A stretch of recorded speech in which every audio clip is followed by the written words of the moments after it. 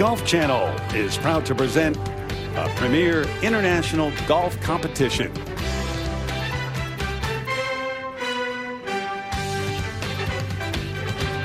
From Gleneagles in Scotland, it's final day coverage of the 16th Solheim Cup. 12 players from the United States, 12 from Europe. 7 countries represented in Europe. And we are just about ready for this to get underway. Danielle Kang taking on Carlota Segunda from Spain. The first of 12. So a long, exciting day straight ahead from Gleneagles. Opponent today representing Team Europe from Spain, Carlota Segunda.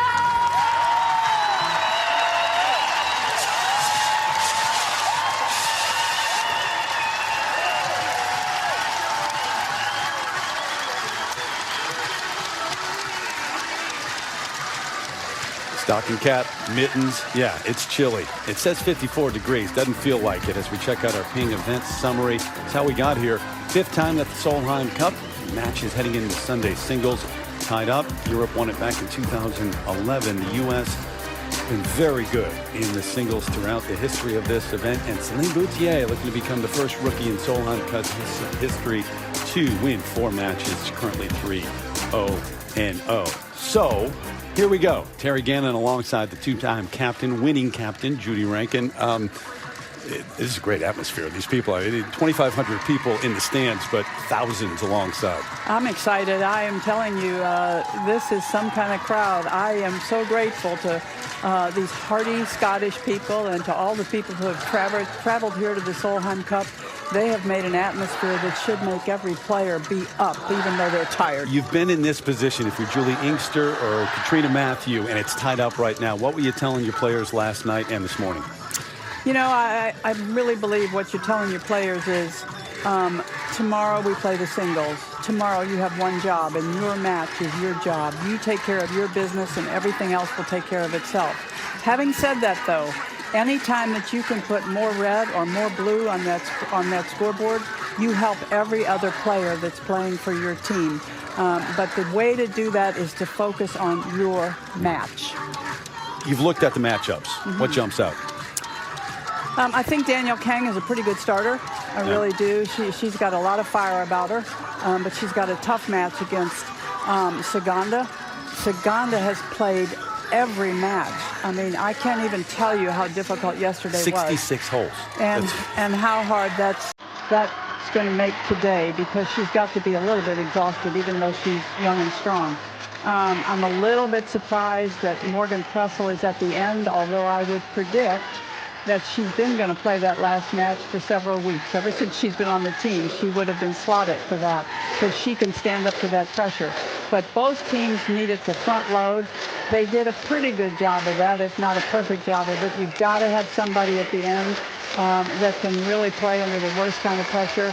Pedersen's near the end. I would have hated to lose her because she's playing well. Let's listen. Do you see all those people? They're lining the entire first hole. Forget about the first tee. Just take in the atmosphere right now.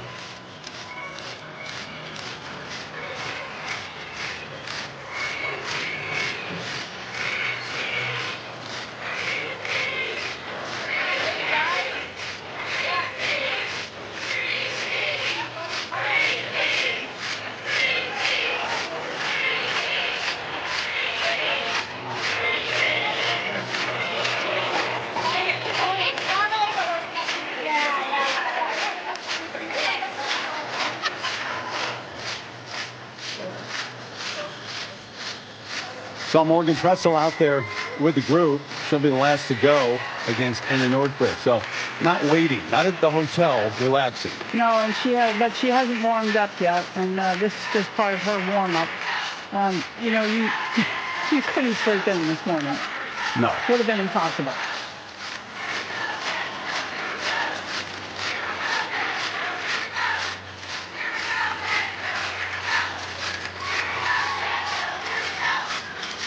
So the U.S. having won 2 in a row. They won in Des Moines in 2017 and in Germany with that great comeback in Sunday singles when they were down 4 points. And had that charge, but Europe having won in 2011, 2013, the U.S. with a 10-5 advantage overall, and we're just about ready. Judy and I in the booth, along with Tom Abbott, Jerry, Jim, Kay, Karen, out on the golf course, walking with the matches. And Drew and I reported today, and thanks for joining in case you have any questions with the rules. To this point, we really haven't. We have been controversy-free and basically ruling-free. Practice putting green, some of the other players getting ready just alongside this opening tee in the grandstand. And it has all led up to this moment and this day. Parkas, stocking caps, gloves, but they are out in full force to watch this 16th edition of the Solheim Cup. And right now the wind not a major factor. We do expect it to blow maybe 10 to 15 miles per hour, but nothing like it did yesterday. And fingers crossed we don't see any rain in the forecast, but we'll see. Julie Inkster trying to win it for the third straight time. Katrina Matthew, the captain for Europe. And here we go. Ladies and gentlemen, welcome to the final day of the 2019 Solheim Cup here at Gleneagles, Scotland. Today's matches are singles. Representing the United States of America, Danielle Kang.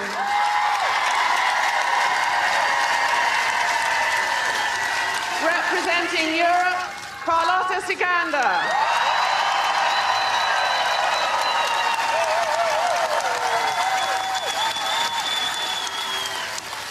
On the tee for the USA, Danielle Kang. So it's Danielle Kang who will hit the opening tee shot, the 26-year-old who went to Pepperdine, playing in her second Solheim Cup. 1-0-0 in singles, 4-3-0 overall. What's this like, Judy? You know, this is just as difficult as that very first tee shot for the first player on the first day. You just feel like this first shot, your match, sets a tone for the whole day. And as she is done, she wants to bring the noise.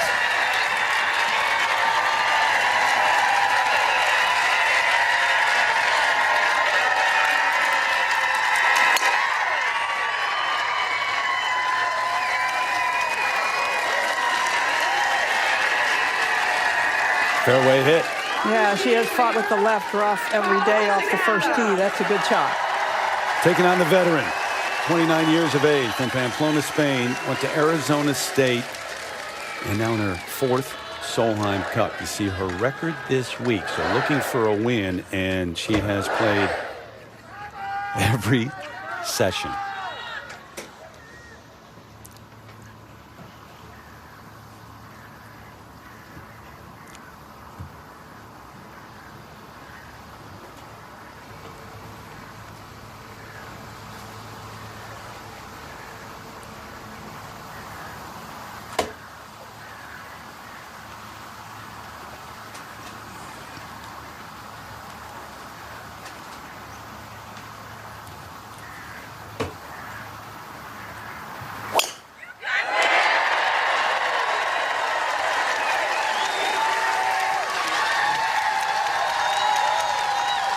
Good start for both in the fairway. She and Atahara Munoz, the two, have played all 5 matches this week, and they're often playing here.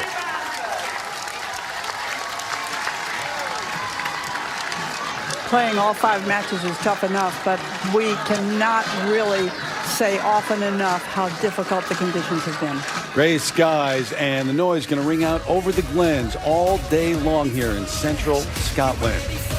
12 matches for the Cup, the 16th in history. Here we go.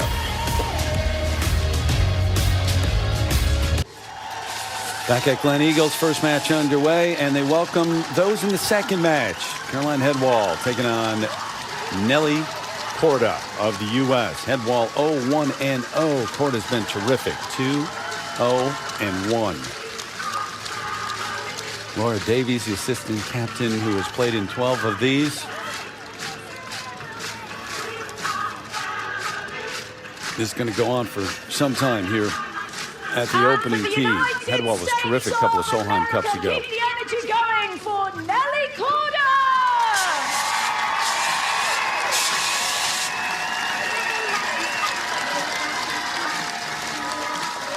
And Nelly Corda. Well, Julie's got to get a little dancing in, doesn't she? She needs to practice. Oh, I'll tell her you said that. She always I'll tells tell me. Grant right now who's with her. Grant? All right, Terry, thanks very much. Julie, you've gone into Sunday singles with a big deficit.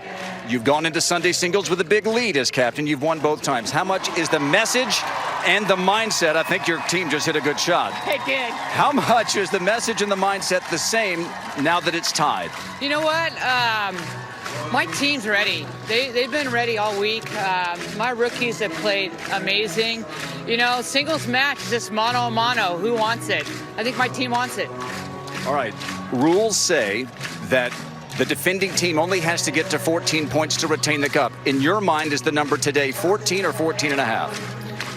I like to get to 20.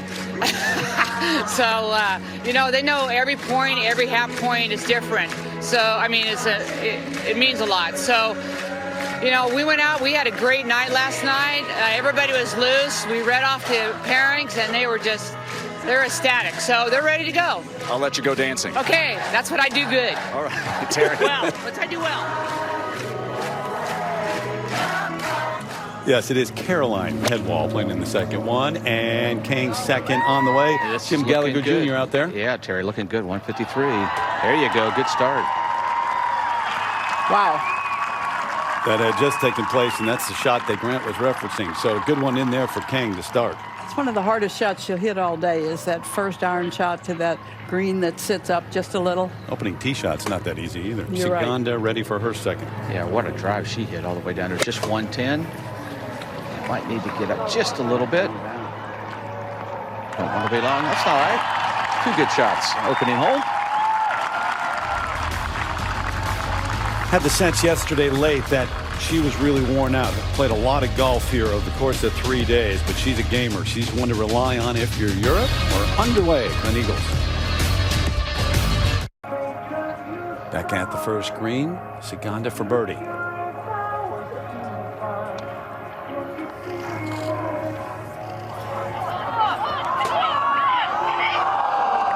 So an opportunity for the U.S. and for Danielle Kang.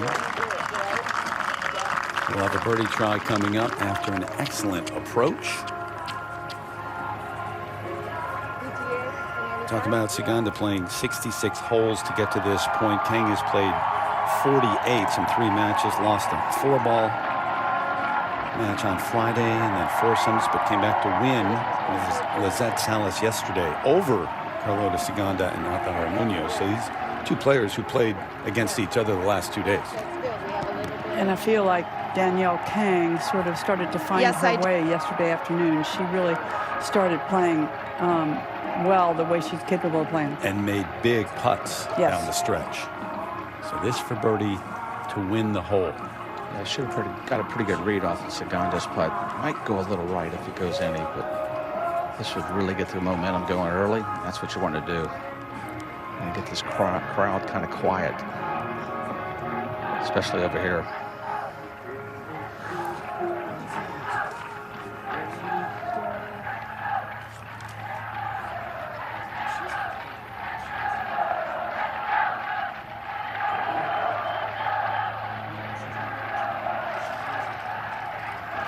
Wow, what a Big start. putts late yesterday and a big one to open up today. And right out of the gate, the U.S. with red on the board.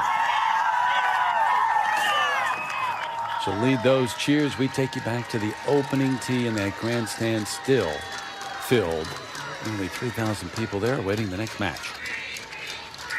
Representing the United States of America, Nelly Corda.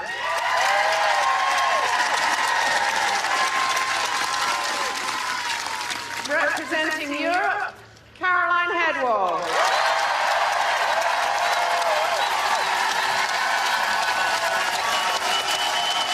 On the tee, the USA, Nelly Corda. One of 4 Americans without a loss this week, and she and her sister Jessica have been absolutely terrific.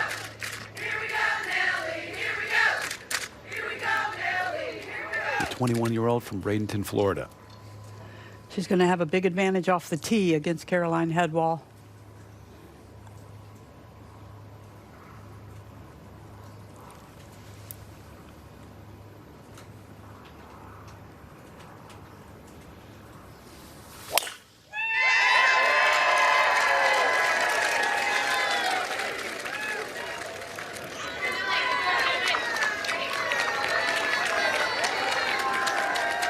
Representing Europe, Caroline Headwall. The 30-year-old from Sweden who went to school at Oklahoma State, and I referenced it 5-0-0 back in 2013. First player to do that in Cup history. Got a win in Sunday singles that year over Michelle Wie, but she has not played since Friday, the only player to have competed in just one team session.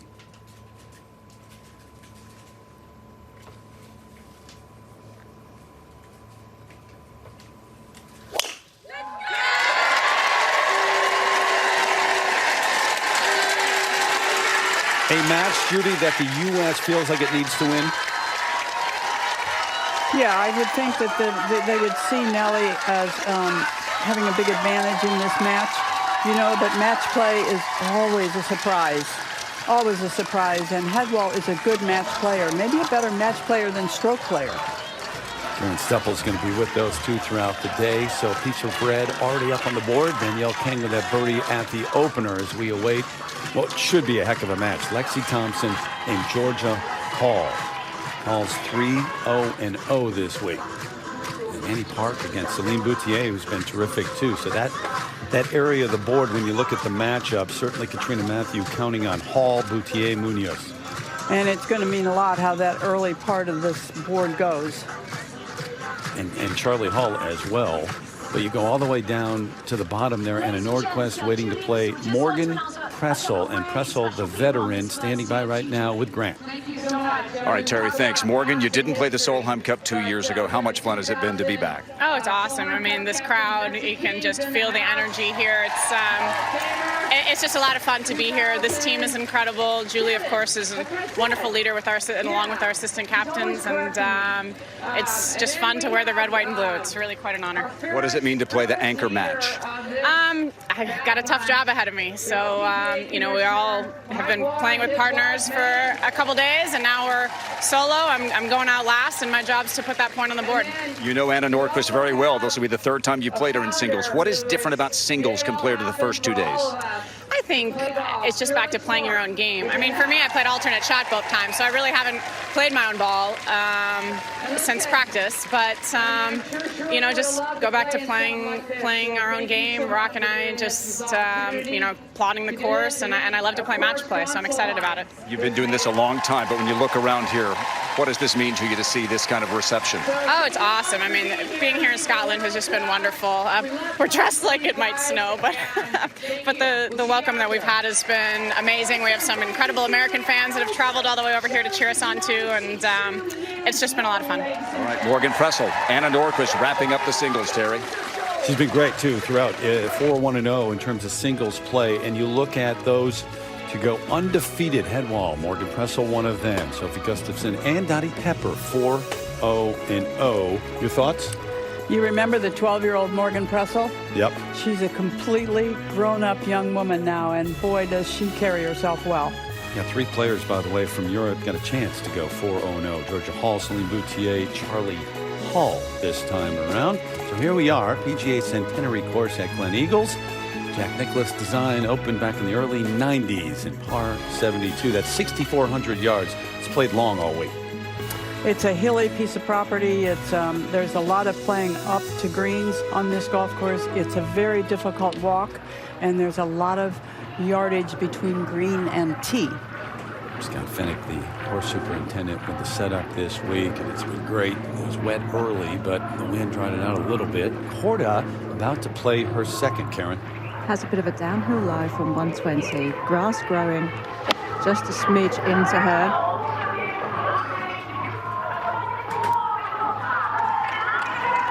Will it stay? Okay. Well, uphill putt would be the good news there.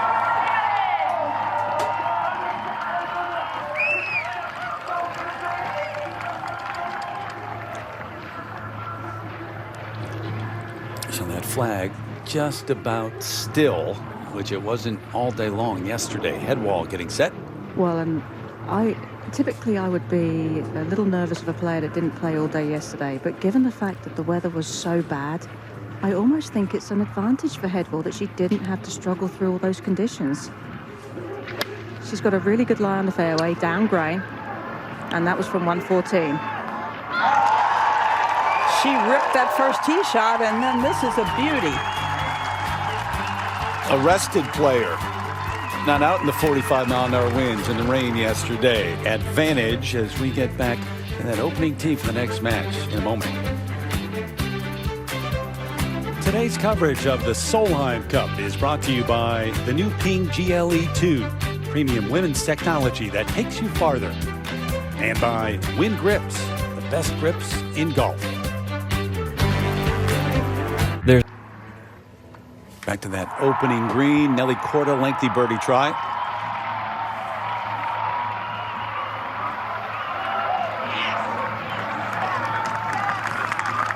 Tricky little short putt. Next match, the walkout. Georgia Hall from England taking on Lexi Thompson. This should be a heck of a match.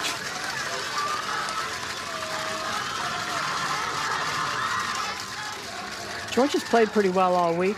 3-0-0. Lexi 0-1-2. Headwall to win the hole. Okay.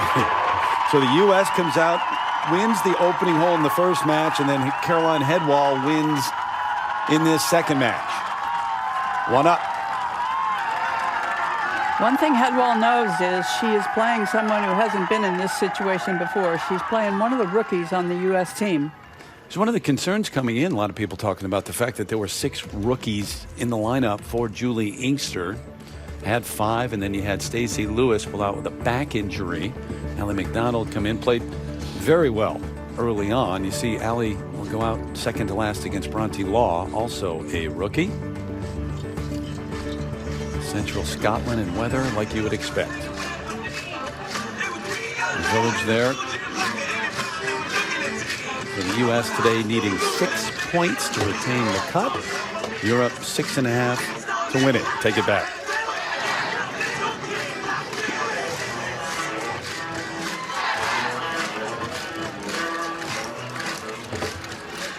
We figured out your walk-up song, by the way. We played it before we went on air. Nobody else heard it, but Hey Jude. As Aerosmith, they turn the volume down now. It is a celebratory atmosphere at the Solheim Cup, isn't it? It is one long party all week long. It is the best, I guess the very best of competition. Could you do this every week? Every other week, maybe. Might wear you out every week.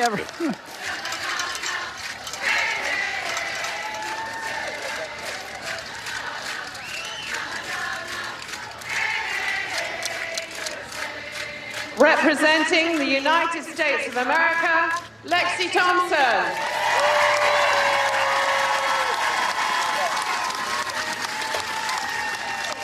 Representing Europe, Georgia Hall.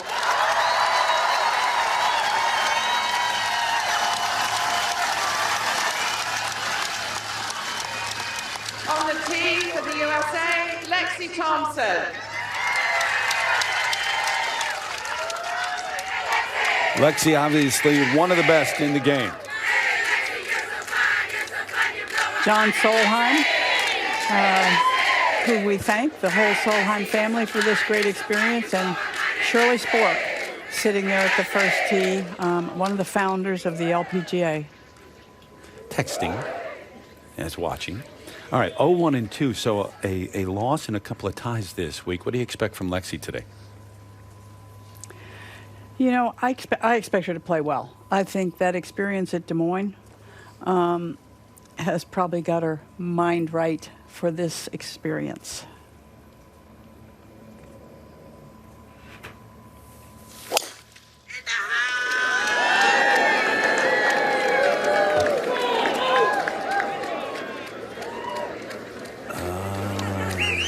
disappears in that long rough. We'll talk about that Des Moines experience in a little bit. Yeah. On the tee for Europe, Georgia Hall. Georgia Hall, the 23-year-old from Bournemouth in England, and the winner of the AIG Women's British Open last year. Is one of those great days when she was able to win in her home country, and here she is on the tee, 3-0-0 throughout the week.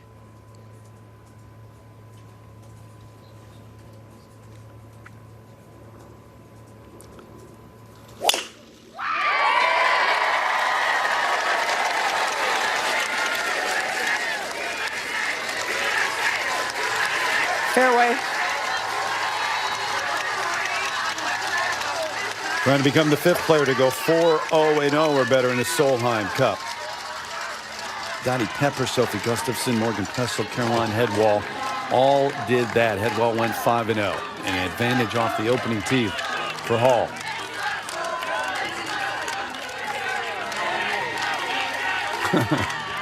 Flag delivered. She won the Women's British Open in her home country of England, for the UK, for Great Britain, and she is really a fan favorite. Up to the second, and on the green, Danielle King for birdie, Jim. Yeah, Saganda hit it over the green in 2, hit a nice little chip shot to about 8 feet. Danielle was in the left bunker, hit a wonderful bunker shot to here. Both putting for birdie. The U.S. won up in this match. Second hole, a par 5, 444 today. As you said, the conditions are a little bit, I think for the players that played yesterday, Judy, that's a big adjustment after all that wind to come back out and try to get your rhythm back this morning. The wind was enough yesterday that you're almost leaning into every shot, and you got to get back to normal today.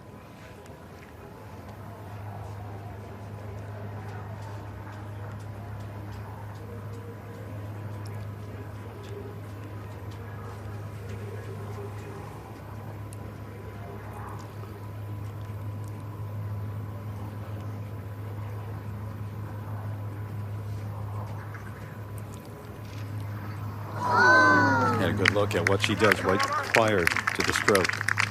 So the miss. Grant is with Katrina Matthew. Grant.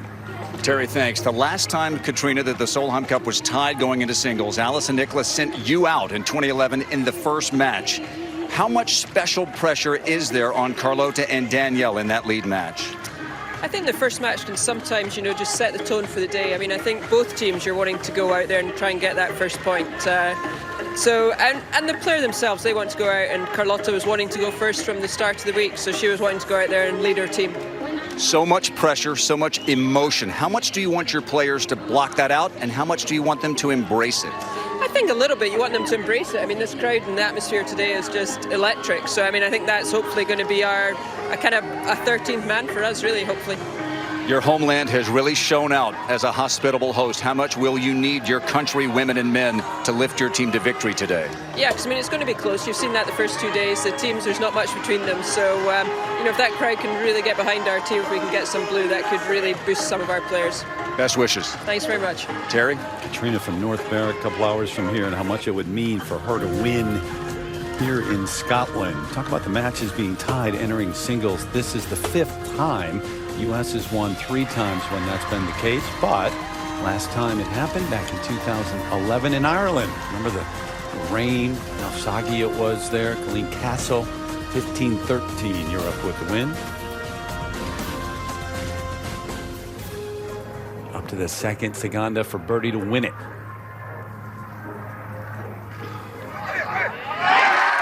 Didn't take long to get it back. This is going to be hard fought. She's not going to give an inch all day. I tell you, I like this player. She's got a wonderful golf game. She's got a big heart, and she will never, ever quit. Back to the first and the second for Georgia Hall, Jerry. 137 and a 9-iron, slight downhill lie, and relatively no wind whatsoever. And yet, completely miss it, yeah. Well short. Completely miss it, and she has hit so many great iron shots this week. You know, it is a point you made a moment ago. You get into habits in the wind yesterday. You go out on the range today and try to go back to what you normally do. Ball position, that's the kind of thing that can get out of whack when you play in gusts up to 40 miles an hour. Yeah, a lot of things get sideways, including this tee shot from Lexi.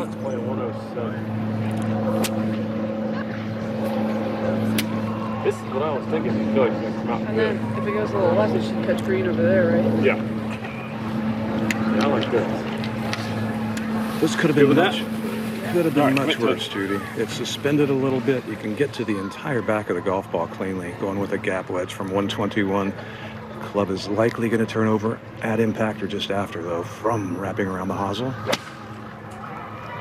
She held it off nicely, but just as expected, went a little left. Boy, that, though, is really understanding what the long rough and what the long wispy stuff will do to a shot, and she played it perfectly. Had the strength to do it, too. So on the green, advantage for Lexi Thompson there as we're set for the next match. Annie Park. Back on the third hole, Carlota Segunda in the right rough. Kang in a much better position. Back over to one. Jerry, what's taking place here now? Well, Georgia Hall hit a okay chip up to about, looks like about 8 feet. This one, lengthy one, not a ton of break to it as things go for Lexi to win the hole, going right in general. This is a good early test of nerves, though, Judy. To have a long putt that you're just really trying to get up there close. If it drops, but you don't want to leave yourself any work. Yeah, it's hard enough to make that 4-footer, but it's really hard when it's right out of the box. Yeah, you referenced how she started her match against Anna Nordquist just 2 years ago. Just made the first 4 or 5 holes like she'd never touched a golf club before, and then she turned into a player that looked like she'd won every event she'd ever played in all of a sudden. So we'll see how this start goes for Lexi. That's a lot of work remaining, though. Yeah, it's a short putt, but it's a very tricky little putt. You think something like that would be on her mind? No, I don't think what happened in Des Moines would be on her mind, but I don't think she would have a failing like she had at the beginning of the singles match in Des Moines. I guess big picture-wise, as an athlete, sometimes it pops into your mind, and you do want to make up for the start and take it from the start like you turned it on midway through. And obviously, you think about the Solheim Cup, and that's where you want to leave your mark as much as anywhere anyway. Not going to have a voice by about 1 o'clock. Here we go, next match. Representing the United States of America, Annie Park. Representing Europe, Celine Boutier.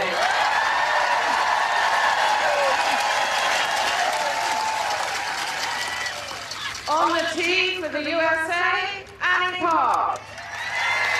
Annie Park, the 24-year-old who was born in Queens, down in Orlando, now went to USC, and in a rookie appearance here in the Solheim Cup, 1-0. This is a matchup of two players who are pretty young in their LPGA Tour career, and they play a little bit of a similar game. 4 years on the LPGA, 1 win.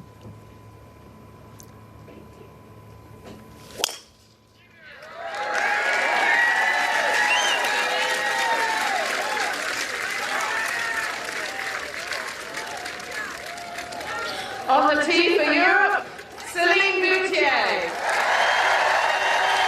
The 25-year-old from France, she went to Duke, was a star there, and was a captain's pick for Katrina Matthew. And boy, Katrina Matthew very happy that she picked this rookie. 4-0-0 is a possibility for her.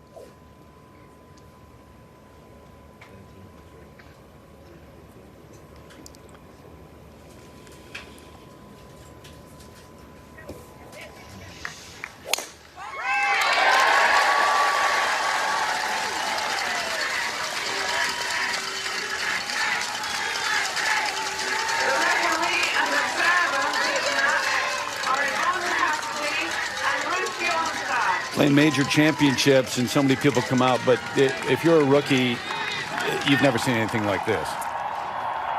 Up ahead on the green, Georgia Hall, this for par. Very straight putt.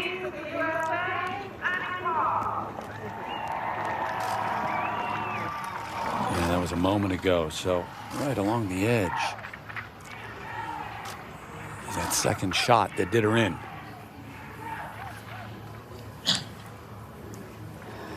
So a bit unsettling, I would think. Up to the third, Tom. Second shot for Danielle Kang. Yeah, 163. She hit in the fairway. Seganda's over the bunker right in a pretty good lie. Much better conditions today. Asking for it to be good. Good line. Yeah, pretty good. You can see that flag hardly moving. What a difference a day makes as we go back to the first.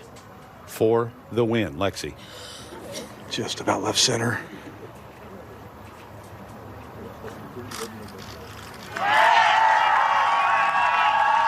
That bodes well for the rest of the day. Sure does. Any short putt that you're made to go ahead and putt it, and you do make it. So Kang had a lead, but Saganda got it back at the second.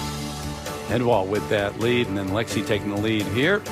Grant's with a veteran out here, an assistant captain, Laura Davies.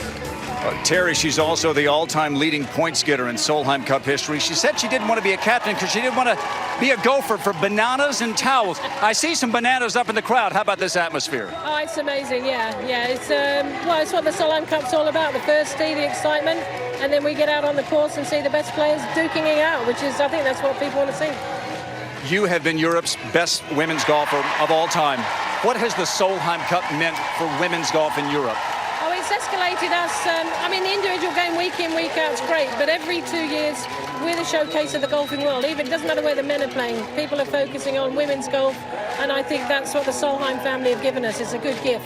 Scotland has been very good to the European team, has it not? What do you remember from Loch Lomond and Dalmahoy? Well, you know, they were hard-fought wins, but we won them, and it's hard getting a win against the Americans. They're the toughest, the best players in the world, and any time we get a victory, it's a huge accomplishment. So today would be massive.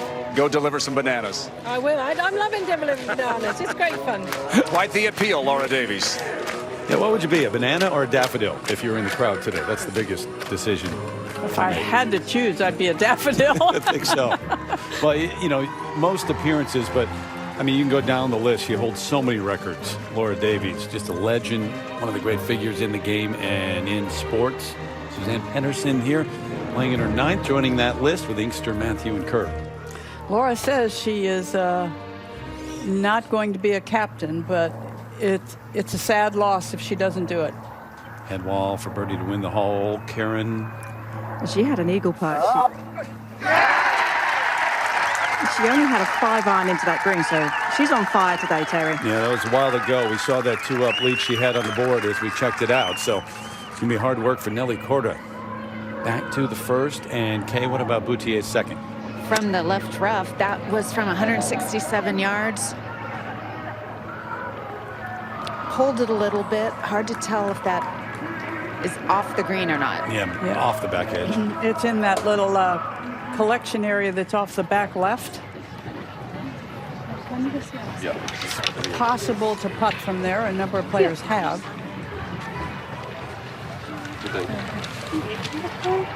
I think it's the old one, actually. I mean, I think I was for sure. Yeah? Yeah, let's go in. Manny Park, Josh Williams talking things over. And now ready. 20 yards ahead from where Celine hit, and I think that's going to be our sequence of play with Celine hitting first into these greens. 147 yards, slight downhill lie. And that's an 8-iron. Is it enough? No. I think she was just trying to get it into the front middle of the green. So not far from where Georgia Hall hit her second, eventually made bogey, lost the hole to Lexi Thompson. So we'll see as we wait for the next match. Adrienne Alejandra Munoz. Back on the third, Saganda to win the hole. Yeah, Danielle Kang just missed her putt to the right. Should have got a pretty good idea what this does. Missed opportunity there. And that first match out, Kang Saganda remains all square through 3 holes. We will go to the first. Park on the way, her third at 1. Yeah, that was a very straightforward chip and run shot. A good place to, quote, miss her approach. Meanwhile, second at the par 5 for Lexi Thompson. Georgia Hall already on the green, 40 feet away into this 6-iron from 179. Swing, okay, not the results you wanted.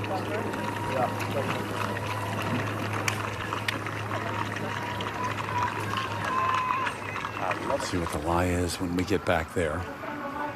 Back at 1. Celine Boutier ready for her third. Tricky little shot. Has to try to just land it on the edge of the fringe. Nope. Nope, nope. Could she have putted that, Kay? Excuse me? Could she have putted that? That would have been tough. Maybe a hybrid type putt, yes. Up to the tee at the 4th, par 3, 177 Saganda. Yeah, it's just a little bit uphill. What a difference, as you said, a day makes. Just no wind right now. And starting out to the right with this whole location on that back left.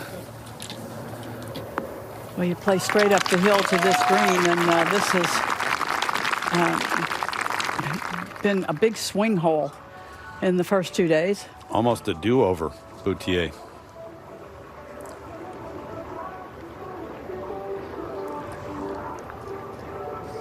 And a do-over of the result, too. I tell you what, Judy, that could so easily happen on that particular type of shot. That's why I think you just need to keep it on the ground. Danielle Kang on the tee at 4. Well, this guy, and I remember the last couple of days been hit fairway woods into this hole, so what a difference. A location up on that level. Tough to get it close, though.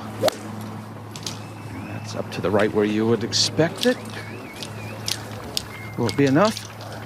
Yep. A couple of putts. I think Jim is just now dried out and warmed up. What do you think, Judy? I know it. I know it. The people who work with us work on the golf course really have worked this week. And this is not a replay. 5th shot for Boutier. Give it one more try. Have to try to make it. And that's going to be a concession. At least the good thing in match play is you can just pick it up and move on. You don't have to hole out a big number. I wonder what that does to your head as a player. Not just the loss of a hole, but to go through that. Park one up. Representing the United States of America, Angel Yin.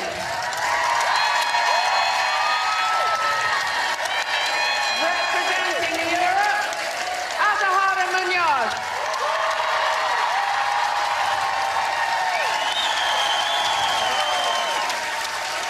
On the tee for the USA, Angel Yin. Judy, I think it was the last Solheim Cup where golf fans really got to know the personality that is Angel Yin, the 20-year-old who was born in L.A. I think everyone who watches our shows knows I'm fond of Angel Yin. She's quite a young gal and with a spectacular golf game. The American fans have some songs too. 1-1-0. Big win with Allie McDonald. 7-5 4-ball on Friday, and then a loss yesterday with Allie. Late in the day yesterday, I thought her rhythm changed. She started playing quicker. I don't know if the conditions and the weather got to her or whatever, but maybe she slows it down just a notch today.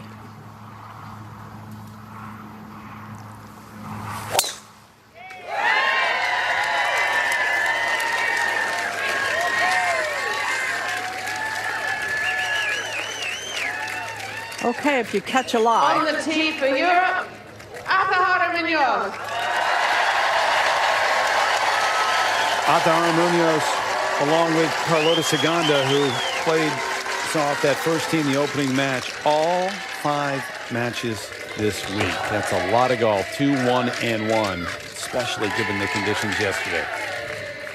So we have to say physically tough, mentally strong, and she has a very calm way of playing the game.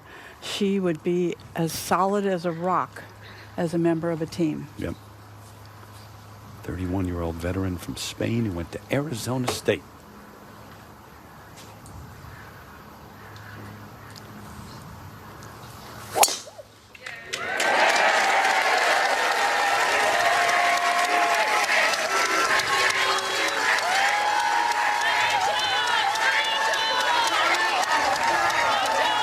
matter how much golf you've played over the last few days, though, at least through the first stretch here in front of these people, adrenaline carries you a long way.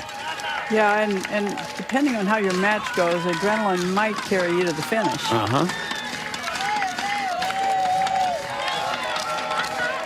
Match play is such an up and down event emotionally, where you try to keep yourself even playing this game.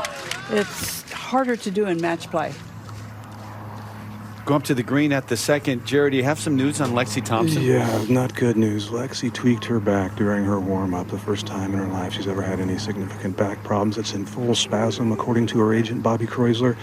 They weren't sure if she could start, and they're very unsure if she's going to be able to finish. She's got Curtis, the physical therapist from the U.S. that travels with the LPGA Tour, working on her as often as possible, loosens things up. Her caddy, as you guys noticed on the first tee, Benji teed up the golf ball for her. She's every time she bends down, it's a full squat, nothing from the waist, and I think she's just hoping the adrenaline can carry her through. Man, what a time for that to happen. This one for birdie from out of the bunker. Georgia Hall up there about 3 feet after her eagle putt, still with a birdie putt remaining.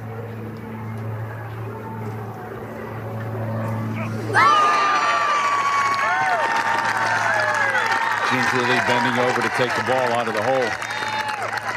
It takes the nerves out of play because you're just doing what you can do, and maybe your expectations aren't as high, which is not a bad way to play. Well, the old saying, beware the injured or ill athlete. But if she physically is able to get through the day, that's the question.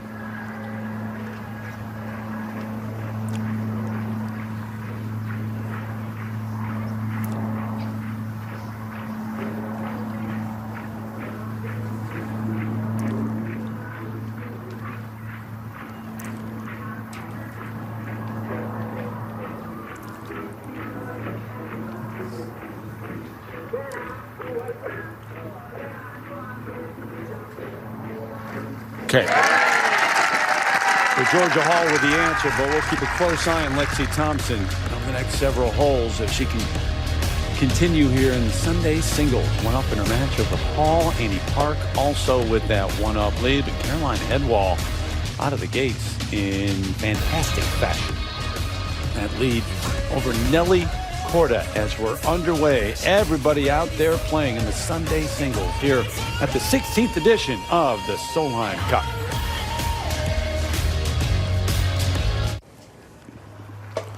This is the third hole and a putt to halve the hole. Yeah, Nelly made a 4-footer for her par before. Oh, no. Well, Caroline does get aggressive on those short putts sometimes. And the 2-up lead falls to 1. Headwell did have a putt to go 3 up a little earlier there at the third. Let's go to 4. King to tie the hole. Yes, Saganda left hers about 6 feet short. This is about 5 feet. Going full on the right, Jim.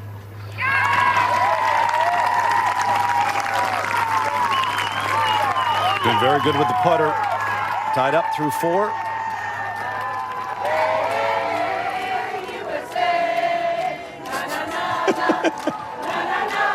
She's everywhere, Jim.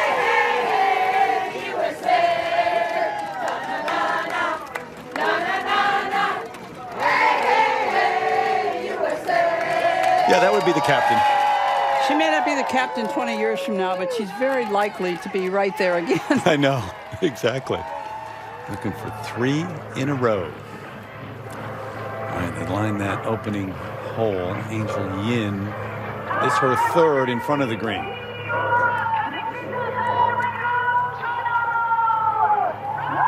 Remember, she drove it left in the rough.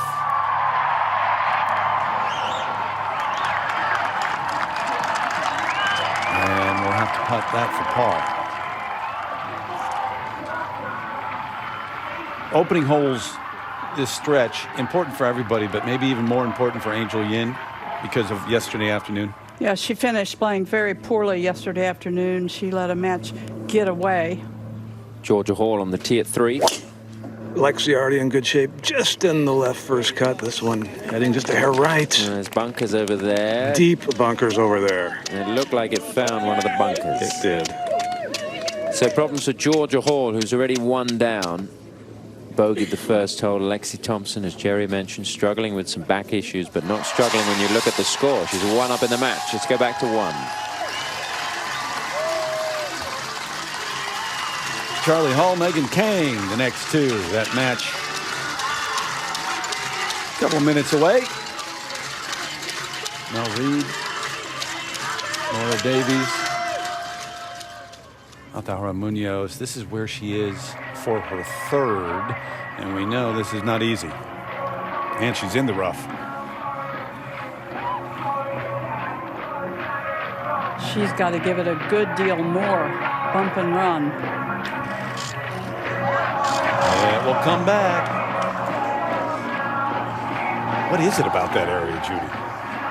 Well, you have no green once you get on the putting surface, so you're just trying to catch. Trying to be perfect. The surface. Headwall off that short missed putt on the tee at 4. Nelly's tee shot has just gone over the back edge. And this is a good-looking swing. Good-looking shot. Caroline Headwall leaves nothing in the bag with any shot she plays. You like her in match play? I like her much more in match play than I do in stroke play because she's explosive. Tends to good and bad. Maybe make a big number here or there, but yes. It's just a whole loss in match play. So here we go again. Munoz. Different shot this time. Playing it with a little hybrid club. And that sprinkler head right there too, though.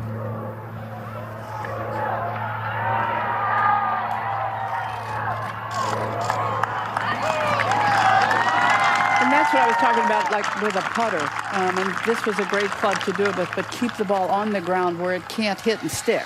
Yeah.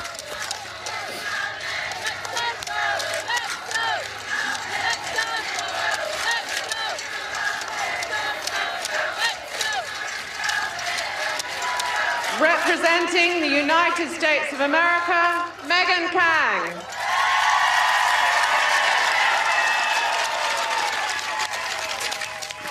Representing Europe, Charlie Hull.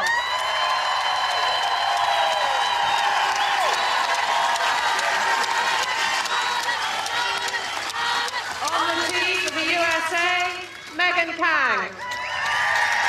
So Megan Kang, 21-year-old from Rockland, Mass, and a rookie, 4 years on the LPGA, looking for her first win there, and her first win in the Solheim Cup, 0-2-0. She has loved this experience. She has not loved the way she's played, so today will be extremely important to her.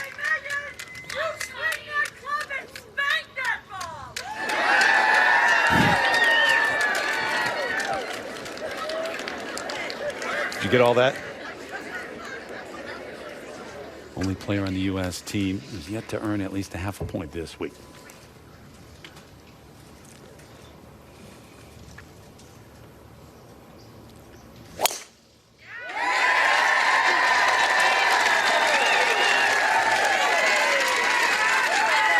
Beautiful.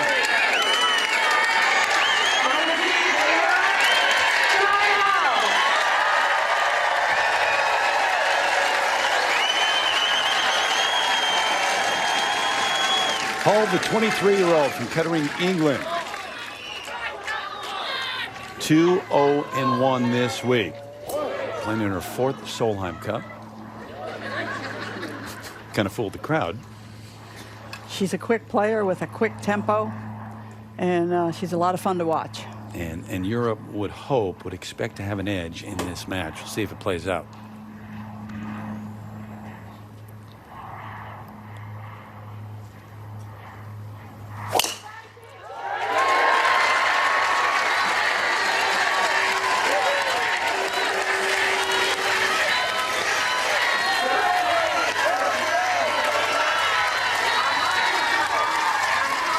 One of 3 Europeans without a loss this week. She and Celine Boutier and Georgia Hall. Up to the 3rd. Second shot for Lexi. 162 plays much longer up the hill. This is 7-iron. Solidly struck. Didn't really flinch at impact. A little right of the hole. Georgia Hall still to play, correct? Yes, and there's no way she can get it to the green. Okay. So big advantage for Lexi there, already 1 up in the match. And we'll go back to the first.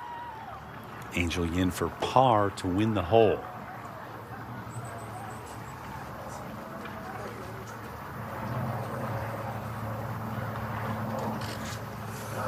Ouch. So almost handed it with the trouble for Munoz beyond the green, but not able to convert. Feels like a win for Alpha. It seems like most of her misses yesterday were to the right. Lexi's shot was a little earlier. Hall pitched out to here. This is her third. Yeah, 82 yards. Trying to make 4 the hard way. Picked it very cleanly. Beauty. Chance to tie that hole. Lexi will have a putt to win the hole. Let's go to 5. Saganda first to play with her, second to the 5th. She is 158. Both players almost the same distance. That's out to the left. And not short. Yeah. Daniel Kang missed the fairway. How's that lie? What a difference a day makes. These 3, 4, and 5, as you remember, the first couple of days were so tough. And we'll get back to Jim in a moment. Let's go to 2. Annie Park with a birdie try to win the hole. And just to win the first 2 holes.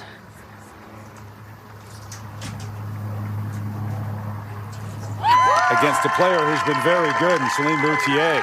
Well, that's about as strong a start as you could hope for.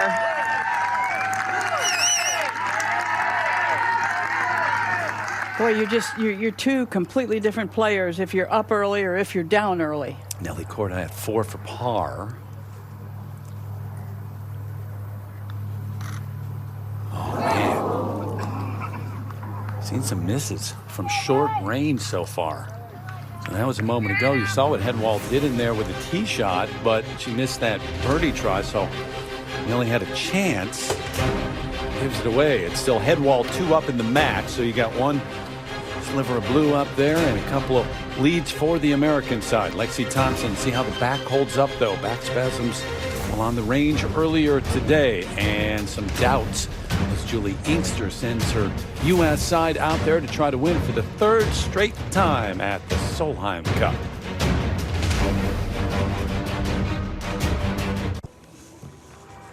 Back at the 3rd, Lexi Thompson for birdie to win the hole. Just turning a little bit left. Oh, good stroke. Held the finish. How'd that just wiggle right at the end? Over at the 5th, this is Carlota Saganda. I understand Megan Kang is on the green putting for birdie, Jim. Yeah, she's about 25 feet. She's been pretty reliable around the greens. This one's moving pretty good. Yeah, just needs to sit down a bit. So that is going to leave Danielle Kang with a chance to win the hole. That match currently all square. And we'll go back over to the 3rd and Georgia Hall to tie the hole. Very straight looking putt and a big one at this point.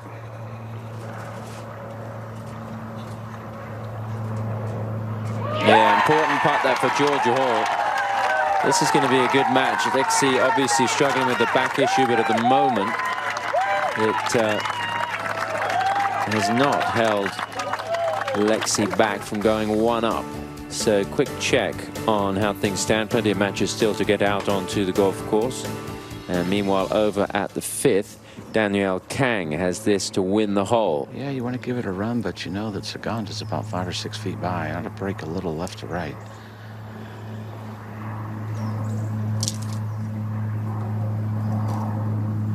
I don't think that'll be conceded, but obviously the U.S. with a slight advantage here because Carlota Saganda has a downhill putt for a 4. About double the length of Danielle's. We'll go to the tee at the 4th. Lexi picking a club, trying to figure out what wind there is at the moment.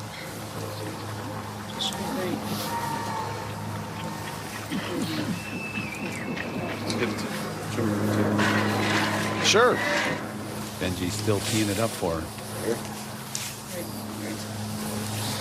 You like this, though? I was thinking this. I mean, yeah, smoking is like just a solid one of these. Kind of right there at that yellow sign. Breezes off to the left.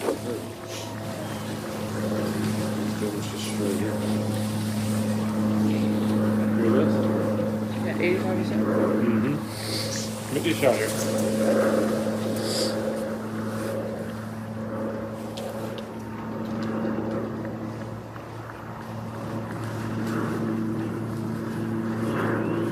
Going with 4-iron here. Just a really little light breeze. Hole still plays uphill, but a totally different hole than yesterday.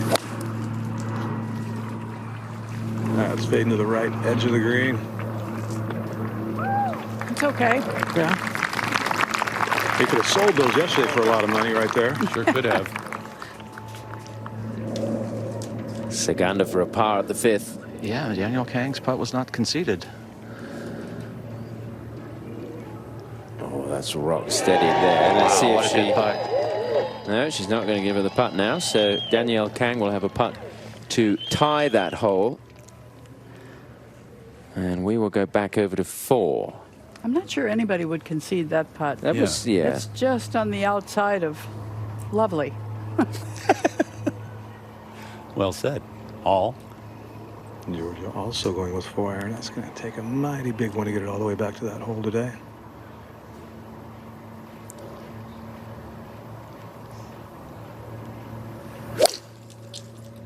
That is really nicely struck. Just a little right of the hole. What a shot. Beautiful. You're looking straight up at the 4th green. It's part of what makes it such a tough par 3. It's funny with moments like these, events like these, even if you haven't had a great year, you're a certain type player, you meet the moment. Play through this break from Scotland. Scottish countryside. Cheers are ringing out today. Final day of the Solheim Cup. And Lexi Thompson on the green here at the par 3 4th. Lengthy one here, just trying to get the speed right there. You mentioned the cheers ringing out. I talked to some of the people, the organizers from ING who staged this event, and there was a conscious effort to get leaderboards on every hole. There's only 2 holes where you can't see one. The last time it was held in Europe, there were very few leaderboards on the course, and it was a huge criticism because the crowd wasn't able to react to the changing, the updating of the scores, and it virtually kept the European crowd out of it. Much different story is likely to unfold here today. Yeah, you can tell just listening around the golf course, and I remember that a couple of Solheim Cups ago. Well aware here in Scotland what's going on. Lengthy birdie try for Lexi now. And goes up a little bit of a tear on an angle that's going to throw it left. Yeah, pretty slow putt. That's great. Really good.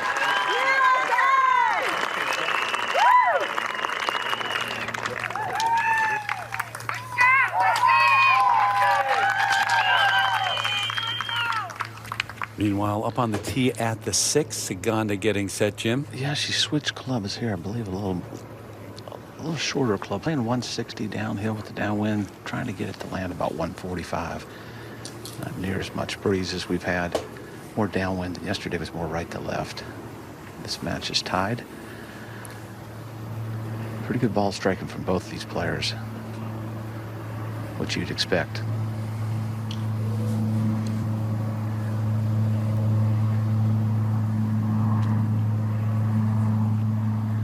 Deliberate player Saganda is, Jude. Some would say that's a pretty kind description. She backs off a lot. She hears a lot of things. She twitches a bit. It's just right of the hole. Maybe kick to the left some. Not too much. Oh, perfect. But after all that, she produces. It's an interesting caddy dynamic here. Her caddy, Terry McNamara, from the U.S., and Oliver Brett for Danielle Kang from Britain. Yeah. Hall at 4 for birdie to win it. Just a little bit downhill. I don't see a ton of break in it.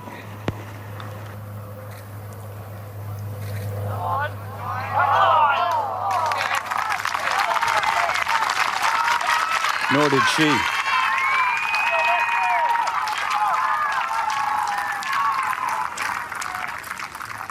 They climb the hill to the 5th. We go up to the 6th, and Danielle Kang. Yeah, she's hit every green, been really solid with her irons.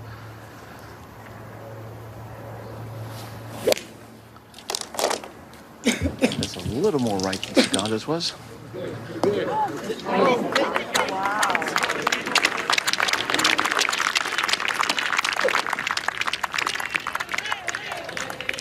that hop, so advantage Carlota Ciganda there. We bring you back to 5. Nelly Corder for birdie. Yeah, Caroline has a putt of about 10, 11 feet left. Oh, how does that not go in? I know, right? And Cara Headwell was over quickly to pick it up. There was no getting to the hole and waiting to see if it dropped. Back to the second. Remember the miss at 1. Ian to win the hole here.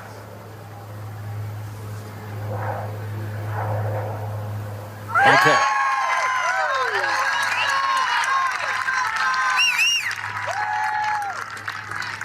Important putt for her. Important putt for her. I want to talk about that match in a minute. Headwell to go 3 up in this match. And that turns a lot at the hole, but she didn't learn anything from watching Nelly on the opposite side of the hole. So Caroline Headwell rolling along, but there's a lot of red in those early matches. The United States and Europe tied at 8 points apiece heading into the singles.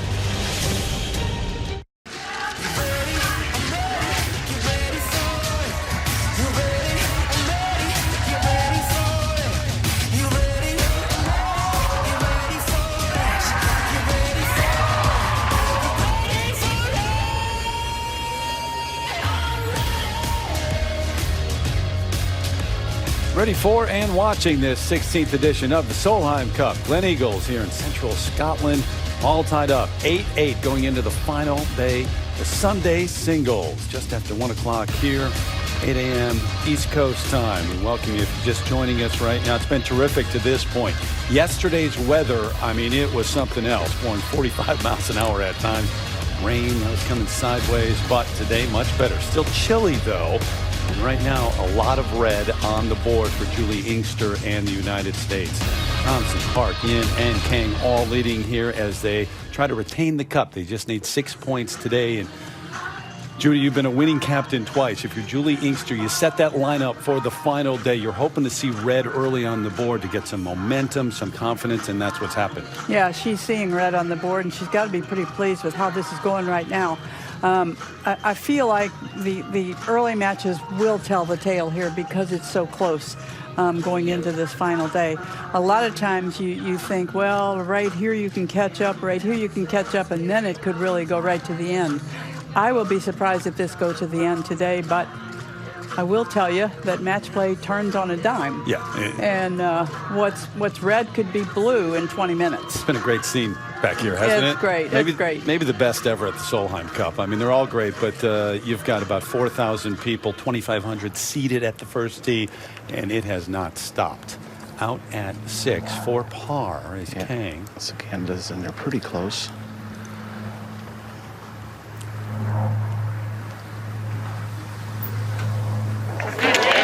Good putt. It was a tough chip shot she had coming out at rough. Yeah, that par 3 just missed the green. It went through. She's been good with the putter. Very good late yesterday. Yep, she found her rhythm. At the 5th, Lexi Thompson's driven it down the right side, but avoided the thicker rough. Yeah, club back off the tee. She's first to play, but in better shape. George is 20 yards ahead of her and not a good lie in the rough. This from 189 and a 4-iron. And literally can't play a draw here without going the left side of the green, or she'd hit a tree about 30 yards in front of her. Yeah, we got a good view of that silver birch tree. Trying to play a little saute forward, and what a beauty if it gets back there. Wow, that looks a great line. Beautiful shot. Yeah, that is really good. Reports are that the back has loosened up significantly, and the outlook is much rosier. Good news for Lexi. Let's go to 6. See what kind of news we get here. Ciganda for birdie to win the hole. Yeah, she's backed away at least twice here.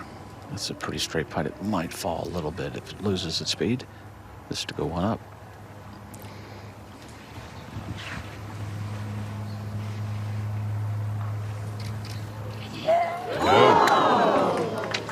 That was a real opportunity. So disappointed fans, but they're still stylish in the back. There was one that got away. If they should get to celebrate, they may be still wearing that tomorrow. Mm-hmm. And this is where Georgia Hall finished up, and she's going to go with a hybrid out of that lie, Jerry. That gives her her best chance to get the club getting through that grass, get a little loft on it, get it over the water. It's too much club from 169. But the way the ball's lying should take a significant amount of energy off the impact. Typically, you'd want, I mean, it's a little bit of a side hill lie. You'd want to just open this up a little bit and pretend like you're trying to hit a fade that literally just turns into a slight push. Create some loft, get that club through there, and most importantly, get it over the water. Yeah, a little marshland short and right of the green. Mm-hmm.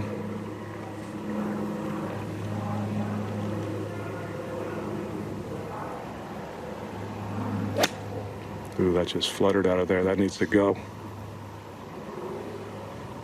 Oh, how does it do that? Did it pitch on the grass short? It hit in the marsh and bounced up a 3-foot wall. There's a little bit of turfed grass that you can't see between the marshland and the wall that's inside the penalty area. It's pitched on that. I didn't think it would be firm enough for the ball to pitch on it and climb over the wall. Bit of a break there for Georgia Hall. Let's go to 1. And Van Dam, her second, hits it farther than anyone off the tee. Yeah, that was a huge tee shot, and it really looked like a wedge in her hand. Up to the second, Charlie Hall. That's her 4th at the par 5.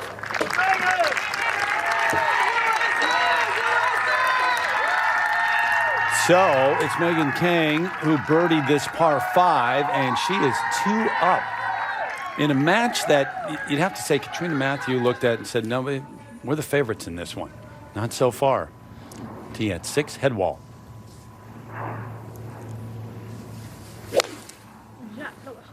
Whoops. Slipped just a little bit. That right foot. Got away with it. Her ball striking has been great so far, even with the slip. True. I don't know who swings quicker, she or Charlie Hall. And no, I'd love to see that side by side. Back 2-1. Lizette Salas taking on Ann Van Dam.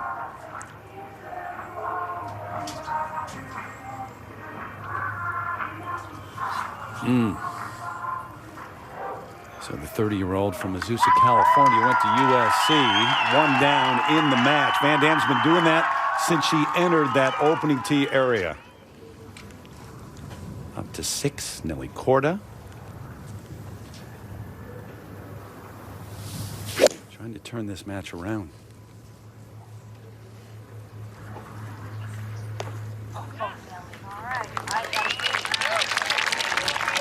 That green's a little more firm than others. Just tell by the sound of that ball landing. Nellie is, I think, a little more intense than her sister Jessica, but I think she has a calmness about her, much like Azahara Munoz. They've been great together. Yep. But now it's one-on-one. You're all by yourself out there. Head wall, Van Dam with blue on the board. A lot of red as well here in the final day of the Solheim Cup. Back at the 5th, Lexi Thompson, this to win the hole. It's a slow putt up the hill. Looks like there's just a little break from the right.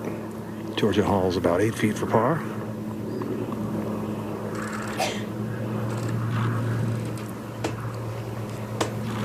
And Georgia Hall is going to have to hole another putt similar to what she did at the 3rd. Let's go to the 7th, check in with the first match, Saganda against Kang. Yeah, this match has been warned as they walked off the tee to speed it up. I'm surprised at that, Jim. Oh, it's a shocker. 148, she's already switched clubs, so she's getting close right here. Saganda, not known as a quick player.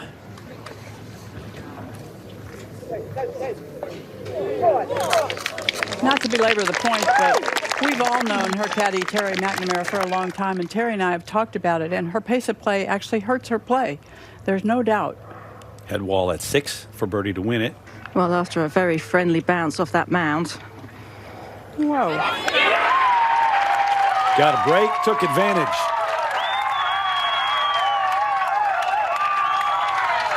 I think they clash a bit, but it works today. Well, clapping, though, makes your antenna move. You're right. That extra effect. Boy, she's taking control. She is charged out of the gate today. Now back over to the Standing there on the 7th. right for me, T-Mac.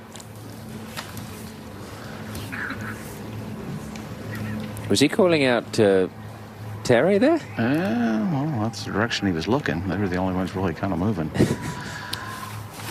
Out from 133. It's gone in there about 30 feet. That's up the right side. And it's a big kick. Didn't quite get it. So Danielle Kang with an error there. Back over to the 5th. This is to tie the hole. Her 4th one to tie in 5 holes. So far, she's 3 for 4. Goes to the well again, but you can't keep relying on that. Lexi 1 up. Lexi won the opening hole.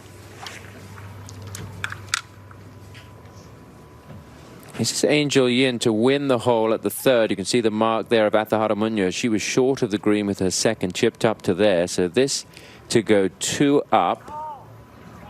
And that is a great start for Angel Yin, who has back-to-back birdies against the veteran Spaniard Munoz, who would have been a player that Katrina Matthew was looking to put a result on the board, but it is the opposite right now. A lot of red there. 2 up in 3 matches. Caroline Headwall has the biggest margin, but the U.S. looking good in the early stages of Sunday.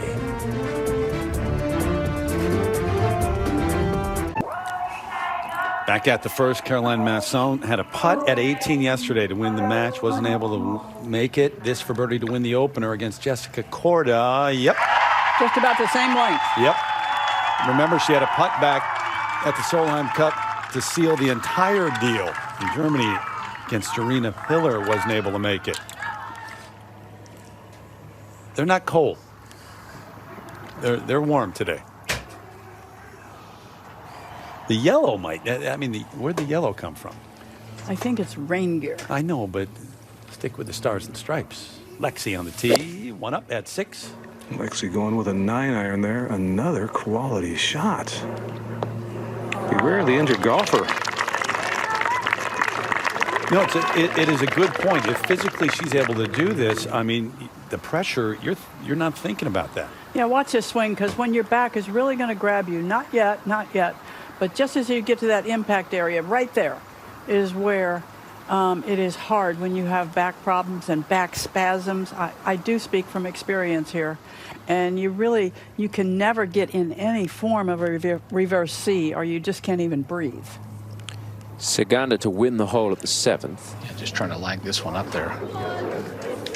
Danielle Kang's about 8-10 feet by for her par. So Kang will have a lengthy putt to tie the hole. There are some European fans as we go to 6. Nail biting time? It's still early. Hall.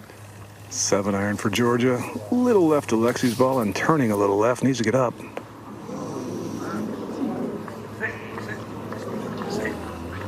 Does not answer. Georgia has gone to just having her dad check her out once in a while, and maybe her caddy boyfriend Harry. She's not working with a real coach teacher any longer. She said she was just getting way too technical and she couldn't play that way. Kang to tie the hole at the 7th. So that is going to be a win for Europe. And Saganda goes 1 up in the match for the first time. Remember, Danielle Kang won the opening hole. Saganda won the 2nd. They've been all square since. So not a lot in that match. Let's go to 4. And they run to the next. On the clock, Munoz 2 down in the match against Angel Yin. This for birdie.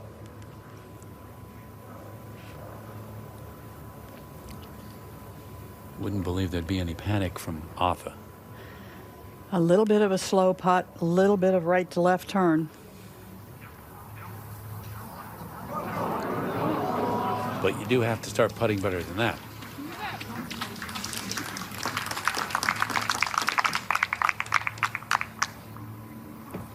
And at times this week, she's been terrific.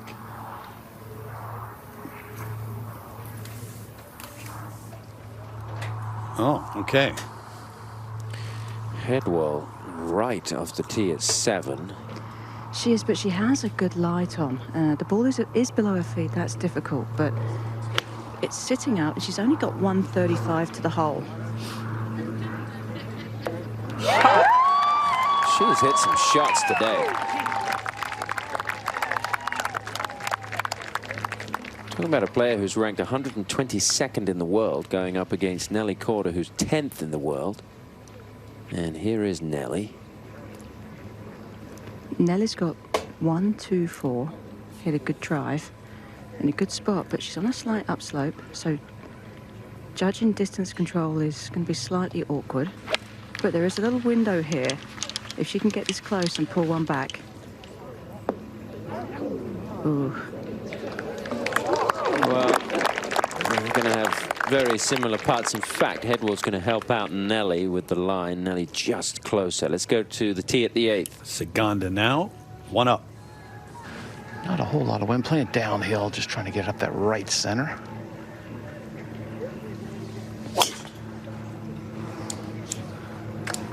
Starting down the center.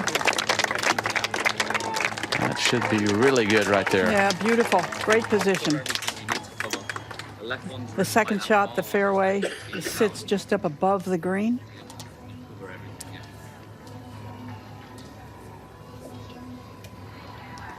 That's the golf ball of Georgia Hall. It's sitting quite nicely and not a tough pitch shot. A little bit of an uphill lag. Green also slopes toward her. He might have jumped on her just a hair. Oh, indeed.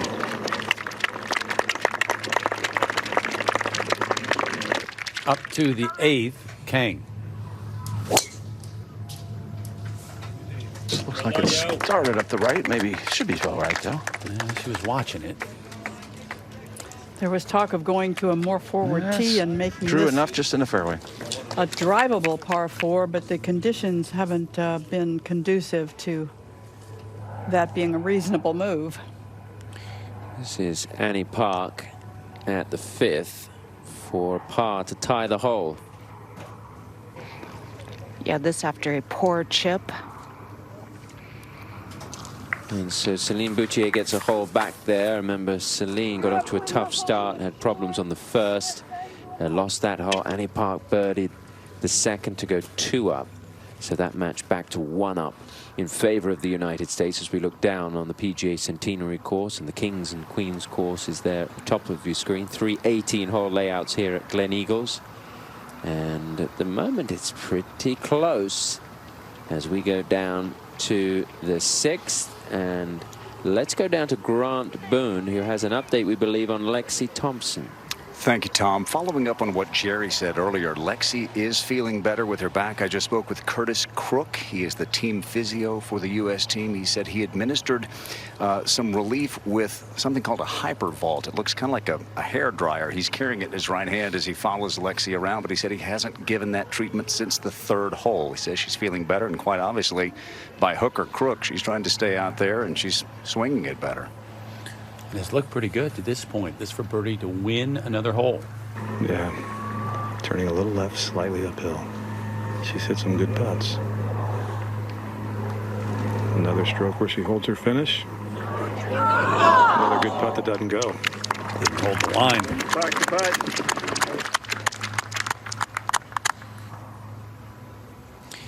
This is at the 7th head wall for birdie.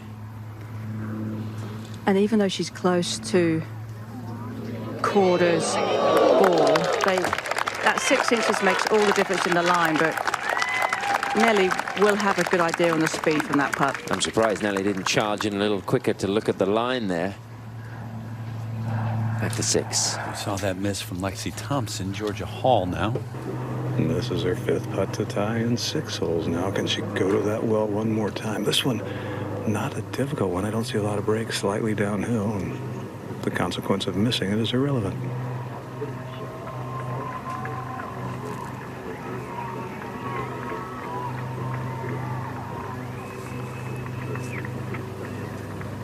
Lexi's playing virtually flawless tee to green golf, and keeping the pressure on. Georgia keeps fighting back.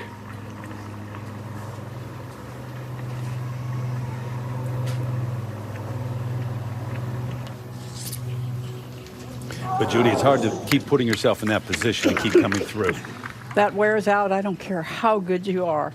You all remember Dave Marr, who said, dogs that chase cars and pros that putt for pars don't last a long time. 7. Nelly Corder now to win the hole. It's tough to keep it on the left side of that hole. And she says that's good, thumbs up, and off they go to the 8th. Nelly still 3 down, looking a little shell-shocked, coming up against a very in-form Caroline Headwell. Let's go to 6. For bogey. She had not conceded Lexi's par putt. So in with a bogey, takes a look. Lexi's going to have to putt. That's right on the edge, but you got to understand there's a lot on the line. Jump up to the 8th. That opening match, Carlota Ciganda set for her second. Yeah, she has 116. Danielle Kang's on the green about 30 feet right of the hole. Just a little bit of a healthy wind. Ball's a slight bit above her feet. Yep. 4-1. Yep. 4-1.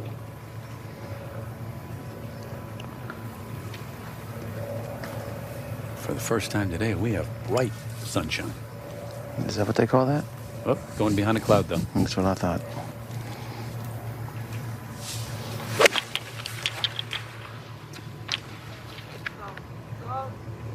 All good down. That's a slight mistake there from that distance. It was either saying go or whoa. It needed a whoa. Par putt to win, Lexi.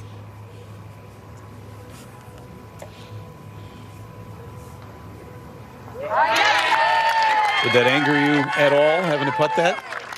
I don't think you can let that bother you, unless it's a true tap-in. You know, there's a rule of thumb. If it's to win a hole, make the putt. This one is to win a hole. Angel Yin already 2 up. Boy, this has been some performance against Atahara Munoz. Angel Yin 3 up through 4. And a lot of work to do for the veteran. Some more blue up there. You've got Ciganda, Headwall, Van Dam, and Masson now for Europe. Carlota Ciganda 1 up in the match over Danielle Kang. This her 3rd at 8. Yeah, about 25 feet coming down the slope. Ooh, that's moving.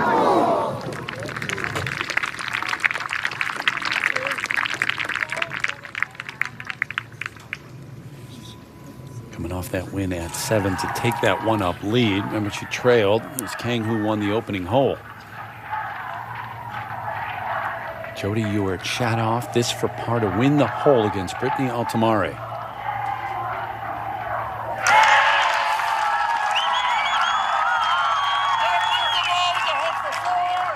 Some more blue up on the board as the sun does come out here in Scotland. Take you up to 8. And Danielle Kang has a chance to win the hole. Yeah, about 25 feet going up the slope. She can be somewhat aggressive with this one. It was just a gentle warning they had on the pace of play. They did speed up a little bit this last hole. In between holes, we did see them running to the next tee.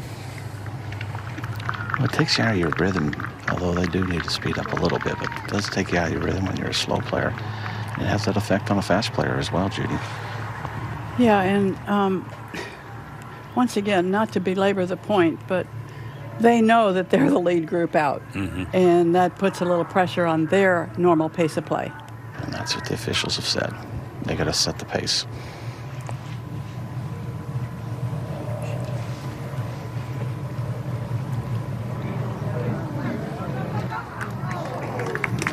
Pretty good pace on that.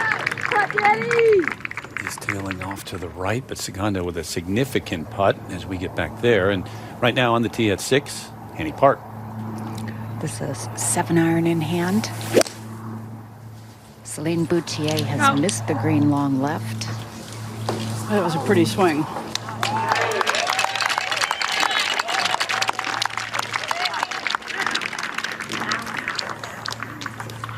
Park was 2 up. Boutier went at 5. Jump up to the 8th, and Segundo with a putt to tie. She's made about 3 of this distance, so she's been pretty solid, although she did miss the one on the par 3. This just going up the slope.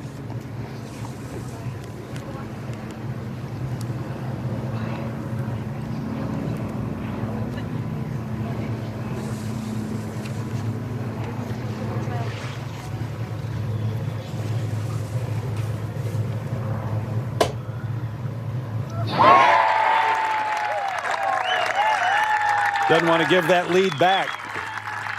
Still 1 up. Remember, Europe needs 14.5 to get the cup back. And the United States 14 overall to retain it. And they started the day tied up with 8 points apiece as we continue and play through this break here at the 16th edition of the Solheim Cup. Caroline Headwall has been brilliant to this point. She's a very natural player. When you watch her swing, it kind of looks like, oh, I could do that. No, I can't say that. I don't think that. She had a short miss, too. She could be up even more. All right, meanwhile, on the 9th. Yeah, a little bit of a helping wind hole location on that front portion of the green. Very reachable hole today for both these players, especially Segundo with her length. Liz maybe a little left to right. Yeah, the tee moved up a little bit here, Jim.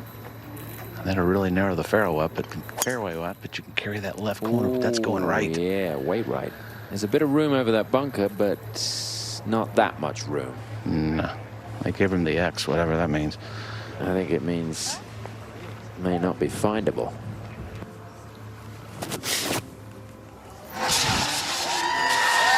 Bronte Law fired up all week. Keep the cheers going, ladies and gents. Going to take on Allie McDonald, rookie who stepped in for the injured Stacey Lewis. 9 again. Danielle Kang. She's grabbing that tee, so with Segundo in trouble. Now right down the middle of the fairway, perfect. Segundo 1 up in the match. As we go back over to the 7th, we'll check in with Lexi Thompson and Georgia Hall. Where Lexi will be first to putt. Georgia about half the distance of Lexi for birdie from the opposite side of the hole. Lexi's putt here on this most exposed green on the course with a hole location they've been wanting to use but couldn't because of the winds. This is slightly downhill from this angle and downwind, and this is really the only hole you can feel with anything more than a breeze. Lexi perfect 7 for 7 on hitting greens. Only, well, 1 fairway missed and 1 first cutter rough as well, so it's been pretty impressive tee to green. Hasn't left herself any real short birdie efforts, but hasn't really threatened making a bogey either.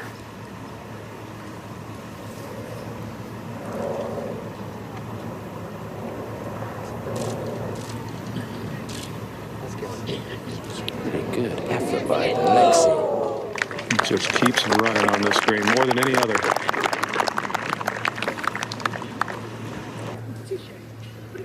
Lexi will have that for par, and Georgia Hall will have a putt to get it back to 1 down. Let's go to the 8th. Headwall for another win.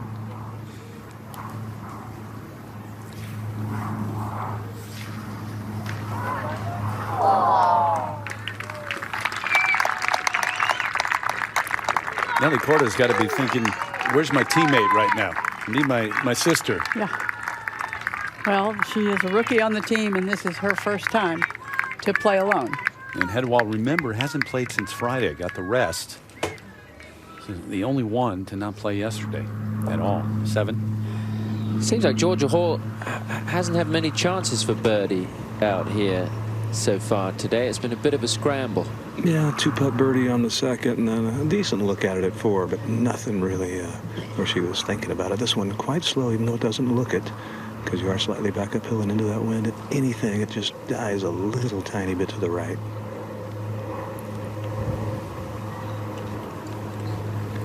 In the match ahead, neither player gave it enough break, but they were a little further to the center of the green.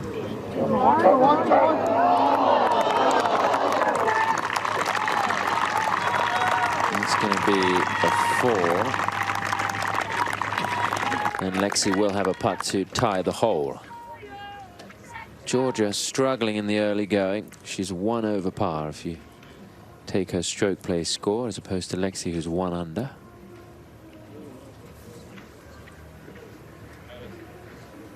She did play here last year, one of the few players in the Solheim Cup to have played tournament golf prior to the Solheim Cup on this golf course. The LET had a tournament here called the European Championships a year ago. And she played here, saying that one of her big memories for the week was that it rained constantly. So she faced some tough conditions here, but nothing like they did yesterday. It was absolutely dreadful. Lexi now, Tom, this is the first time the pressure's been on her this whole match thus far. Pretty slow one as well. Stay 2 up.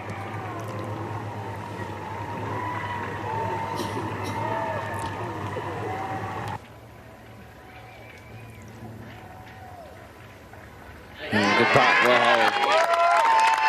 I'll give Lexi a little confidence. If you weren't with us earlier, Lexi struggling with some back spasms this morning. And during her warm-up started giving her some trouble, but we understand that it has improved throughout the day. This is the second shot at the 5th for Hull. Did you see the ball of Megan Kang there on the green? Just a little long of the flag, but decent chance of birdie. Charlie Hull knocking it inside the mark of Megan Kang. So Charlie trying to get back into this match, currently 2 up in favor of the US. Saganda hit a provisional, didn't she, Jim? But she may have found her first one, we understand. She found it, but it's a nasty lie. But Daniel Kang's got 215.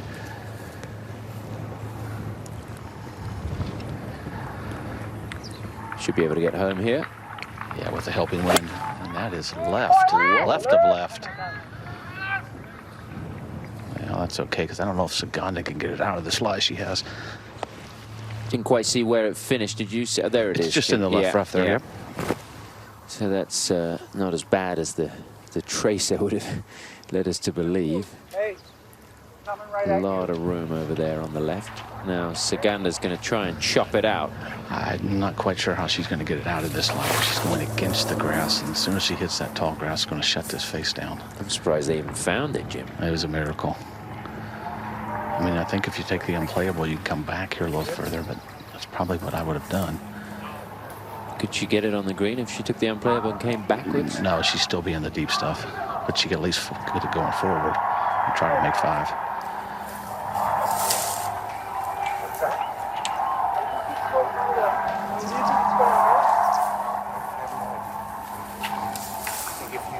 Down under like a bunker shot.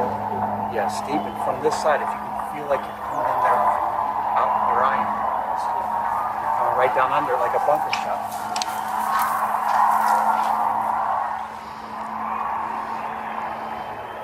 Terry McNamara, caddy, coming in to give some advice. That was actually pretty good, but they get nestled back down again. Didn't get out? Nope.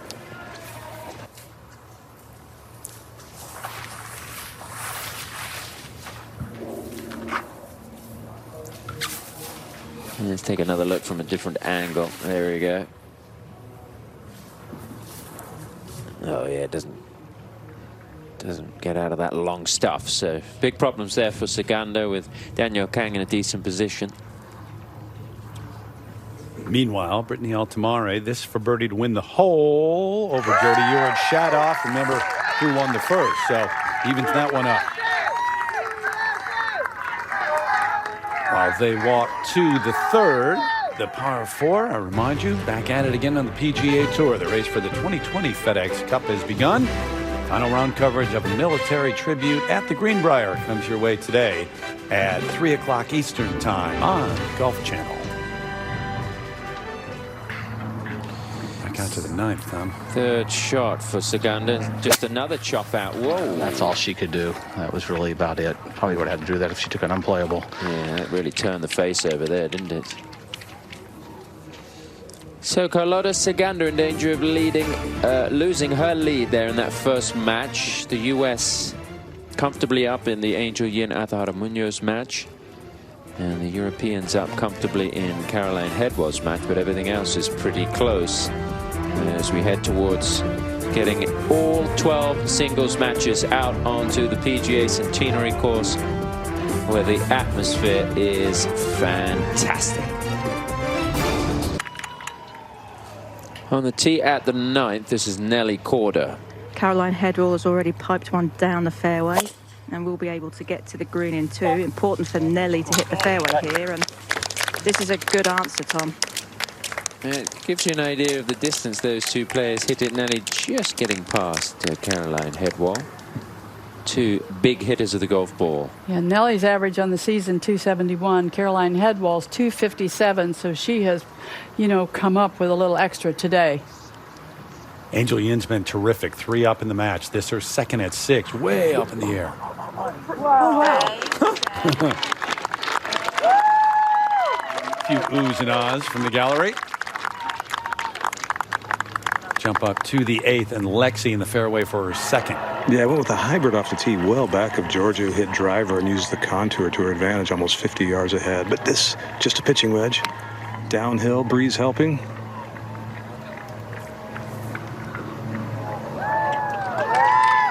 Just stopped. Anything that hits at the flagstick or just beyond does not seem to stop that quickly. Good news is she teed up the ball herself. Not quite as gracefully as normal, but she teed it up. She wasn't doing that earlier. She was having her caddy tee it up. At the 9th, Danielle Kang's 3rd. Yeah, and Saganda's on in 5, about 12, 15 feet past for bogey. So just anything on the green, this hole's probably going to be conceded soon. Yep, that's going to be enough for Danielle Kang to take the match back to all square at the turn in the first match out. Yeah, she's going to pick it up here. There we go. And off they go. Saganda with that big, wild drive costing her the hole. Let's go to 8. Georgia Hall on the way. Just a sand wedge from 97. Down to sit pretty good with just a sand wedge. So what happens if you hit it right at the hole? It almost sits pretty quickly. Yeah. You know, it runs away from the player just a tad, and you've seen so few golf balls spin back this week.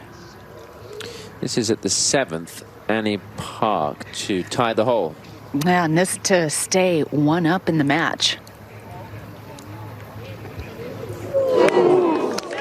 And unforced loss there.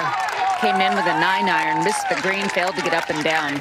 As you can see, Celine Boutier has battled her way back as the final match heads to the first tee. It is Morgan Pressel against Anna Nordquist, the 3rd time that they have faced each other in a Solheim Cup singles match. Pressel has won on the first 2 occasions. The final match of the day about to get underway. 2 major champs, 6 times, both of them at the Solheim Cup. Morgan Pressel 2-0 against Anna Nordquist.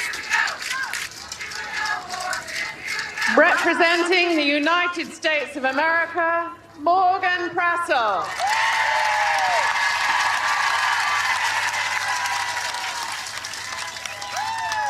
Representing Europe, Anna Nordquist.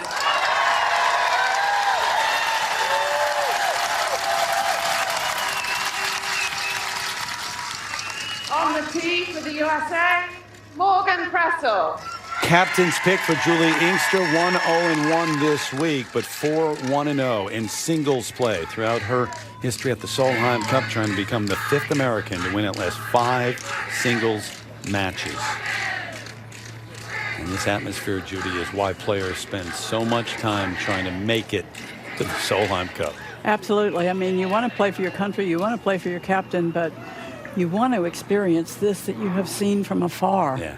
And so if you're a player who hasn't had this experience, or even if you're a player who has had this experience, you cannot wait to do it. And Pressel hasn't been here since 2015, didn't make it 2017, but back again.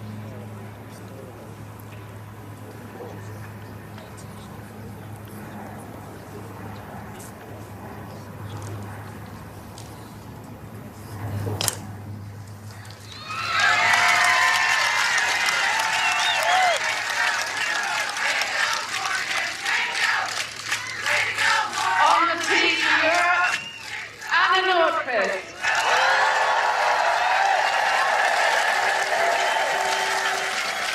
Nordquist, the 32-year-old from Sweden, who went to Arizona State, 0-2-0 this week, though. So one of 2 Europeans, along with Caroline Hedwall, who's playing great today and has a lead, but who has yet to earn a half a point this week.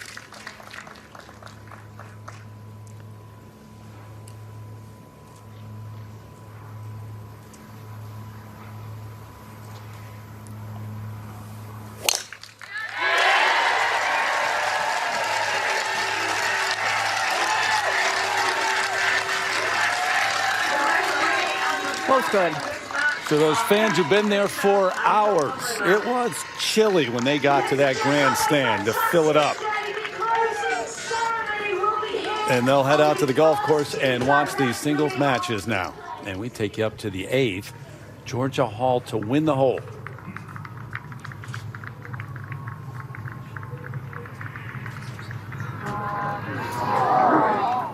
Hasn't had many opportunities for birdie to win holes and is not able to do it here. Remember where Lexi was. She was on the green, but holds that 2-up lead. This is at the 5th, and Van Dam to win the hole. Lizette Salas also had a birdie putt a little longer than Van Dam's, which she missed. So this is to go 2-up, and that is a good start for Anne Van Dam, who's actually 3 under par for the day there. 3 birdies in the first 5 holes and 2 up over Lizette Salas. We'll go to 10. It's a long putt for Saganda for birdie.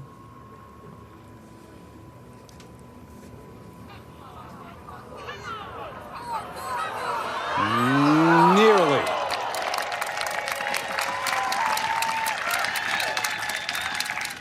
Really good match going on there. Jessica Korda. It's 1 down, Caroline Masson, but to tie. And now it's 2. That lead grows. Feel a little switch here? Yeah, definitely, and that's what I warned about 30 minutes ago. Yep. So we saw that miss from Saganda. This Danielle Kang to win the hole. Yeah, the people around here, this is a really cool scene. All these people have been sitting here waiting for this. This is to win the hole. Might go a little left right at the end.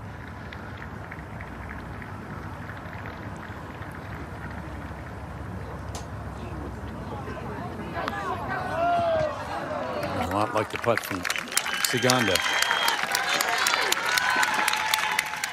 Those two have been solid.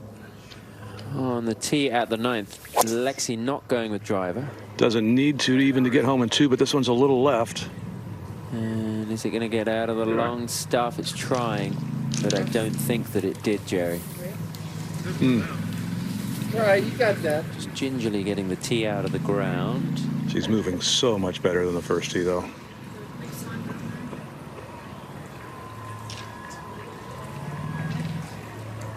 Lexi taking on Georgia Hall. Lexi 2 up in the match. It's been just solid golf out of Lexi the whole time. Fairways and greens. That's her second missed fairway. Hasn't missed a green. Georgia's driven the ball very nicely thus far. Irons hasn't been as sharp as we saw in the earlier matches, especially on Friday. This is so important here, though. Find the fairway and you're home in 2. She did that.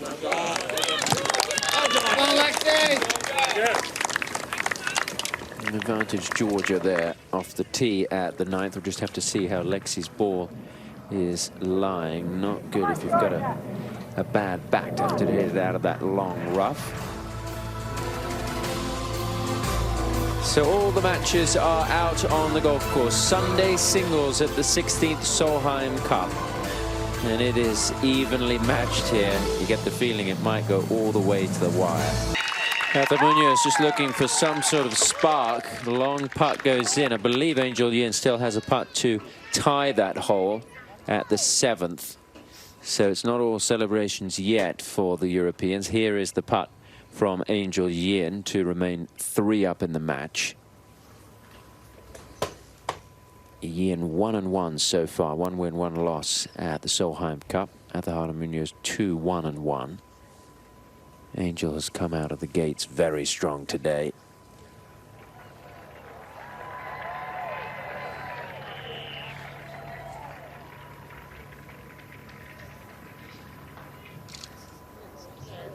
And she follows Munoz in. There's nothing the Spaniard can do right now to stop Angel Yin. The 20-year-old with so much power, playing in her second Solheim Cup. And that's got to be pretty demoralizing for the Spaniard when you make a long putt and then Angel just says, you know what, I can do that too. She's got all the shots, Angel. She just needs to put them together, and sometimes, you know, make some mistakes on the golf course. But I think a win on the main tour is going to be close for Angel Yin. Meanwhile, back over at the 9th. How's it lying for Lexi? Not terrible, but certainly not great. Ball below her feet. It's going to cause some friction at impact with that heavy grass, even though it's lying down grain. This is just what you don't want with a bad lower back right here. Yeah, that's the problem, isn't it? But knowing Lexi, she's going to give it full tilt swing and power through what pain might be there just like that. Club turned over in her hands, but plenty of fairway. Yeah, she said earlier in the week when we were talking about the pairs competitions, the foursomes and the fourballs, she said, I want a partner that never gives up. You know that Lexi will never give up. To the 11th and the first match out, Danielle Kang's second shot. Yeah, both players at the fairway. This from 104. Oh, this is looking really good. Oh, almost went in the hole.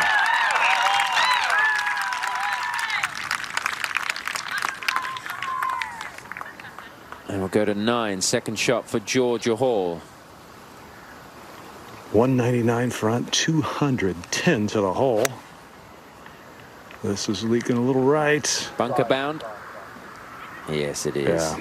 There's a missed opportunity there. Not done yet, but that could have put a lot of pressure on Lexi if she was up there in eagle range. Caroline Headwell in the match ahead got up and down from that bunker for a birdie to tie the hole with Nelly Corder. So Caroline 3 up through 9 in that match. Back over to 11. This from 84. Saganda. Excuse me, what, 84 yards? Oh, this looks as good, if not better. Wow. Is that trading blows or what? Fantastic golf. I'm so glad that the weather has cooperated today and these players can get out there and play the sort of golf that we've been expecting. Back to 10. Yeah, as interesting as it was yesterday, I'm glad it turned out like this on Sunday. For the golf itself. Nelly Corda, this for birdie to win the hole and needs it. She does. Headwall is still not in the hole for a par, though. Has a lengthy par putt. First fist pump of the day for Nelly Corda, who had a lot of them the first couple of days. But up until that point, it had been all Caroline Headwall. That lead down to 2 up.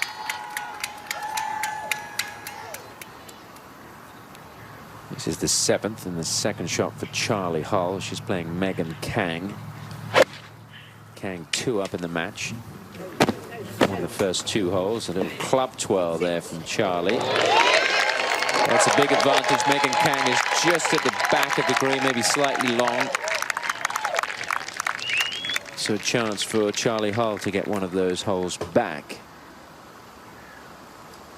And we will go to the 11th. Where Kang has this to tie the hole. Saganda was conceded, Jim.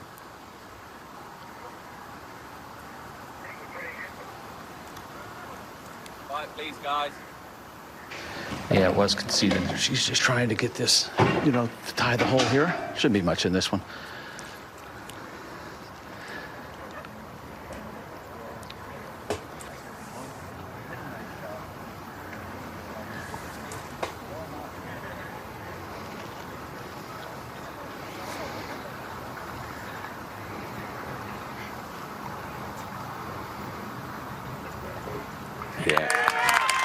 2 good shots in there. Yeah, really good. So they both make birdies. And caddy Ollie Brett, the Englishman, on the bag. Sometimes a tough job there with Danielle. She can be pretty hard on her caddies at times. Thompson, 3rd shot at 9. Sand wedge. Good distance. Watch out. Oh. I thought it was going to hop up there next to the hole, Jerry. Yeah, she knew it too when she hit it.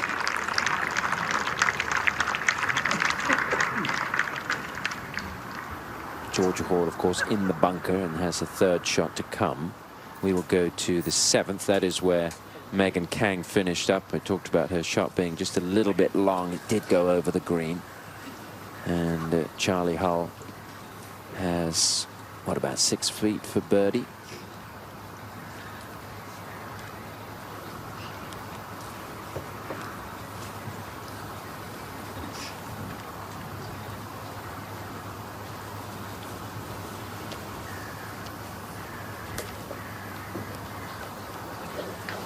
Go, go, go, go!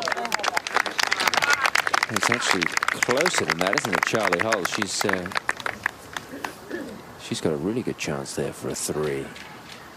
And we will go to 6. And Van Dam 2 up in the match. This for par to tie the hole. Wow.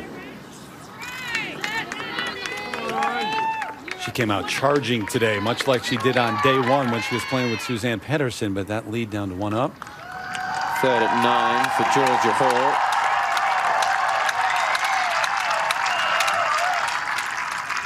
Not quite gimme range. There's certainly a good chance there for Georgia to get one back against Lexi Thompson. Meanwhile, over to 7. I said 6 feet. I think it's probably more like 3.5 feet for, maybe 4 feet for Charlie Hull to win the hole here.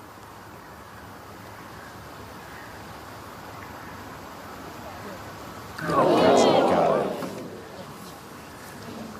And Megan Kang will have a putt to tie the hole and remain 2 up in the match. That's just a massive opportunity gone there. Big turn of events. Wow. Have 3 weeks off coming into the Solheim Cup to Charlie Hull to rest up and be ready for the week. Charlie has played 3 matches, missed just 1 session. She's 2-0-1, so it's been a pretty good Solheim Cup so far for Charlie, but right now she's 2 down in the singles match, and this is to remain 2 up for Kang.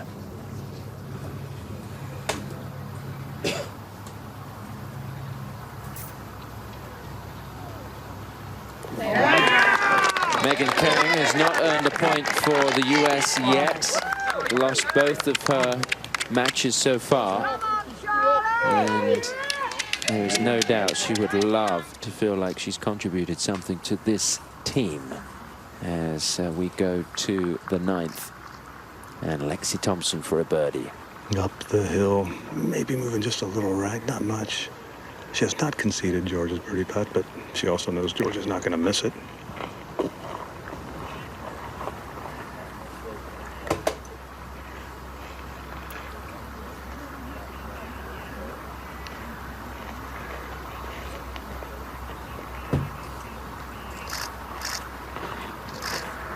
Never really got started on line, did it? No, she knew it as soon as she hit it. When she comes out of her pose right after impact, she knows she missed it. There she goes.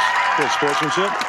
Conceding the putt to Georgia, so 1 up at the turn for Lexi Thompson. It's a pretty good result considering how poor she felt on that first tee. As Jerry reported earlier, she didn't even know if she was going to be able to play today because of that bad back, but she's up in the match through 9 holes.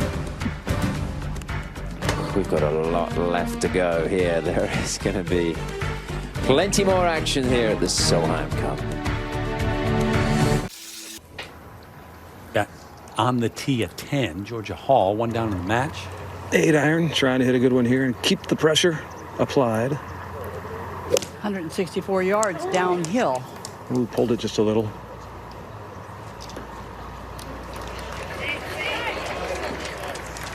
Did you like that concession on the last? I thought it was a little bit generous. I mean, it was, you know, 3 feet or pretty close to it to win the hole. That's the point. Thompson. Lexi going 2 clubs less. This is a pitching wedge. Very little breeze. What there is helping. Pretty full pitching wedge. Whoa. Left center of the green. Well, it's quite a good catch. You just can't tell anymore. It was pretty good.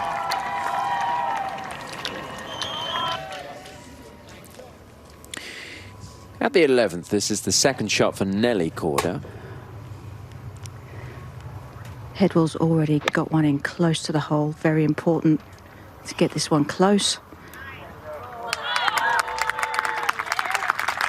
They're about equidistant.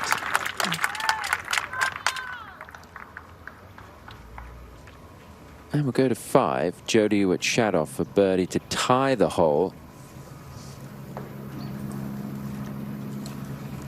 She's playing Brittany Altomari, who made birdie here. And that takes Altomari 1 up in that match. We will go to 12. It's a different club. Just, you know, just a swing at the hole, just a swing. He's got 165, and with Daniel Kang in the left rough sitting down kind of nasty, Daniel won't be able to probably go with this flag, so advantage to Saganda here.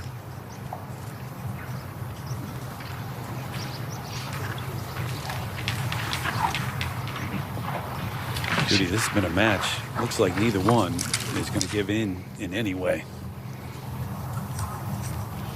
I think that is the competitive temperament of both of these players. Yeah. If last hole was any indication, I agree.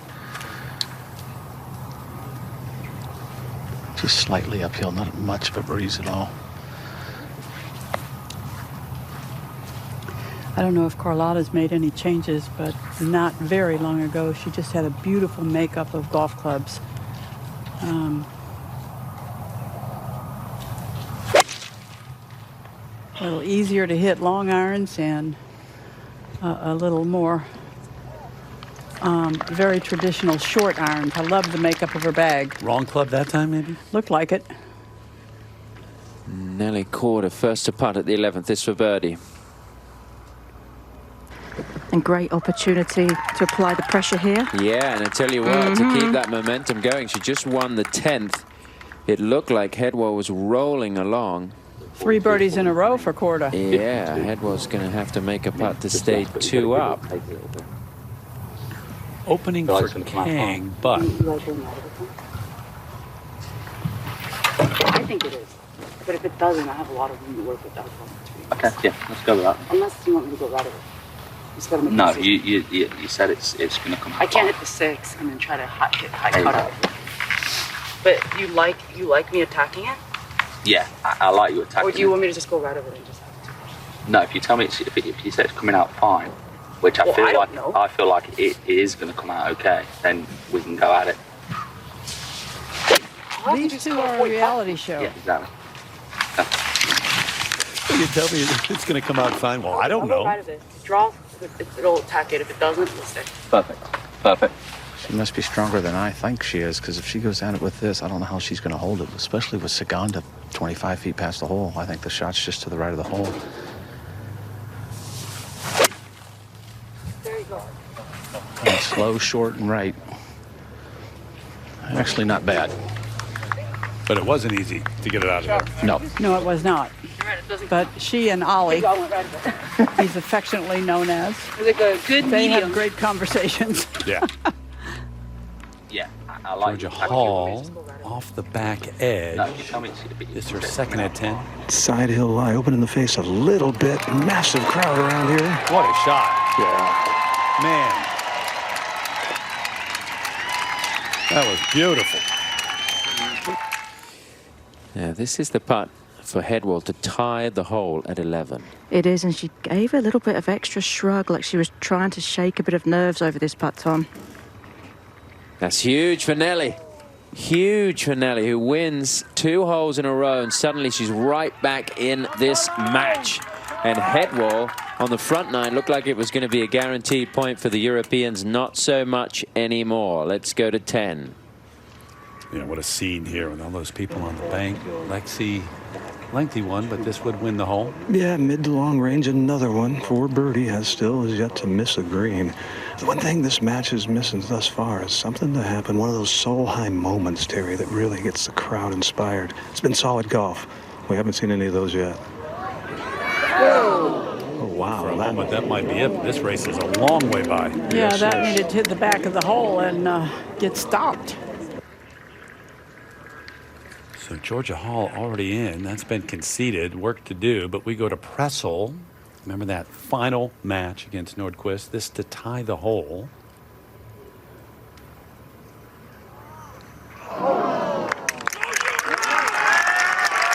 Where Europe is the cry, and a Nordquist 1 up through 2. A matchup of veterans.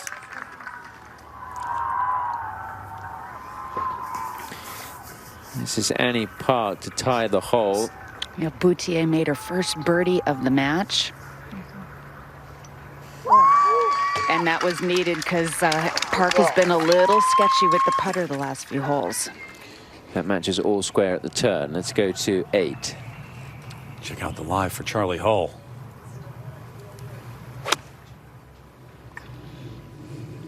Two down to Megan Kang. Yeah, she's got the hand strength now to play from that kind of rough.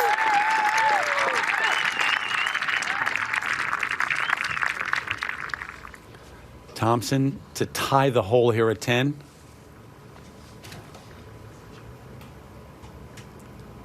Wow. First real mistake. That first part running it so far by, and they are tied through 10 holes in a match that has belonged to Lexi to this point. So we are far from this being decided. Started tied up 8 points apiece. Europe needing 6.5 points for the cup, and the U.S. 6 to keep it. You got 3 matches tied. Enjoy. People, dogs, cheering for both U.S. and Europe. How does that work?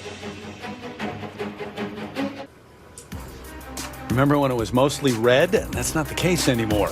Headwall, Van Dam, Masson, Bronte Law, and a Nordquist with the win just a moment ago after second over Morgan Pressel. So 8-8, but things starting to get really interesting, Jude. I tell you, this is going to be an interesting afternoon. Yeah, out to 3. This is Ali McDonald to win the hole at the 3rd. Playing Bronte Law, who had some problems on this hole, hacked it around on the left side, drove it in trouble. And as we check in with our social media, Phil Mickelson is up early if he's over on the West Coast. Exciting day in the world of golf as Team USA enters singles all square with Team Europe at the Solheim Cup. Way to represent the United States and play with so much heart emoji.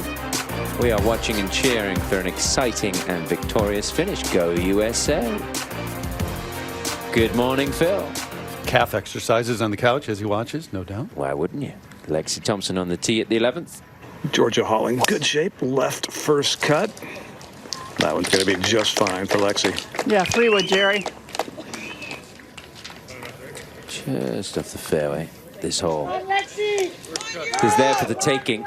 Just a short par 4, sort of meanders uphill left to right, but it's not long at all. Let's go to 10. Celine Boutier has fought her way back to be tied with Annie Park on the tee here. That's a beautiful par 3. Not much wind at all, and this is laser-like. Her iron play since past the first couple of holes has been brilliant. Settled in after losing the first couple of holes. And what a shot from Charlie Hull. This for birdie to win it against Megan Kang. Oh, come on now. Kidding me? Back-to-back horseshoes. Yep. After that brilliant shot from the right rough, still 2 down. Kang for par to tie the hole. Yeah, this is going down the stretch, this one. You just get that sense. You know, both captains, I mean, you just know you have got to put, a barn burner of a player in the first match, and that's what both of these players are. Mind Scott McCarron, Bernhard Langer, among those chasing leader Jerry Kelly. Coverage of the Allied Challenge concludes tonight, 6 o'clock Eastern, here on Golf Channel. Full day of golf for you. Kick it off over here in Scotland, 16th edition of the Solheim Cup. Back out to the 12th. Nelly Korda in the fairway for her second. Headwell has already hit the green. She's about 12 feet right of the hole. This from 120. It is into a slight breeze, and it should stop. Oh, it's got to stay before going down the slope. It's going to go to the lower level. Yeah, so that you can barely see the shelf because it's pretty soft, but it is there.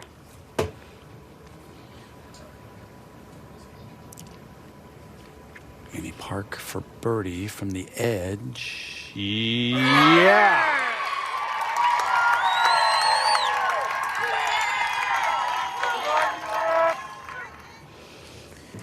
Over at the 11th.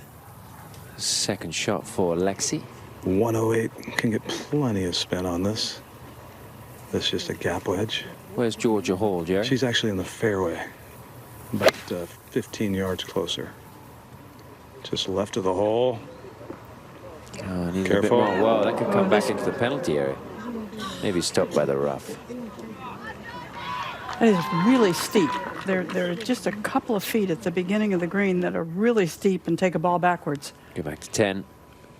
Boutier, this to have now to tie the hole.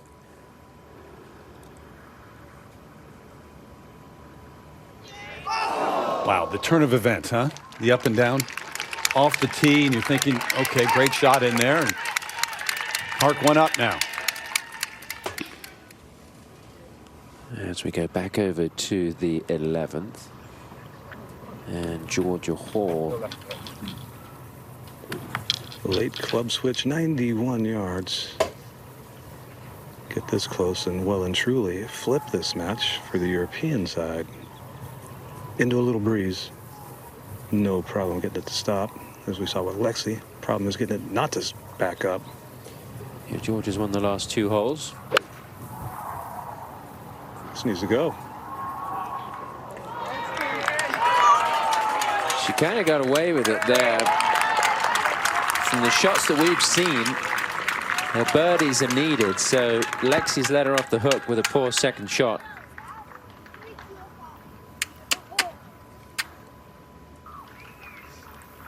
Go to number 4. Bronte Law for par. Fiery player, Judy. She is a fiery player. She hasn't had a lot to be fired up about this week personally. Played a few really good holes, but overall would not have been happy. See what Korda's dealing with at 12 for birdie over that ridge. Yeah, never easy. Yeah, tough to judge that.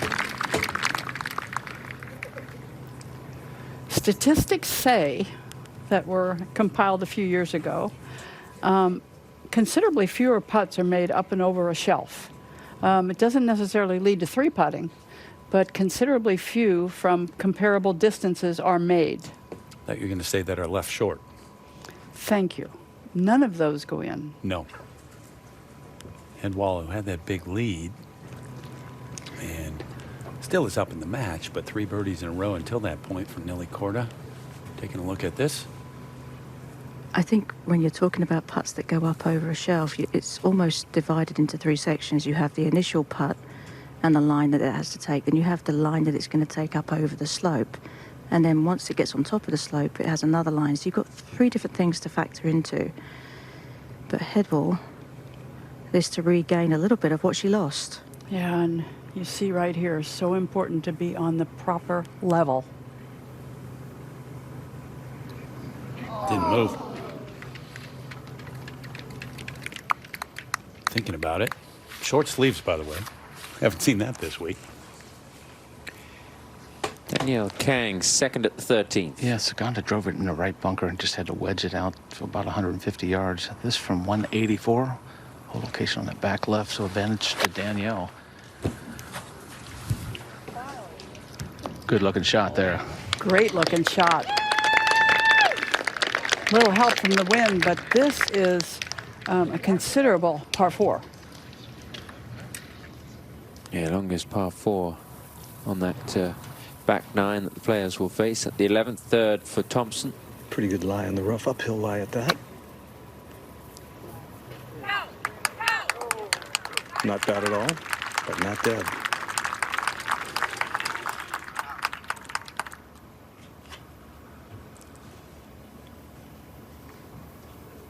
Allie McDonald to tie. Remember that putt from Law at 4. Nope. Got it back, but just gave one away. So Bronte Law one up in that match. More blue on the board through 4 holes this final day. The Solheim Cup, the singles. Van Wall, Van Dam, Masson, Law, and Nordquist. But there's the red on the board for the U.S. as the United States needs. Back at the 11th, and a par putt for Lexi Thompson to tie the hole. Remember, she was short of the green, not a good second, and that's 2 shortish missed putts for Lexi. And that's 3 holes won by Georgia Hall on the bounce. So she goes 1 up in the match. And another match that looks like it could go all the way. There are so many out there like that. Angel Yin, not one of them right now. She's got a chance to go 4 up. Athara Munoz couldn't get to the green in 2. It was a good up and down by Angel Yin. She was just long of the green on the other side of the little gully. What has been the difference? I mean, what a different player from yesterday. I tell you, she started out well yesterday, and then she got out of her rhythm, and she could not recover it in the conditions. Caroline Masson to tie the hole at 7. A little bit of movement there. Jessica Corder made a decent length putt for her part. So Europe just 1 up in that match. We'll go to 13, the first match out, Saganda. Yeah, she drove her to the bunker, as I said, and this is where her 3rd shot went. This for par. Danielle Kang's inside, probably about 12 feet for birdie. And it looks like on a pretty similar line. Exactly. Ought to go right.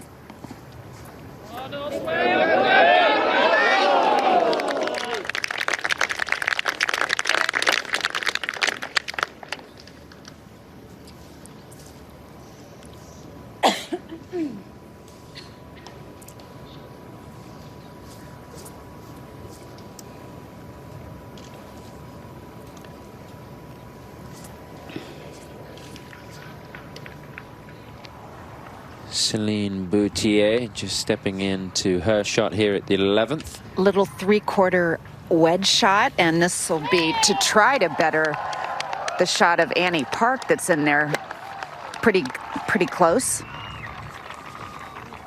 Oh, this looks really good. Yeah, Kay, you're right, it is good.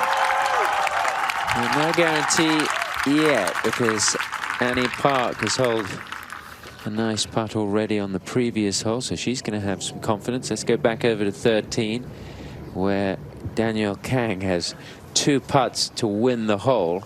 Yeah, all good news, it's uphill. These are some of the toughest putts. She's just trying to get it up there close and get out of here to win the hole. She knows exactly the speed and the line. She just wants Saganda's putt.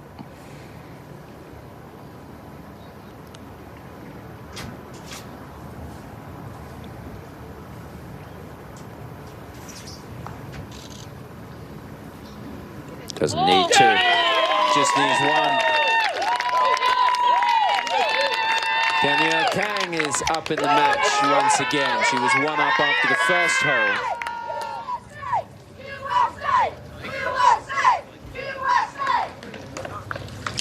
And they will go over to the short, par 4, 14th. Let's take another look at the reaction of Danielle Kang, who always wears her heart on her sleeve.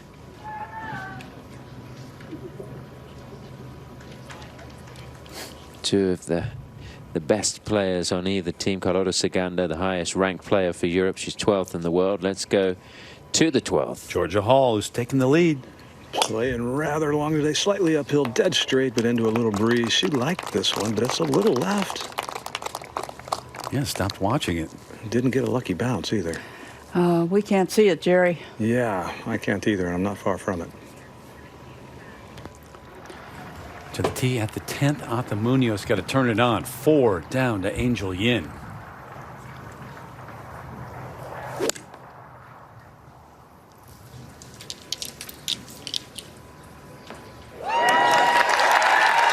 Saw the golf ball of Angel Yin, but this very close.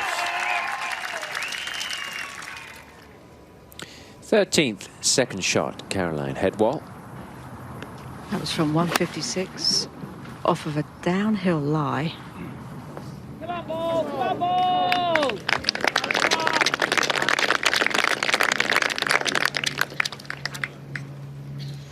Headwall 1 up in the match.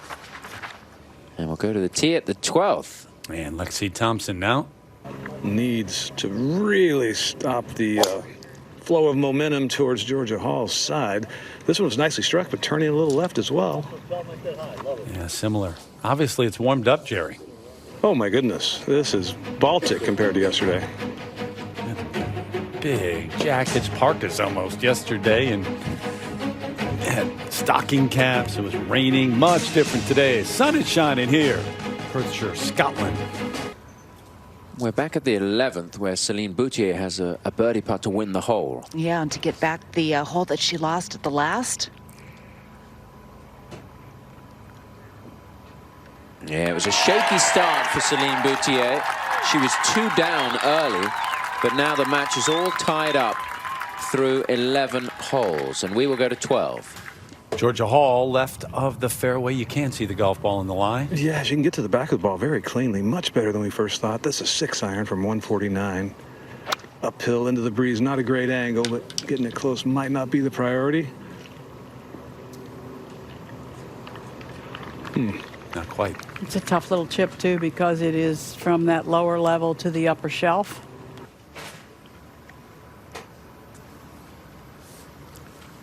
At the 5th, Pedersen for a birdie.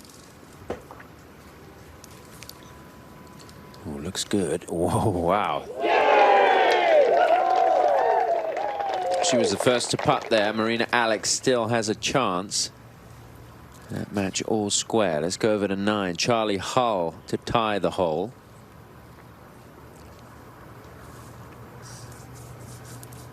It's a battle out there. This is a really good match. Charlie Hull and Megan Kang. They're both under par for the day. They haven't dropped a shot.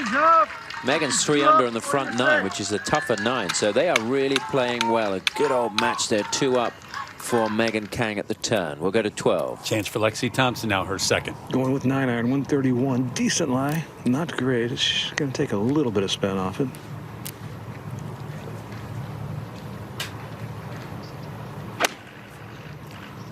Jump just a little well right of the hole. Well, short game contest here. On the surface, but that won't be easy either. No.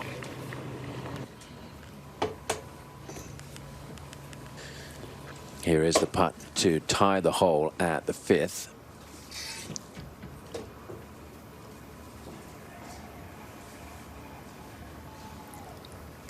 And it doesn't go. It was a big ask there for Marina Alex. Europe wins the hole with 3. It's always going to be a tough day Europe. playing Suzanne Pettersen. Hasn't necessarily been the Suzanne Pettersen of old this week. Obviously had a big layoff for the maternity leave. But maybe she's channeling some vintage Norwegian star this week. Let's go to 14. Short par 4 and the second coming up for Kang. Yeah, with Saganda on the green with her drive. These are always tough, Judy, but she is going kind of into a crosswind. Got to really use the bounce here. Just got to carry it on the green. Look for this to come in a little bit lower. On a side note, they've been told they're back on the clock. And this is all about touch, about feel, about how you see the distance.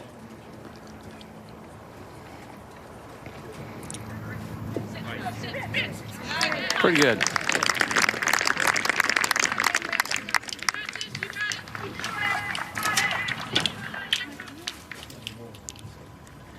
Back to the 8th. Jessica Korda's got 2 putts to win this hole, 1 down in the match.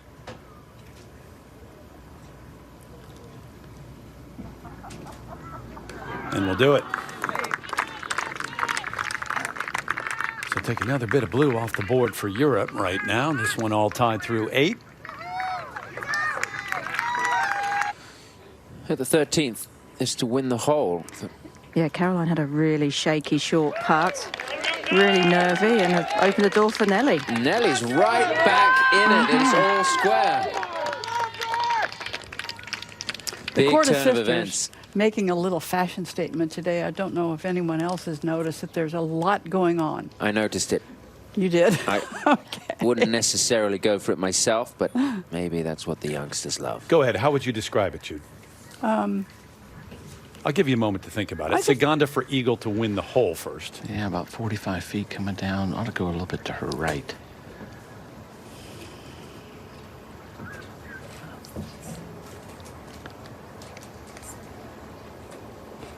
Familiar routine. Carlota is a player who, when trying to close out a golf tournament, shows some sign of nerves. But when she plays match play and in the Solheim Cup, she's a completely different person.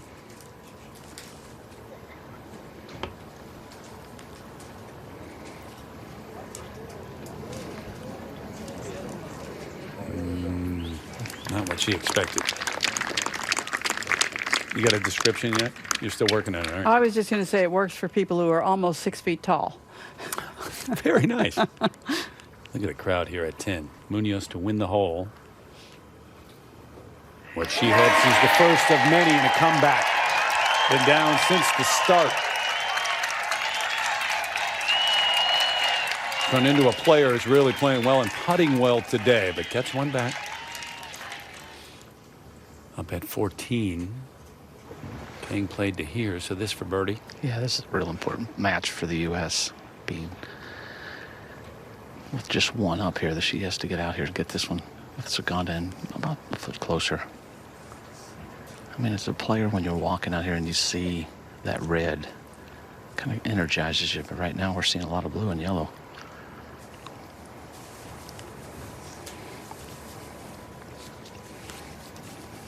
And the early jolt for the Americans with a lot of red up on the board. And there are a lot of leaderboards, as Jerry said, on the golf course this time around. So the players are well aware. So are the fans. You can hear it, reactions.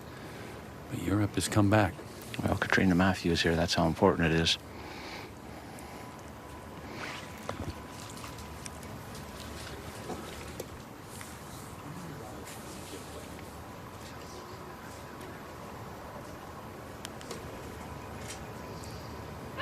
What a good putt. Been steady, hadn't she? What a good putt.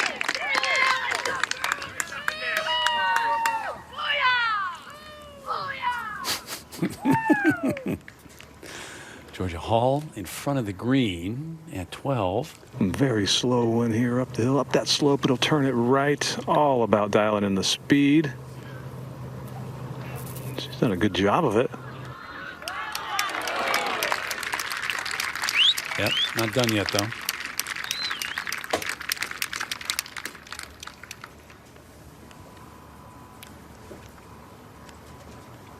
Suzanne Pedersen at the 6th. One up in the match.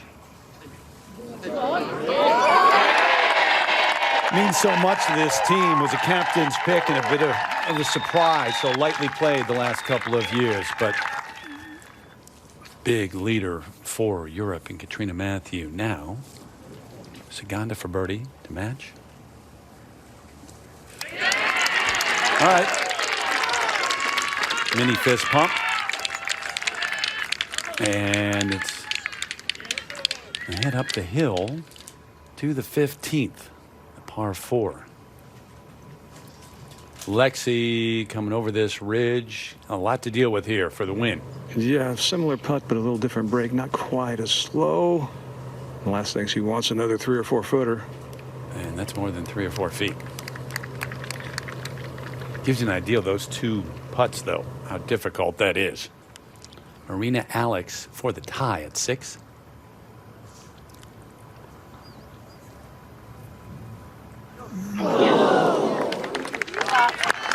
Seen a number of those today.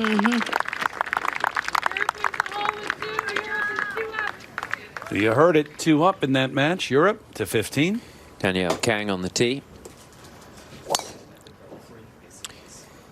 Jim, is there an update on the timing situation? Yeah, they both had bad times. And So they were informed of that, so I look for them to speed up. We have USGA rules official Kendra Graham here with us in the booth. What does that mean if they get a bad time? Well, the first bad time, they're given a warning.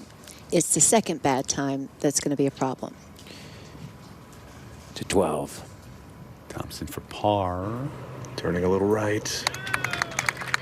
Well done. That's a good putt. Yeah, she needed good to make putt. that. Yeah. Sorry, Jude. Back to the 15th as we watch Saganda going to bring Kendra back in. So what would be the problem with the second bad time? In match play, that's a loss of hole penalty, which obviously carries a lot of weight. It would be the hole that they get the bad time on. Yes. Saganda's tee shot. So I suppose when they're informed of that bad time would be crucial. You could Yes. think you've won the hole and suddenly. Well, they'll be informed immediately when it happens. So if it's a putt, you can Yes. have a celebration that And turns into commiseration. as you know, if you're the first to play, you are given an extra 10 seconds, so 50 seconds. So there is some flexibility there as far as what the bad time might be. There's been a lot of talk of pace of play here this week, and the officials are being strict here on the final day, the Solheim Cup.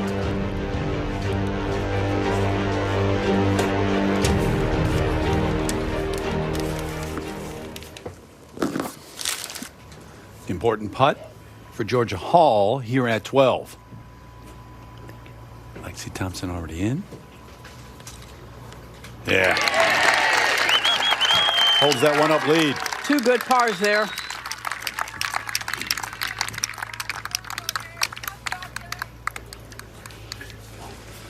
Meanwhile, at 10, Charlie Hull 2 down in the match to Megan Kang. This to get one of those, though.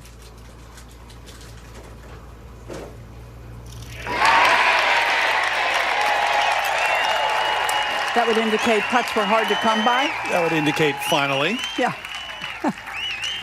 So that's a good match. Kang's been brilliant. Back at the 8th, Brittany Altamare. This to win the hole.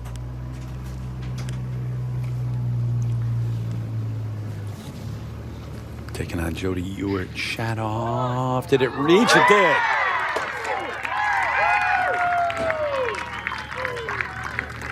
So 2 up in the match through 8. As we remind you, Golf Now makes it easy to book tee time in seconds with 7,000 courses worldwide, including right here at the PGA Centenary course at Gleneagles. Where are you going to play next? Visit the #1 place to book a tee time, golfnow.com. Sheep, not moving. Still picture.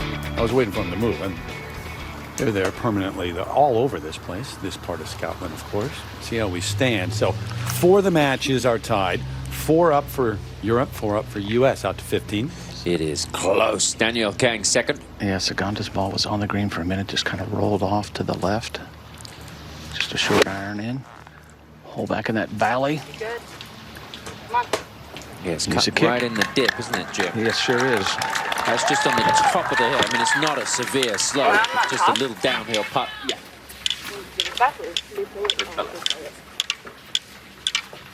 I thought it was going to trickle down. Good swing. Go to the 11th, where Azara Munoz has this to win the hole. Angel Yin missed the green here at the 11th. And Arthur on a little charge right now with back-to-back birdies. He was 4 down at the turn.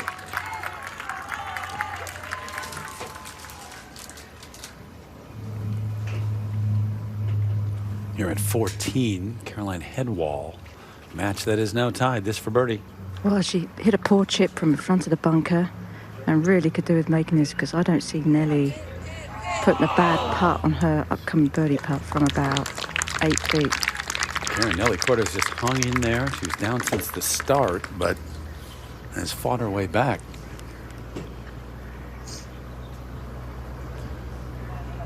Okay. I'm fine with that. On the 13th, the second for Lexi. A little more right. All right, good visual here. He's not do it. She is first to play, 171 yards to the hole. Downhill, this hole plays. A little breeze helping from the right, going with 9-iron. She's hit a lot of really, really good shots, Tom, but no great ones yet. It's all relative, of course, but nothing up there really close. Right, no fireworks just yet. Maybe saving it to the end, Jerry. You just get the sense there's going to be some at every match. You get the sense that this might go all the way to the last match on the 18th hole. That's what everybody in the gallery is talking about. You just look at that, those scoreboards, which Terry said are abundant, and you get that feeling. Feels like Ireland 8 years ago. This is not a good shot, right? No, it's going to drift back down into that little swale at the front. And that was a hard shot when the hole was located nearer to the front of the green. It will really be tough with the back hole location today.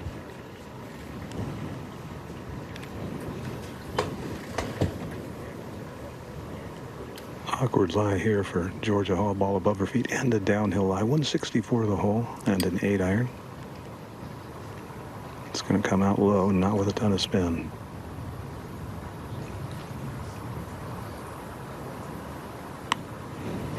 Got it just a hair thin, which is easy to do off that lie. Did well for her. Get it into that central part of the green. It's pretty flat there. Overall, the greens are not particularly undulating here, which is a good job with the wind that we had yesterday. 215 and the third for Segunda. Just took the flagstick out. Oh, what a good shot. Hot, Annie.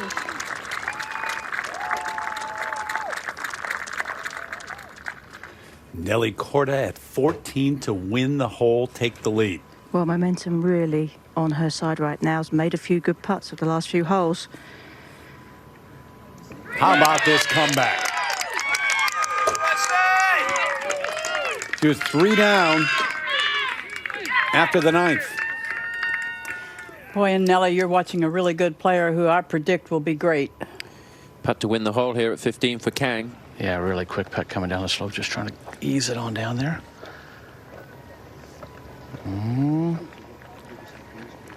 It's a really good putt.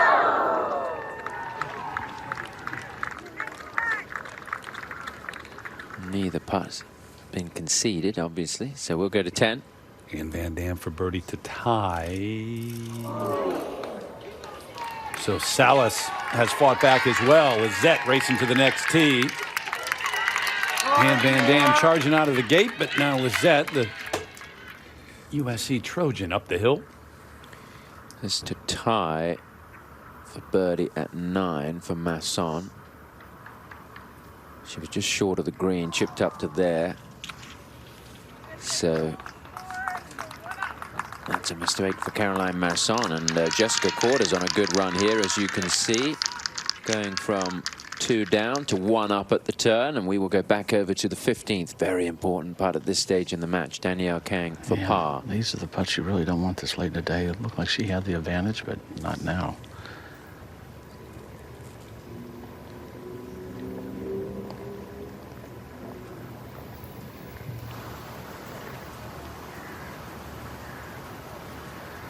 Big putt.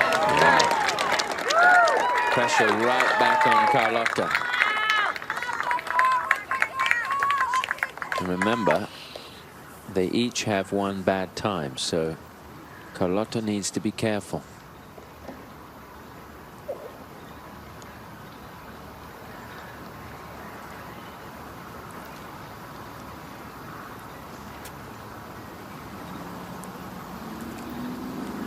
Danielle Kang 1 up is to stay 1 down with 3 holes to play.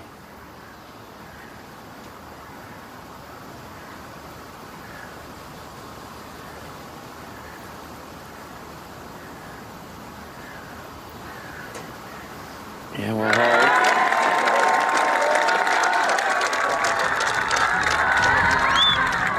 Can the U.S. make it 3 wins in a row in the Solheim Cup. 3 wins for Captain Julie Inkster, starting in Ireland.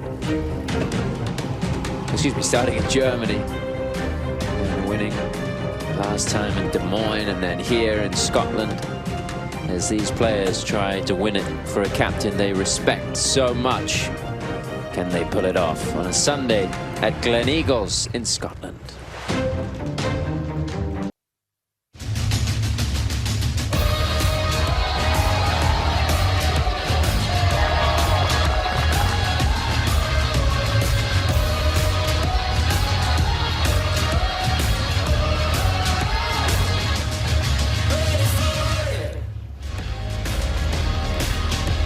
You're up against the U.S. here in Scotland. Absolutely nothing decided yet. Sunday singles, the final day of matches here, the 16th edition of the Solheim Cup in Gleneagles, PGA Centenary Course, where the Ryder Cup was held back in 2014. Here's how things stand. Judy, look at all the red up there. Just a few moments ago, it was even in terms of matches led. But right now, you've got 6 up there for Julie Inkster. But as you can see, looking at this great board, no one is running away with a match anywhere. No, 2 up. That's it. And you had some larger leads earlier in the day, but they are all very close. Out to 13. Lexi Thompson for par. To tie the hole. She makes that one. And she concedes that, as Jerry was saying. So Georgia Hall remains 1 up through 13 holes. Very tight, as it is in every match out here right now. So the gang's all here, and we're going to be here throughout. Judy and I in the booth, along with Tom, Jerry Foltz, Jim Gallagher Jr., Kay Cockrell and Karen Stupples on the golf course, Grant Boone, our reporter, and Kendra Graham, in case we have any questions with the rules. Overcast to start the day. Was really chilly at the beginning of the day, and if you watched yesterday, you know that even that was an improvement. I mean, it was as hard as you're ever going to get, with 45-mile-an-hour gusts yesterday and rain and cold, but much better today. Ata Munoz just 2 down, her second on the way here at 12. And she is good with the hybrids. She has turned it around. Wow. Was losing big to Angel Yin. 4 down in the match. She's won the last few and got a chance here. This is not an easy hole. Back to 7. Check in with Bronte Law, has this putt to win the hole in her match against Ali McDonald. They're in the penultimate match out. Yeah! There's the Bronte fist pump. They've had a lot of birdies in this match. Yeah, she just didn't get going this way on Friday. But that's, I think, what we all expected to see from Bronte Law. Yeah, Ali's had 4 birdies. Bronte's had 3 birdies in the first 7 holes. So Georgia Hall setting up 1 up in the match with Lexi Thompson on the tee at 14. Remember, this par 4 just 228 yards today. 212 to the front area, and with only 5 holes remaining, every hole, every shot, every putt just gets so much more pressure packed, so much more vital.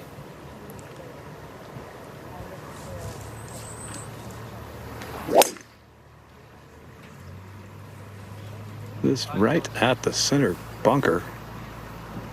And flies right in it. Right at it. Yeah. Yeah. I have a problem trying to figure out where players set up here. I would think just left of that bunker, but she also might have thought she could carry that, Jerry. Yeah, I assume so, because she hit that ball dead straight. See what the choice is for Lexi. 221 to cover right there, that 14. I think that 221 right now is at least 230. Grant Boone's been out there all day and recently has talked to Julie Inkster. Grant, what do you know? Terry, Julie's spirits were brighter as I talked to her following the last match, Pressel Nordquist, in part because she said, look at this day compared to yesterday, and in part because of how the leaderboard is looking. The Corda's comebacks have really brightened her spirits, and she said she was going to go chase down Angel Yin, who's dropped a couple of holes. Judy, how did you decide which group to follow when you were captain? Well, you did what Julie's doing right now. You're watching, you're listening to everybody who's giving you information, and you figure out who might need you for a minute. Looks like hybrid for Lexi. She went at this green with 2 irons. 2 of the 3 matches I watched her hit it. This is a pull hook. Way left. The other bunker. Oh, boy. That is brutal from there. Up to 16 that first match out there. The second for Saganda. 221. Daniel King is laid up. Definitely has enough club to get through. Oh, yeah. Oh, yeah. He's right. What a shot. Beautiful. It's like a short iron. You know, one more answer to Grant's question is you also try to see if a match is going to end and be there to console or congratulate your player. This is to tie the hole. Brittany Altamari had a lovely approach in here, made the putt. Oh, no, that was close to gimme range. And Jody Hewitt Shadoff throws away a hole there. So that is Altamari rolling along nicely at 3 up at the turn. Let's go to 16. Third for Kang. Yeah, just a wedge in here. This will location on the back portion of the green.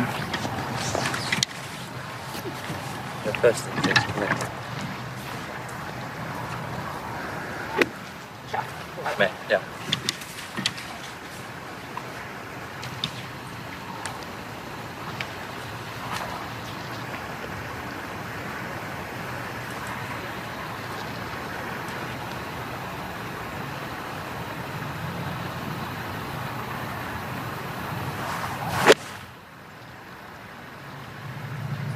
This is looking good.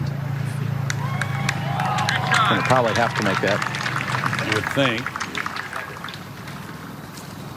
It might still not be enough. This is the 15th par putt for Headwall.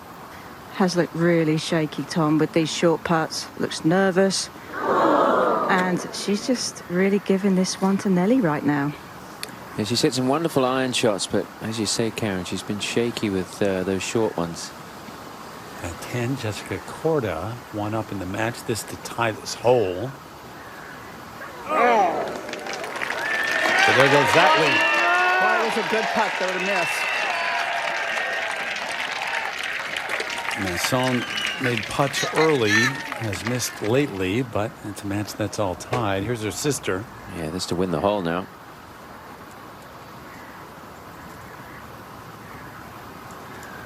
Nice lead, 2 up with 3 to play for Nelly Korda, who was really struggling earlier in the match. She was 3 down. Matahara Munoz has made a comeback. This to win the hole.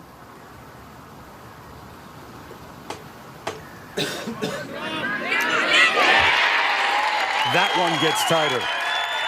That match to a 1-up lead for Angel Yin.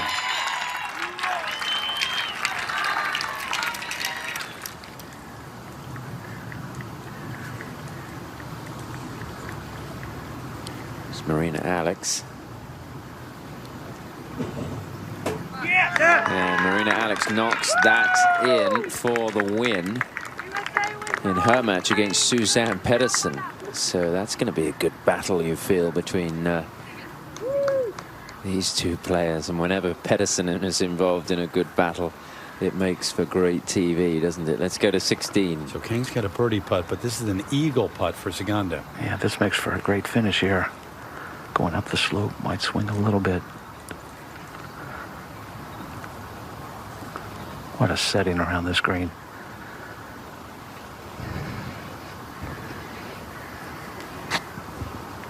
You know, we love to see people. We love to see shadows.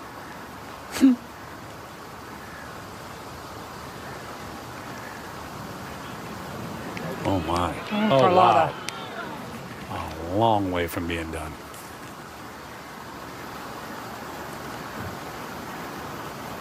No, it's not close. 14, this bunker, this is going to be something for Lexi. Oh, huge advantage here up here. Georgia Hall has just a routine up and down from the front bunker. This is anything but routine. Gap wedge out of that bunker, and look at this. Oh, my gosh. You kidding me? Oh, my gosh. I didn't even know that bunker was on the hole. I didn't either, to be honest with you. Nobody's been near that thing. What a play. So maybe that advantage is taken away for Georgia Hall, who's one up in that match. Look at how tight it is with the blue and the red on the final day in Scotland.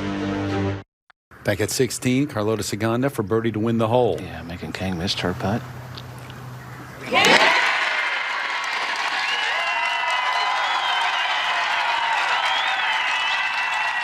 Tied up with 2 to play. Had a feeling, and it's playing out.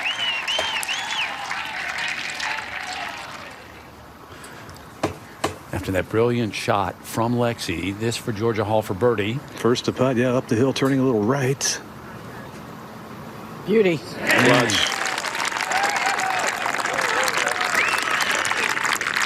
Thompson still with a putt, though. To 10, Brittany Altamare. This for birdie to win the hole. 3 up in the match.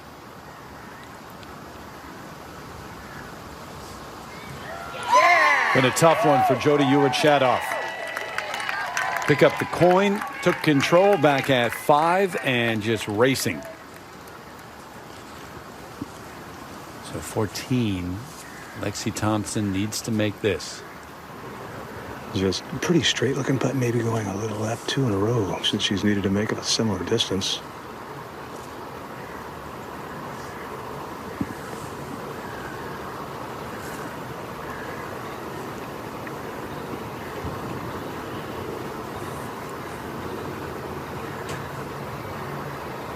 Big.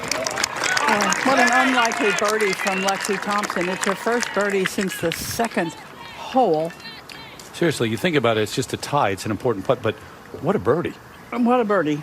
I mean, you can be sure that Lexi Thompson periodically will come up with some heck of a shot from somewhere. Be assured of that, yeah. And the first match has reached the par 3 17th. This is quite a scene. This is reminding me back in the days of the Belfry. This is exciting. And the Ryder Cup experience there. Yeah, some kind of 3-day run here in Scotland.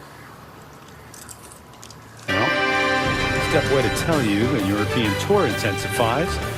See who prevail in the BMW PGA Championship. Coverage begins Thursday, 5 a.m. Eastern on Golf Channel, plus stream exclusive feature group coverage. McIlroy, Molinari, Lowry on Golf Pass. Back out to 17. Yeah, it's been 80 degrees and sunny down there the last few days. Only an hour's flight south. What a difference. What a difference it is between the south of England and up here in Scotland. Now, Saganda on the tee at the 17th and backing off. Got to be careful if they're still on the clock. She does, because actually Megan Kang would have had a bad, or not Megan Kang, Danielle Kang would have had a bad time on the last one. But she lost the hole anyway.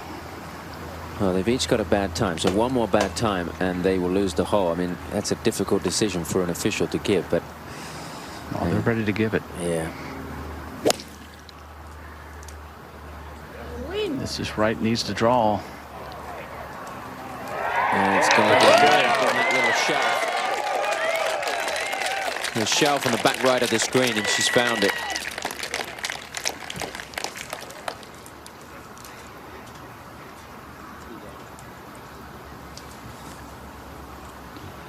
Ally McDonald back at the 8th, her second.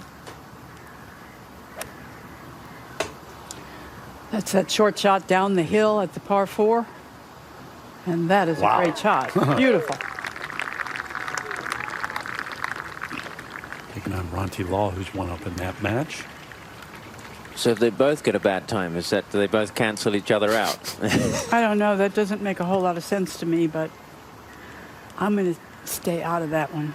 Kang on the tee at 17. This has been a brilliant match, just back and forth. You knew it was going to be close when we got out here this morning. A little bit lower flight and a little bit left. And long. Oh, boy. Big mistake there. On Europe! Better being in that bunker than the bunker on the right, but certainly advantage to Carlota Saganda, who wins that last hole to take it back to all square. Now at the 15th tee, this is Georgia Hall. Downhill hole here. A little bend to the left. Took the right side.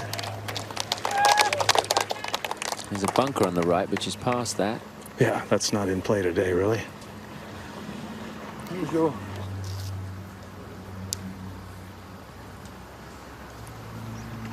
Short 14th, Annie Park ready. She just went down in the match for the first time. Bogeying the last hole, that a driver. Her opponent has missed the green, and this was flushed. Just does carry that. Be an eagle putt. That's where they're aiming. Right Yeah, there. I think it's right at that left edge of that bunker. Yep.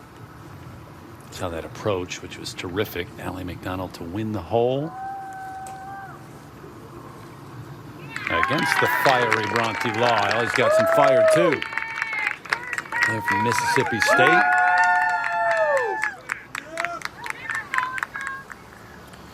Now back on the tee at the 15th, Lexi Thompson.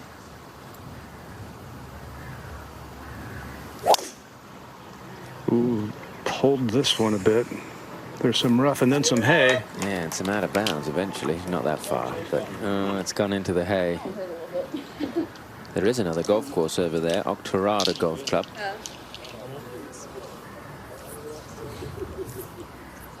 And we will go back to 17, where Danielle Kang will be next to play.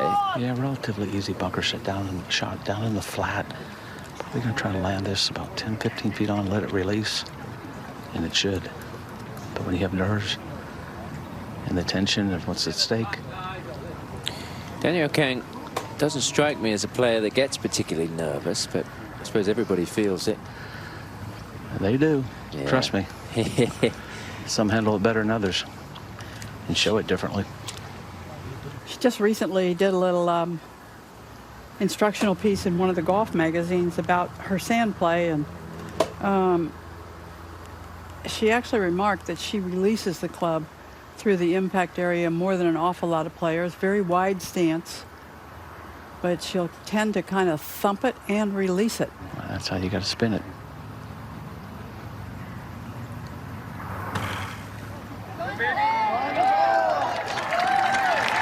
The old thump and release works every time. It will give you the what do you call it, the thump. Well, the thump is the sound the club makes. Now you see they're getting after me here. But gets the momentum, gives you the momentum to get the ball out of the hole. So many people don't work to release the club in the sand. They want to leave the face looking up at the sky, which is the way I learned to play bunker play. But she is actually quite good, and she explained it very carefully in the golf magazine.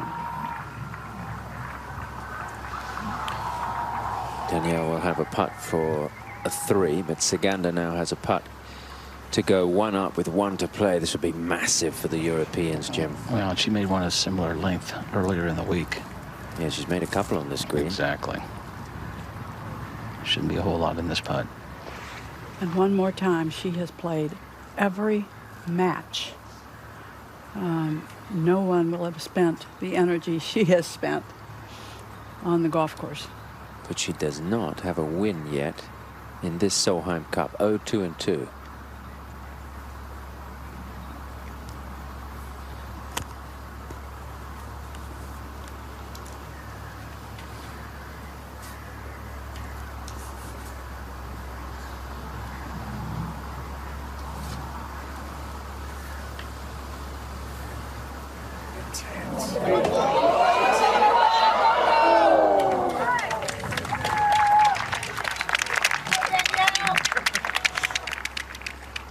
She hasn't usually been tentative coming down to the wire, but she was there. It's a 3. May still be good enough to win the hole. Back over to 15, and Lexi in some trouble. Yeah, huge trouble. Ball was actually stepped on during the search. Referee came in and said, recreate the lie, and it's not good.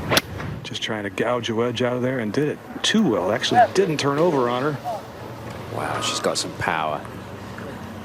I did not expect that ball to be anything but left.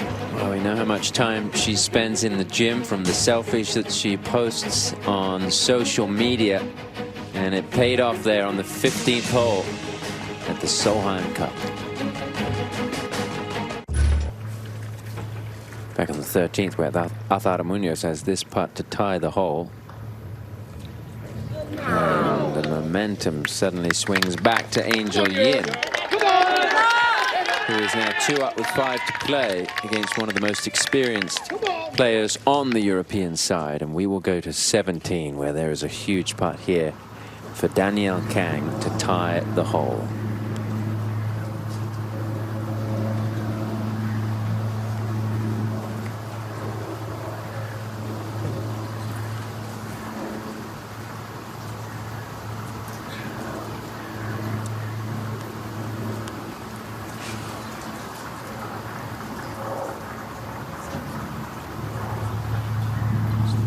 Time to step up, and she does. The match will go to 18 all square. Kang and Saganda.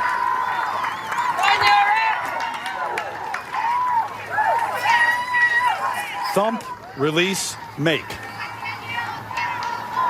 Sounds like a plan to me. Uh-huh.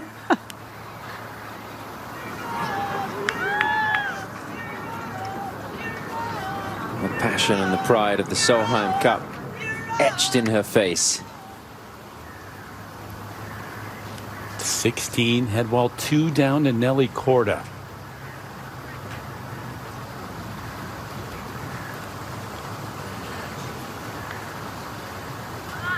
And put that image on a poster.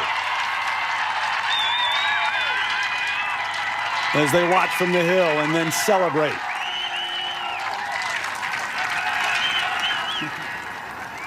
All of a sudden, a lot of fist pumping has broken out. All of a sudden, everyone is re-energized. Everything going right early in the match for Caroline Headwall, and then it absolutely turned around. That make, and now Nelly Korda to tie.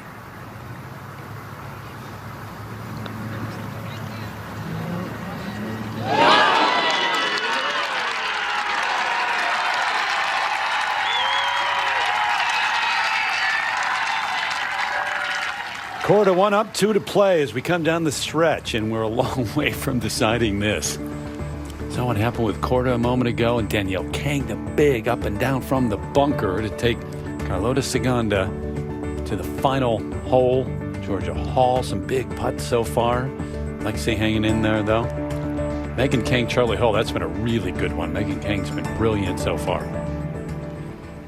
Nordquist with that 3-up lead in the anchor match. Up to the tee at 18 and Kang. Yeah, Saganda's hit a beautiful drive up the fairway. And this also on a good line. Par 5. Gets a pretty good kick. This is a par 5 that yesterday the longest hitters, Judy, were barely getting it 200 yards off the tee. Yes, I remember as the drafts came through our television booth. Yes.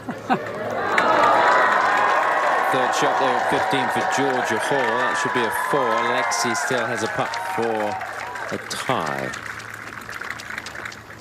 And we will go to the tee at the 17th. This a moment ago, Caroline Headwall. Well, Caroline's been good when she's had the honour on the tee, so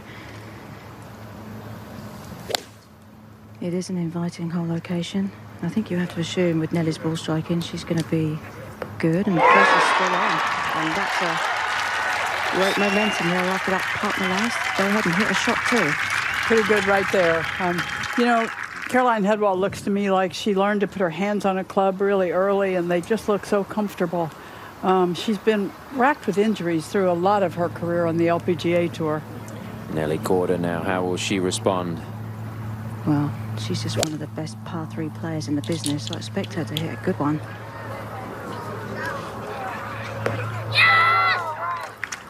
It's good, but not quite as good as the opposition. The match could still end on this hole, though, because Nelly is 1 up. Let's go back to 15, and a vital putt for Lexi Thompson, this to tie the hole.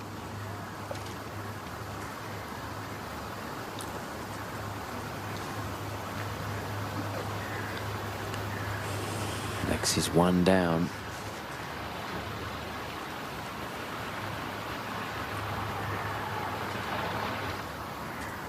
And it doesn't go. caught a lot of the hole, didn't it? So Georgia Hall is 2 up with 3 to play. A couple of major champions battling it out here at the Solheim Cup. Over to the 17th and Headwall to get it back to all square. Yeah, Nelly's birdie putt just slipped by and was conceded.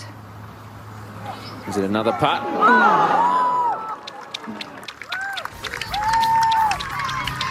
Wow, how costly they could be come the end of the day. So another match is going to go to the 18th here at Gleneagles, the final day of the Solheim Cup as we play through. We saw those two at 18. Kang in the bunker, that right from Saganda. Work to do for both of them as we drop back to 15.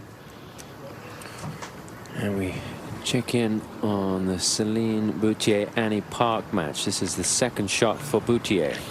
She's a very fast player, but she's taken a long, long time to figure out how to play this second. It's all about where you want to land it on this tricky green, this big green. Wow. Goodness gracious, that was so beautiful. Both players birdied the 14th, so Celine Boutier remains 1 up in the match. Let's go to 14 now. Matahara Munoz, her second, 2 down in the match.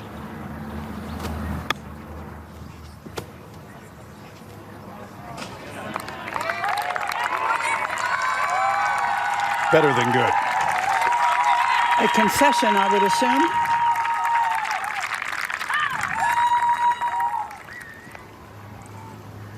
So at the 13th, Charlie Hull has a putt to win the hole. She's 1 down right now to Megan Kang. Charlie has struggled a bit with the putter today. Still, they're having a good match. This is where Annie Park's drive finished, her second to 15. A much more challenging shot coming out of the rough and from a further right side. Another good result. This could be really good. Wow, those were 2 amazing shots. Not the golf that we're seeing right now. They've just traded birdies on the previous hole, and likely they might do it again here. Let's go back to 14. Angel Yin in the bunker for her second.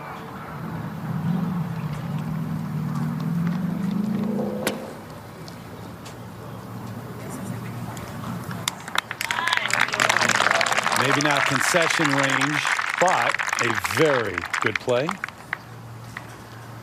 Chance for the tie. Go all the way back to 7, the final match. And Morgan Pressel, who was long of the green, chipped down to there, misses the par putt. So Anna Norquist is 3 up in the final match out. Megan Kang has this to tie the hole at the 13th.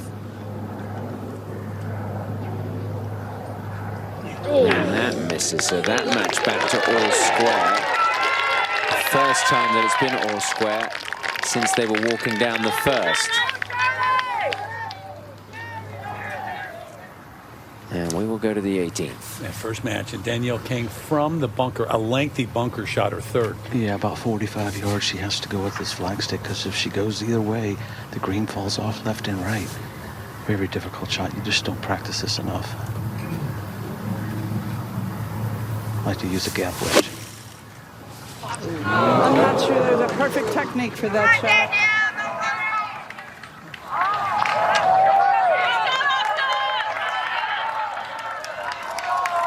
In a match that is tied.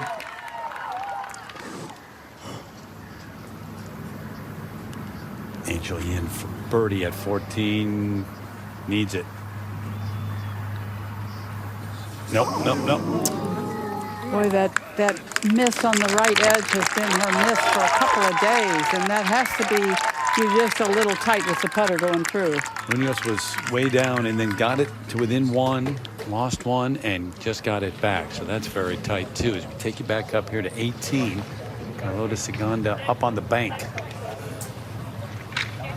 One more look at what we just saw from Kang. I think it was just completely too much sand. She never really got the ball elevated, and that was a necessary part of that job, that shot. Jim, how tough is this now for Carlota? Very tough. Cross green, really thick. She's trying to bump this into the slope. And remember the other day she tried to bump it and she hit it across the green. She has to hit it hard enough to get it up the slope. But if it has any speed, it'll fall off the other side of the green. Yeah, I think she's really looking at the green and not getting it close to the hole. That's what I'd be trying to do.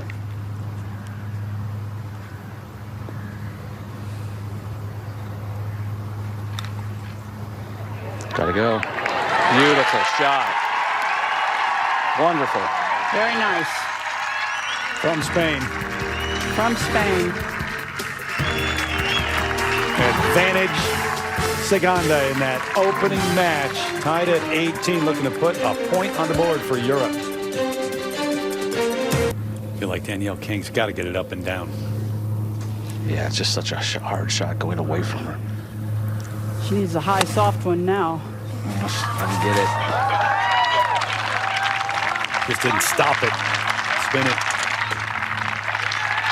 Not done yet, but remember where Segunda is after that very good play a moment ago. Take it back to Anna Nordquist. This to tie the hole at 8. Oh, wow. That was firm. It's about the 6th one we've seen today. Some very aggressive short putting. Yeah. So Pressel 2 down as we take you back up here, opening match. And feel, Jim, this one's got to go for Kang. Yeah, I don't think there's any doubt about it. It ought to go a little to her left. She's made some pretty good putts here at the end, but none would be bigger than this just to have a slight chance. Segunda's not in by any means, though.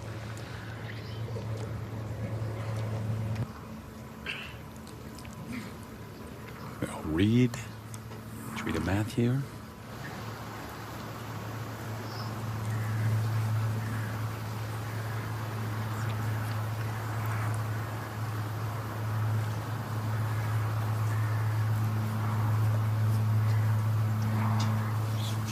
For par.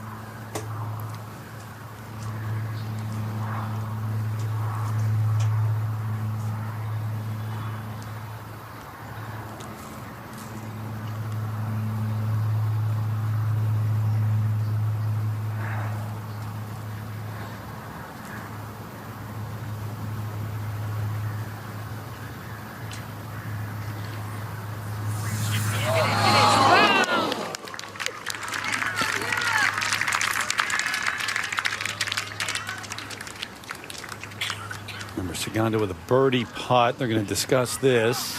And yes, it will be conceded. There's a point on the board for Europe.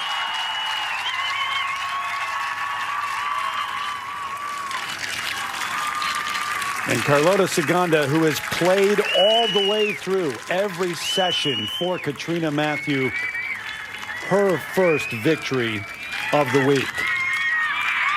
84 holes since Friday morning, is that right? Wow.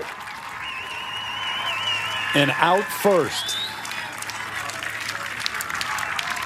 with a shot at 18 that Seve would have been proud of. Absolutely. Yeah, there's something in the water in Spain because we've never seen a player from Spain that doesn't have great skill around the greens. And hands. Uh-huh. Proving it there. Segunda with that first victory of the day. First point on the board, and it's 9-8 Europe. Nelly Cordes second on the way to the top shelf here at 18. I'll give you a little idea of how high she can hit the ball, how far she hits the ball. One up in that match over Caroline Headwall. Take you back to Lexi Thompson and Georgia Hall. So they wait while they look at that. We send it over to Jim with Carlota Segunda. Thank you, Terry. Carlota, take us through that third shot. That was very Seve-like there. Yeah, it was a tough hole. I mean, 18 hole is such a tough green. Anything can happen, and I had a 4 iron. Obviously, I didn't want it to be at the back for that pin, so it was a little tight. tried to hit it and the wind left to right ended up there, but then I hit a really good shot, and yeah, very happy to win that point for Europe. Well, you've had a long week. You've played every match. Where do you find the energy to continue going in a match like this? It was so tough. I mean, I just love playing for Europe, playing for the teammates, playing for being the captain. I mean, it's been a great week overall, I think. Lots of good golf, and I mean, if I need to play 2, 3, 4, 36 holes for Europe, I'll do anything. I appreciate it, and nice shot, nice finish, and we'll send it over to Grant. Thank you. Okay, Jim, thank you very much. Julie, you're not going to get all 12 like you said you wanted on the first tee, but how about that match? That's just match play, isn't it, Danielle and Carlota? Yeah, they both played great. Carlotta just made some key shots at the end of the match, but you know what? That's match play. You got to tip your hat and give them a point. What do you think about how the day's gone so far? Well, you know, it's really close. We just had some matches flip at the end, which just helps us a lot, but it's going to be close. Well, that's the way you want it, isn't it? And it's great for golf. No, maybe not for your nerves, but great for golf. It's great for golf, but it's going to be close. Everybody's putting up a fight, and you know, as I said last night, every shot, you know, every half points adds up. So they're all grinding. Simple math, isn't it? You win more matches than they do, and you win the cup. Simple math, and that's my specialty. Keep it simple, and our dance moves. Yeah, thanks. Terry. All right, thanks, Grant. You see what just happened? You believe that? I cannot believe the contouring of that green and what that golf shot did. Man. So Korda with the advantage at 18. We come back to Hall for birdie to win here at 16. Yes, to win the match. Yep. Lexi in with 5. Turning right.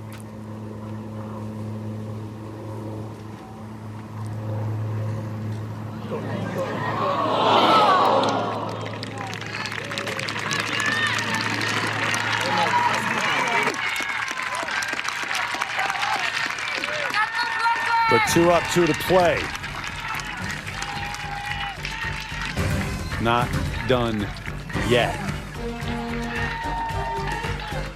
Get the feeling if you told Carlota Segunda, you know what, sorry, my mistake, you got to go play another match tomorrow. She'd say, okay, fine. She'd put her shoes on. Yeah. 9-8 Europe. Back at 12, Brittany Altamari 4 up in the match, looking for more. Jody Ewart shout out thinking, who is this I'm playing? USA wins the she's a very special putter, and she's living up to it. Now 5 up. This is Marina Alex now to tie the hole. Suzanne Pedersen hold a long putt here for birdie. And Marina Alex must be thinking to herself, what do I need to do? Because Pedersen was a lot further away from the hole than Marina. And she is 2 up. Let's go back to 18. 4th for Headwall off the green.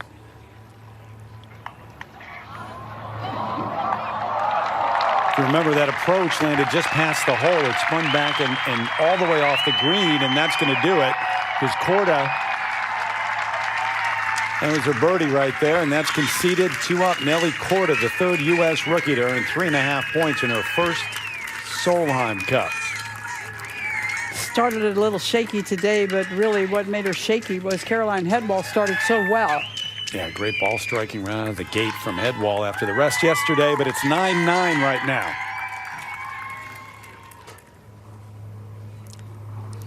On the tee at the 17th, Georgia Hall.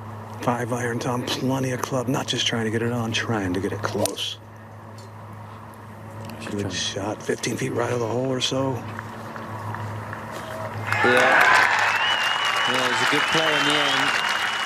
Trying to finish this match off at the 17th. And that's on that back shelf. And just a note on the timing. We've talked a lot about the timing this week. We are told that a match would not be timed, nor would there be any penalties if it could finish on that hole. So it shouldn't affect the outcome of a match in terms of finishing it off on a particular hole. To 17. And Thompson. 6 iron for Lexi. Needs to stake 1. And that is well right. Headed for the back right bunker, I believe. Tee shot here.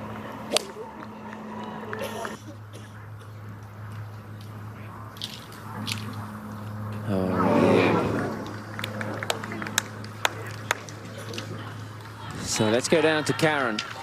Thanks, Tom. And Nelly, that front nine, you were 3 down, you made the turn and you fought back to this victory. What did you tell yourself to get through that back nine and to come off with the win? You know, that birdie on number 10 really helped. It kind of got me going a bit on the back nine, and I just told myself not to quit, that there's a lot of holes out there and still a lot of golf, and we're both going to make mistakes. And, you know, I just kept my head down and kept trotting along. This is your first Solheim Cup. You've done it with your sister. You've had a fantastic time. You've been very victorious. Has the experience lived up to everything you expected it to be? Yeah, and more. I had so much fun this week alongside my sister and my teammates, and I don't think I could have dreamt of anything better. And hopefully, you know, we retain the cup, so I'm going to go out and support the team. Sister in particular? Yeah, that too. I think I'm heading out that way right away. Good, you go get her. Thanks very much for your time. Well done. Thank you. So let's catch our breath here. Lots going on. Update you on Brittany Altomari, who's 5 up over Jody Hewitt Shadoff. That's a fine performance from Altomari in her first Solheim Cup. But every other match is close, although we could see a result at 17 pretty soon. Let's go to 12. This one as close as it gets. Jessica Korda tied with Masson. It's her third. Hey now. That is what you call in match play a heartbreaker. But, and you've talked about, you've got to come to expect that type thing too. Yeah, I wouldn't have expected it from there, but okay, all right. Beautiful shot. You don't ever want to be taken by surprise, but you just are once in a while. Yeah, it's got to be discouraging. You got your putter, you're ready to go. Got a chance, you're in the thick of it. Van Dam for birdie at 14. Salas had a 1-up lead a few moments ago. And Van Dam, a rookie on the LPGA, hits it a long way, looking for a first win, but has won 4 times on the LET. 17. Back live now with Lexi Thompson from the bunker. Only one thing really matters here. There's no way Georgia 3-putts, so she has to hold this. Green slopes away gently.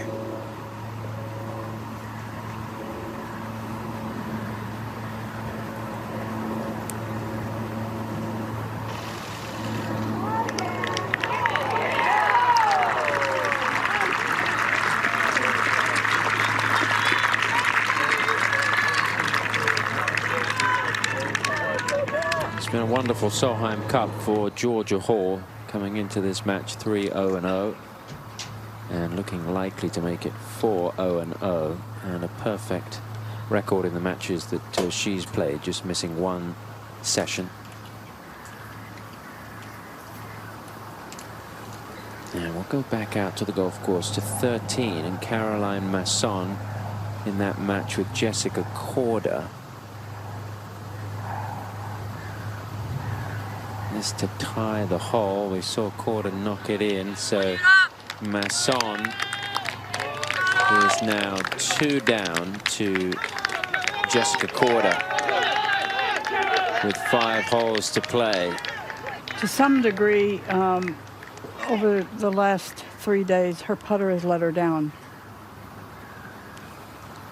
Talking about Caroline Masson. Yes. Yeah. Not played her best golf here in Scotland. Now, Georgia Hall, 2 putts to win. And the only reason this hasn't been conceded is because it is downhill and a little slippery. And we're at that time in the match.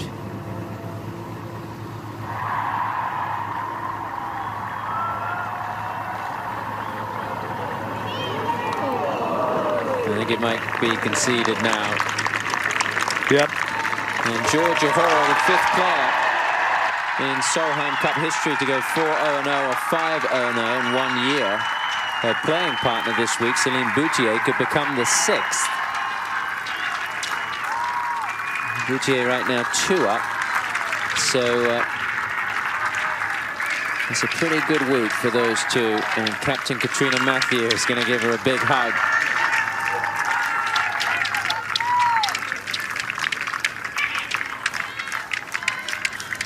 There's Dame Laura Davies, and there's Dad.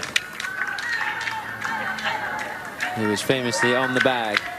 There's her mother, famously on the bag for her win at Royal Lytham last year during the AIG Women's British Open.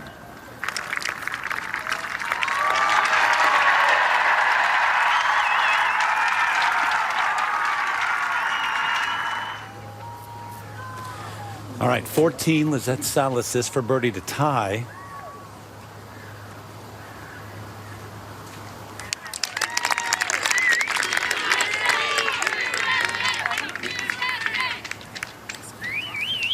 So it is 10-9 as it stands right now. Europe up 1.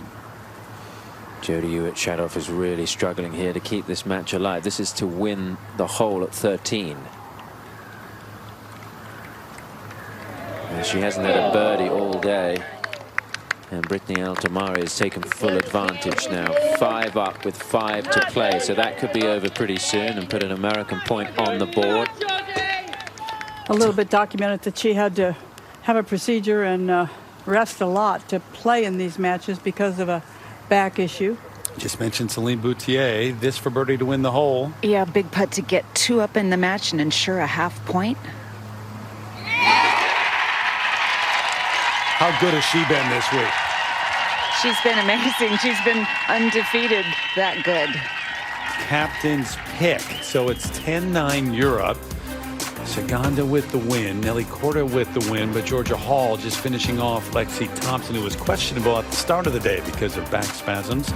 Boutier 2 up right now. But Georgia Hall standing by with Jerry. And watching Celine Boutier back on the tee at 17. Georgia, how important were some of those putts to tie early in the match to keep you in it? Yeah, I had some really good kind of 8-10 footers for halves, which kind of kept the momentum going, and managed to hit some great shots on the back nine to get me back to all square and then finally win. I'm sure you took the occasional glance at the scoreboards and saw that this can go either way very quickly and knew how vital your match was. What does it mean to you be able to come through for your team and for your continent? Yeah, I think it's very important to get some shots, some European blue wins on the board early. So I was third out. So hopefully the rest of the team can see that and keep on fighting. Where will you go now? Who will you lend your support to? Somewhere around the middle, and Charlie maybe. The matches are quite close, so go and support them. All right, congratulations. Very well played. Thank you. Back up to the tee at 17. And Kay Cockrell following this match. Celine Boutier has already played. It wasn't a good one, was it, Kay? No, it was a very unusual pull hook. Boutier has been so precise. In fact, I'd describe her as an exacting player. Now, Annie Park with a chance. She hit a great iron shot here yesterday in team play. Her goal right now is to win these last 2 holes and carve out a half a point. Yeah, it's the only thing she can do. I tell you what, these 2 players since the 9th hole made 10 birdies in a 6-hole stretch. Jerry Foltz is down by the green. We just saw him talk to Georgia Hall. He's now going to have a word with Katrina Matthew. Yes, indeed, Katrina. You've been on the playing side of this many times, your first time as captain. What are the nerves like at this point where everything is so crucial? I think it's probably worse because you can't do anything about it, actually. You're just standing watching, but it's close. We probably need a couple of these games in the middle to try and turn around and hang on to the ones we're leading. So it's going to be tight, I think. You've visited just about every match, especially the close ones throughout the day. What are you telling your players? Just to try and get their point, just to keep going and, dig in for those last few holes. All right. Good luck. Thanks. Back on the tee. Annie has chosen a 5-iron, trying to move it a little left to right. Steady, steady. It's too much. Too much adrenaline. Obviously plenty of club there, Tom. Yeah, maybe just didn't account for the adrenaline and the situation. She is a rookie. She's never found herself in this position, and there's a lot of pressure here to try and get something out of this match. 2 down with 2 to play. Let's go to 16. Good look from behind here at the green. Everybody up there gathering around. Big gallery. Munoz ready. 145. Angel Yin is just left of the green in 2, just off the fringe. This needs to get up a little bit. Okay.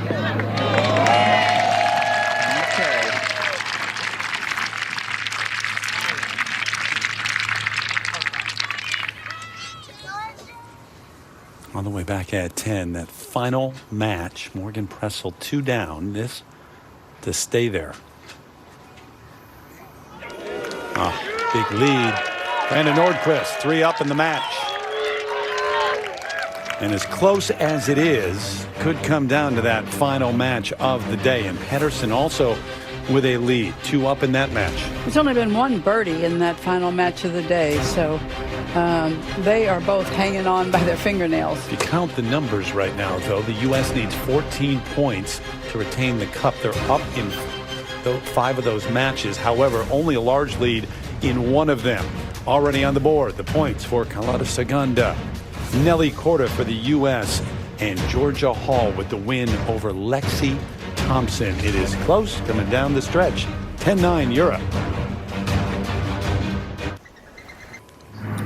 Back at 14, Caroline Masson. This to win the hole.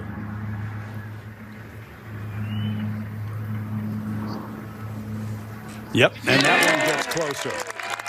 Yeah, good birdie and really timely. So Korda just 1 up with 4 to play.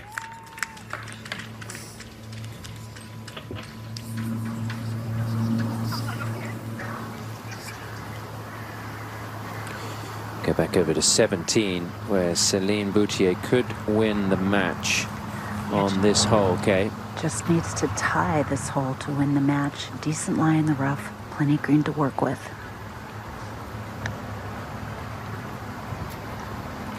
Annie Parker's not played yet.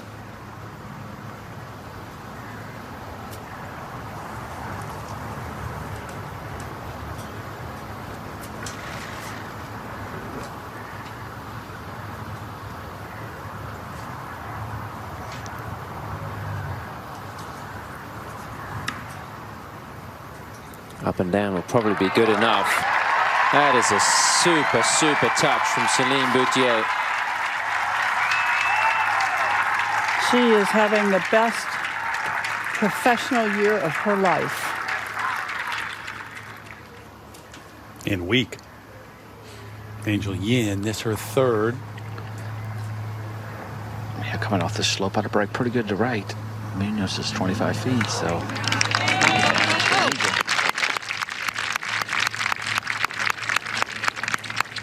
Just outside of where you would give it. Well, Annie Park needs to hold this bunker shot. Céline Boutier is not going to miss that short little putt. That's a tall ass, but a good clean lie at the bottom of the bunker. He'd rather be playing from this bunker than the one on the other side of the green.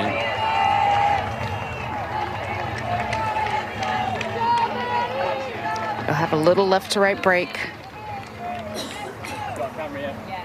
No.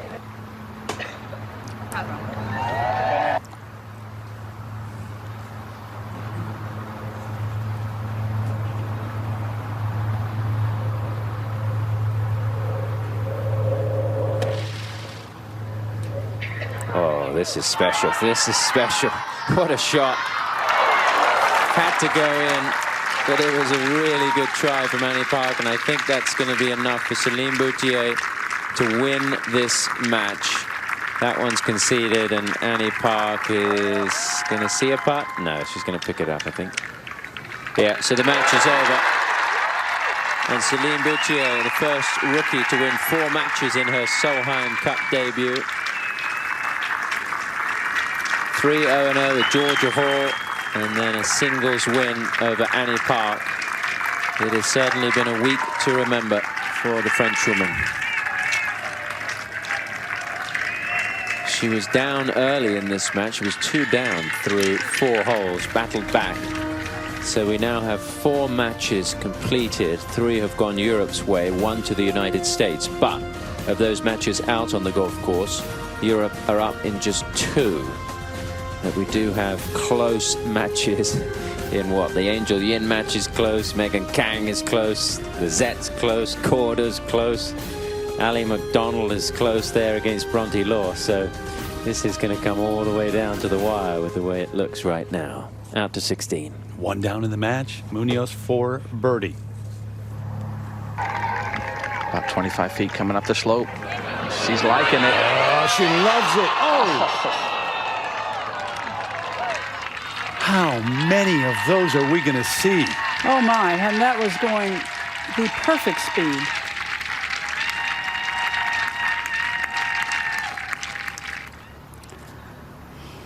Meanwhile, back at 14, Jody Ewart-Shadoff 5 down in the match against Brittany Altamari.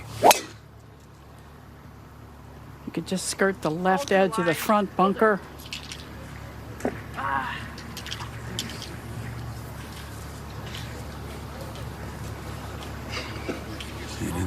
Not a difficult bunker shot. No, but she needs a lot of magic. Meanwhile, that close miss for Munoz. Now Yin. Yeah, she had 209 in her. Huge advantage was her distance. Takes advantage. Been missing right, but not that time. 2 up, 2 to play, Angel Yin. Well, she's got her head down and marching to the next tee. 11-9 Europe.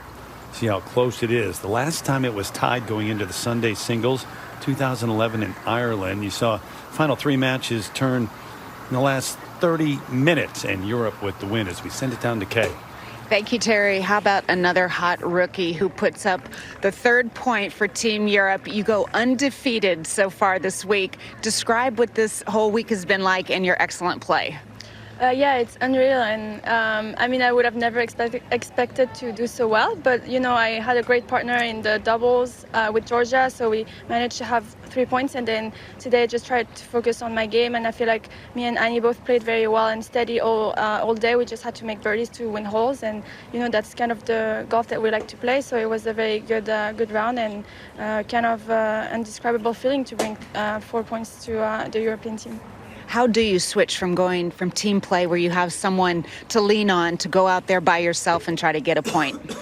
Yeah, it's definitely a strange feeling on number 1 when you're really by yourself, and but you kind of have to also rely a little bit on your caddy, and you know, hopefully, because you're like a team with him, and just try to manage to you know, hit some fairways and greens and focus on making good shots. Well, beautifully done. A perfect 4-0 and a big contributor en route to trying to get Europe their Solheim Cup. Thank you. Well, Celine and Annie Park each made 4 birdies in that match. It was a very well-played match. This is the 15th hole. Caroline Masson against Jessica Korda. Korda is 1 up.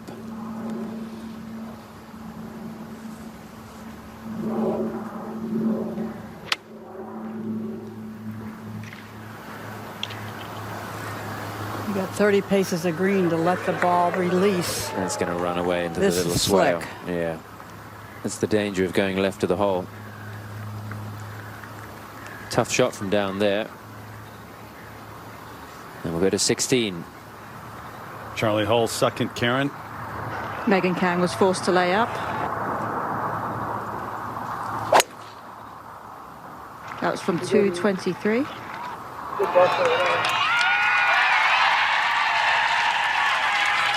Hoping it hangs on, doesn't get to the tall stuff. So, all right. Kang laid up. Hall gets there and beyond. And they are tied. 14 Altamari. This to win the match.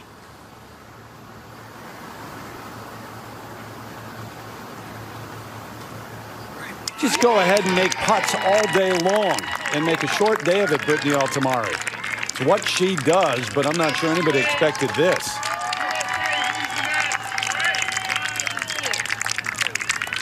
A 28-year-old from Worcester, Mass, originally University of Virginia, a rookie at the Solheim Cup. And we saw Masson miss the green left. This is Jessica Korda's second.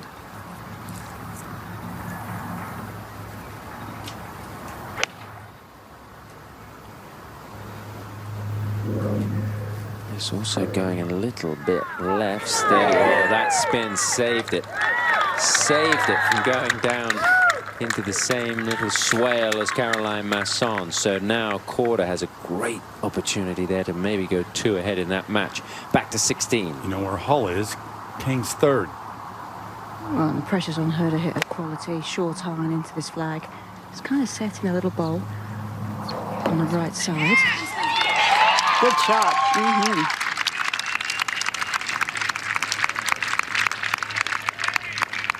No easy up and down for Hall either from beyond.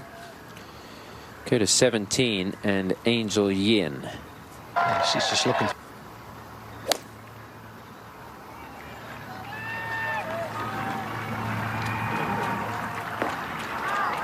Somewhere. That's a good shot. Within birdie range. It's a really good shot. And now it forces Azahara Munoz to, well, go at it, try and make it 2.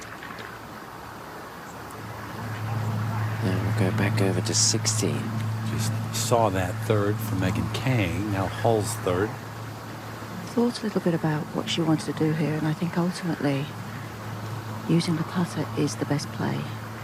Pretty flat in this first section, but then it goes downhill towards the hole as it enters the bowl.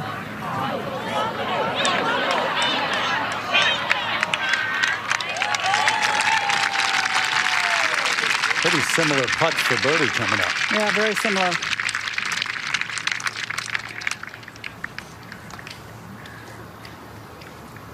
Judy, what's it like being the second half as we watch Ann Van Dam on the tee at 16 and knowing that it's coming down to those matches and you're one of them? Right? You were a little keyed up and nervous before. More so now. It hadn't lessened. More so now. So Suzanne Pedersen at the 13th to tie the hole.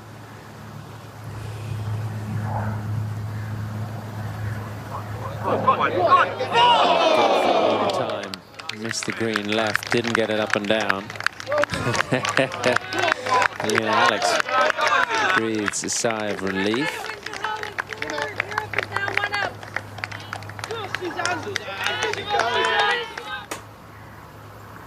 So we'll update you on that score in a moment.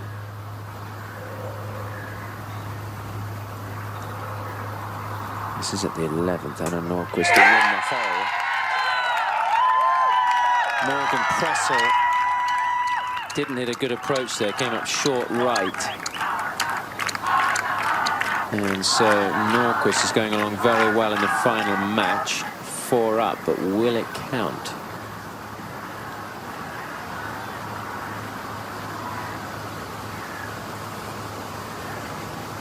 It remains to be seen. It's difficult to figure out where it might end or when it might end. We do know that Munoz is clutching at straws here. She's going to have to make this one, Jim. Yeah, she's going to have to. It's going up the slope. The last 3 or 4 feet might go right. Angel Yin's in there about 12 feet, so no question. I think she's got to make this one to keep going.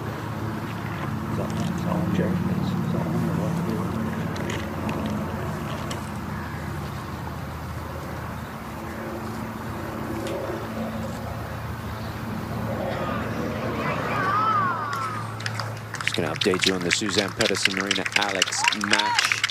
It's 1 up for Europe in that match, not 2 up as we showed you. And Munoz is going to see at least 1 putt from Angel Yin, but I think she knows in her heart that it would be very unlikely.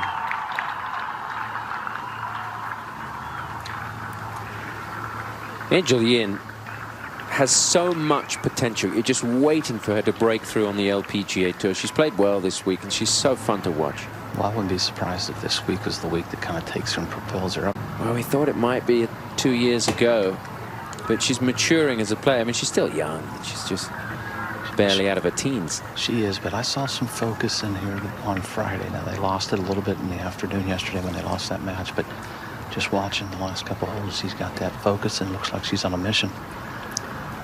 A couple of people on the LPGA Tour have taken her under their wing a little bit, and no one more than Julie Inkster.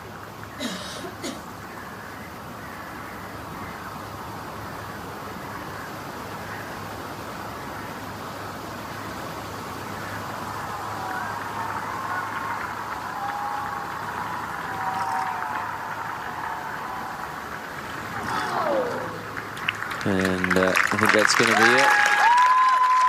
A great win for Angel Yin over Azahara Munoz, 2-1. And that means that the matches are now tied. 11 points to 11. It couldn't be any closer. Let's go to 16. Just like this match, Charlie Hall, this to win the hole. Megan's putt was just a little weak and to the right. Charlie would have learned from the line. Able to do it, one up in the match.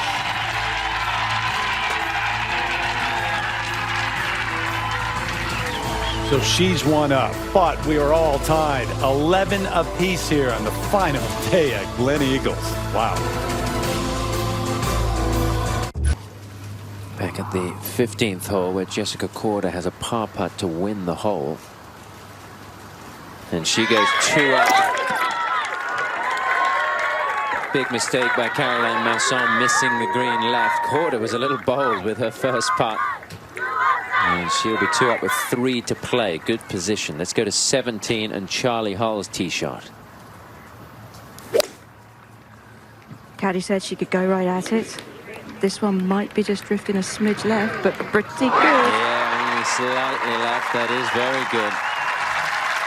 Well, that was just a moment ago. And now live with Megan Kang. And really, now that she's one down, really has to try and hit a great one in there closer. It's going to drift away slightly. Pretty good shot, but not quite good enough. Let's go down to Jim. Thank you, Angel. Yesterday, you kind of let it get away. What did you tell yourself this morning when you came out? A little better conditions, obviously. I just got to take advantage of the weather because yesterday, I mean, I'm not the greatest in the wind, so I kind of was rattled by that. But today, I was just ready to go, and I know that every point counts. Well, you know, the Des Moines first time around. What's the difference the second time around in the Solheim Cup? I mean, there's nothing really different. I'm still so much adrenaline is flowing through me. On the last hole, after I made that putt on 16, my legs was shaking, and I was like, I just had to pace it off. Just kept walking around the tee box. The nerves are always there. Just, how well you manage it. Can you take these experiences, maybe help you get your first LPGA win soon? I think it's gonna help. It's gonna help for sure. All right, appreciate it. Go out with your team. Back to you guys. Jim, experience certainly helps, but the fact is you never get over the nerves, do you? No, and you don't want to get 100% over them. You just want to be able to perform while you have them. Learn how to come through in that pressure. Out at 16, so Lizette Salas is 1 up in the match with Ann Van Dam. Van Dam's 3rd coming up.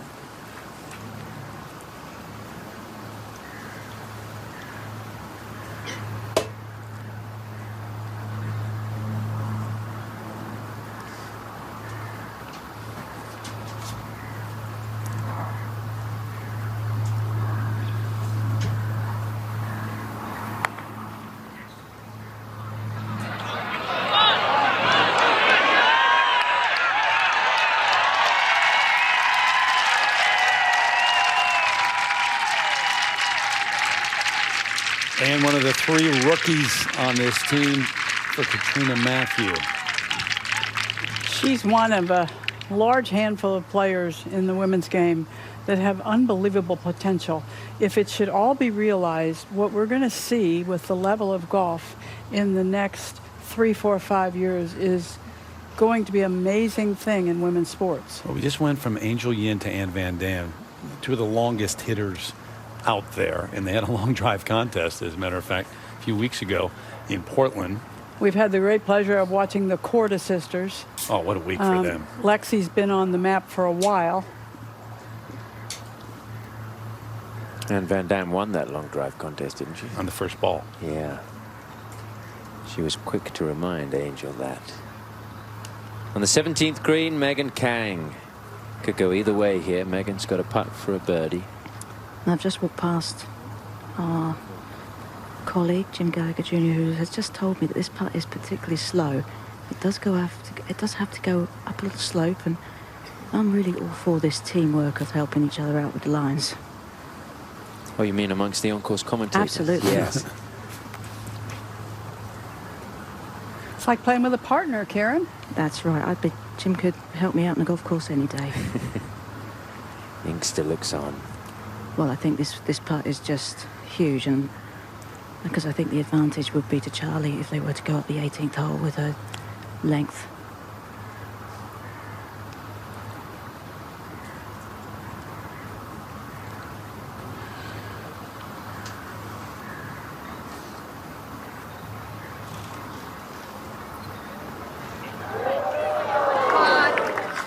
Dead right, wasn't he? Our colleague Jim just a little slower than she expected. That'll be conceded. And Charlie Hull, oh, maybe it won't be conceded. Charlie Hull will, and she did pick it up there. Charlie Hull will have a putt to win the match. But let's go to 16. Is that Salas for birdie?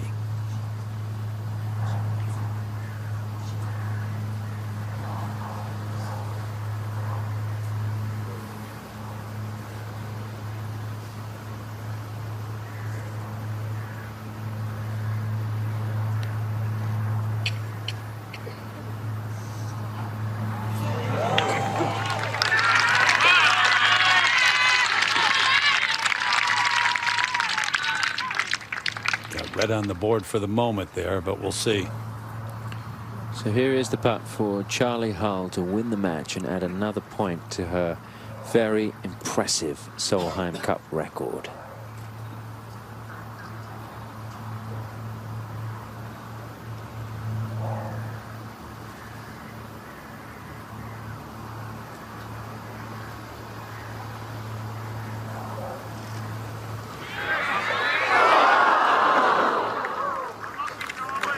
We'll go to the 18th.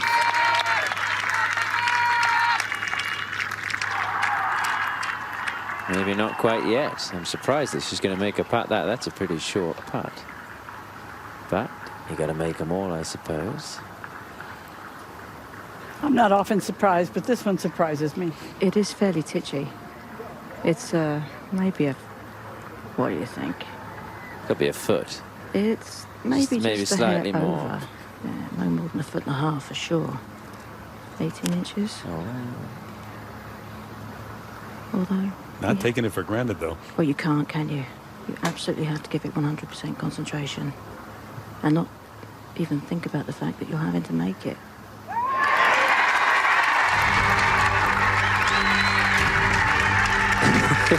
Charlie's face sort of said it all. Megan can't find her way to the 18th tee. And Van Dam tying up the match on the 16th. This her tee shot to 17. And it's a bad one. That was the one thing she didn't need to do. Get something on the green. Give yourself a chance. And now she's opened the door wide for Lizette Salas.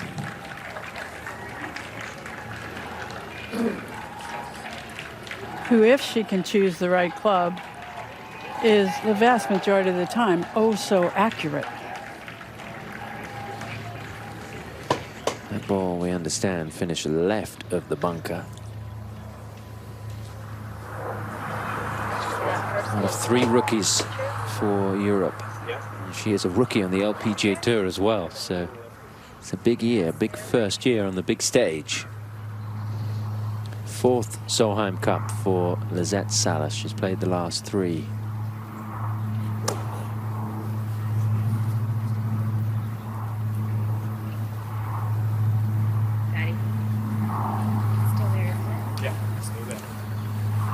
In all 3 of those singles matches, she's played the 17th hole.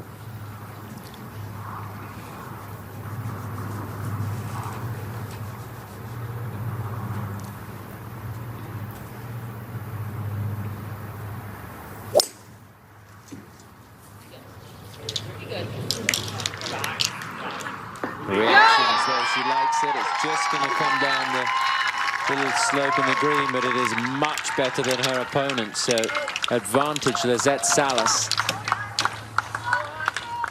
And we will go to the 16th.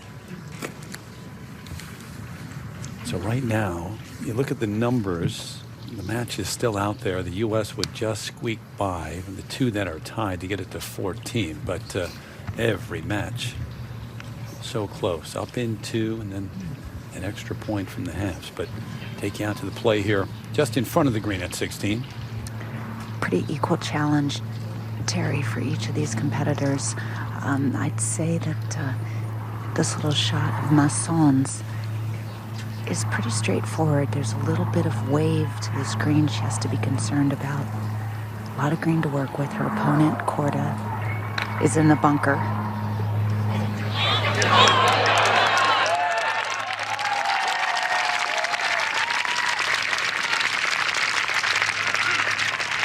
It's another one of those putts for Caroline Masson. And right now, fighting to stay alive. Yeah, she's in a good spot, though. It's not a real fast putt. It might move to the right a fraction, but it is just a fraction. Judy, you can't seem to get anything close enough to the hole, can you? No. Jessica hit a pretty solid 3-wood, but it just pushed it a little bit, and it couldn't clear this bunker. But I think she's better off in the bunker than if she had ended up in the rough. Has a flat lie, almost a little bit of an uphill lie.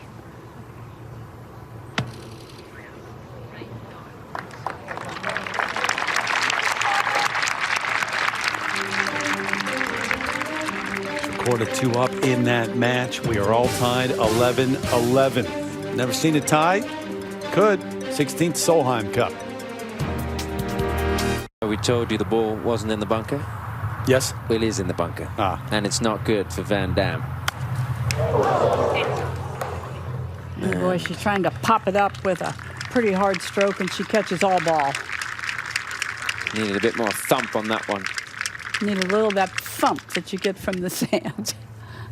At 16, birdie putt, Jessica Korda.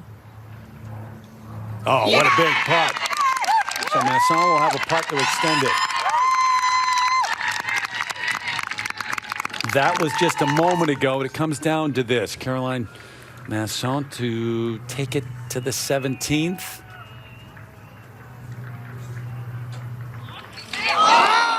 So much of it. And what a way to go out. Heartbreak of a putt yesterday, missed at 18, and now here at 16. Jessica Korda 3-2. The win puts another point up there for the Americans. Van Dam needs this to go in somehow, and it's not going to be close. So the U.S., they're only a couple of points away from keeping that cup, putting it on a plane tomorrow and flying it back to the United States. Not going to concede the hole just yet, but Lizette Salas will likely have 2 putts there to win the hole. Pedersen missed the green left. Big mistake. This is a second shot for Marina Alex. Coming out of the rough, and that she wants to chase down, and it might chase right down to the hole. It's trying. Really good shot.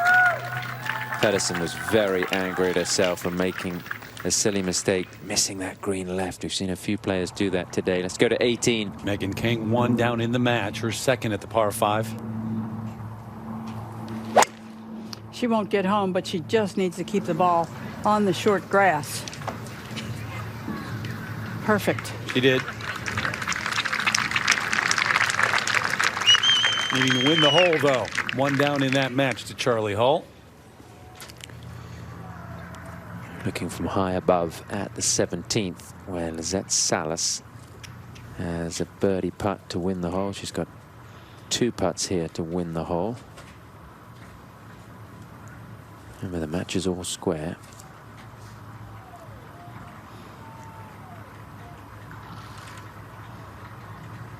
Steady on. It's uphill. She gave it a little bit of them. And that's going to be conceded. So they will walk over to the 18th tee, and Lizette Salas has guaranteed the United States at least half a point.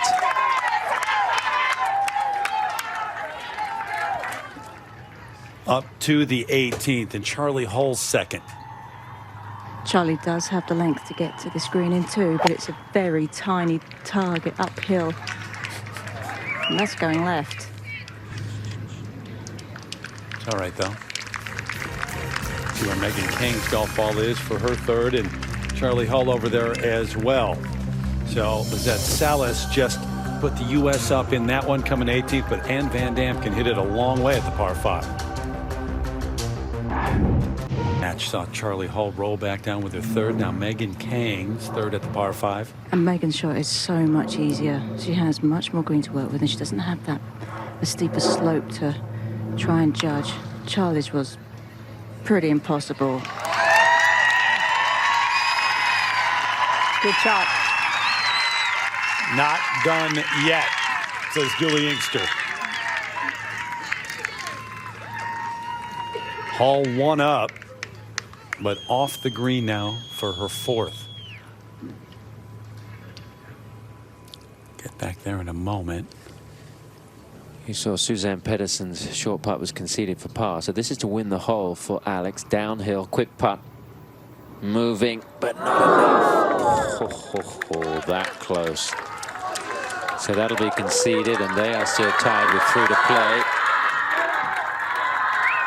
And word may be getting back to these players very soon that this is crucial for the European effort, with Charlie Hull struggling at 18. And the only breathing space in any match is Anna Nordquist in that final match, 4 up over Morgan Pressel right now. 4th putter for Charlie Hull. And still a difficult shot. And it's over the other side. Look out. That's gone. Look out.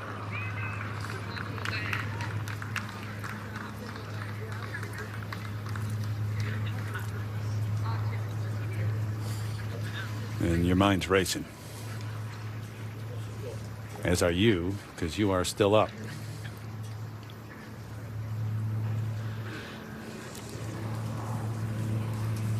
Golf also can give you, it offers up once in a while that little tiny humiliation factor where you hate to do something that looks like this in front of so many people. Tiny for a Hall of Famer. Much larger for anybody else who plays this game. And very quickly, Hull up there.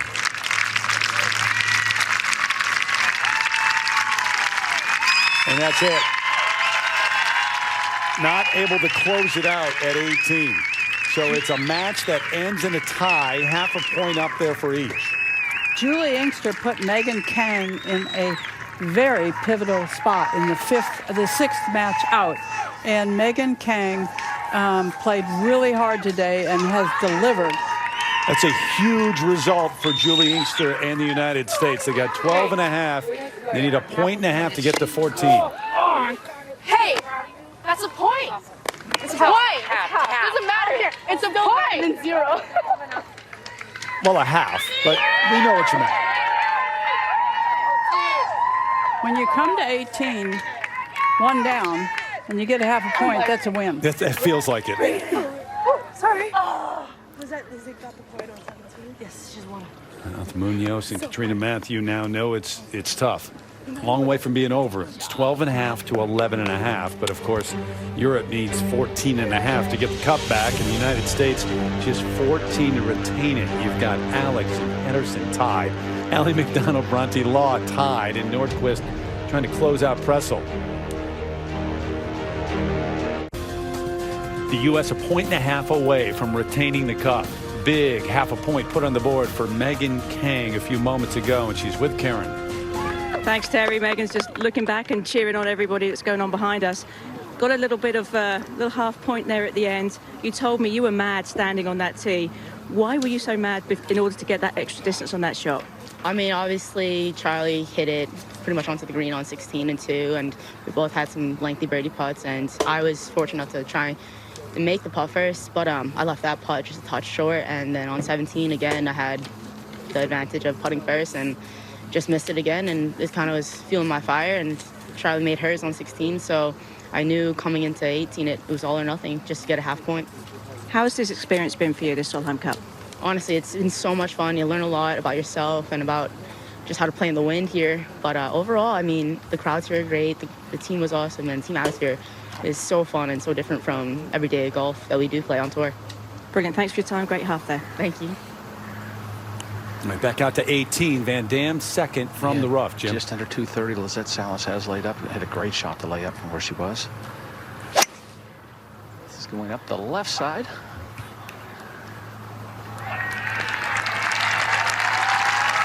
It's really good out of the rough. Wow. Needing a win at 18 for Katrina Matthew. 1 down in the match.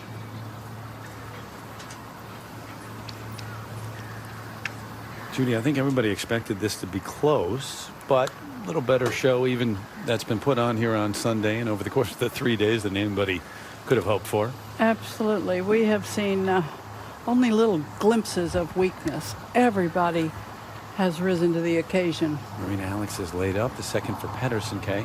Yeah, she can get this on the green. 202 to the front, 221 to the hole.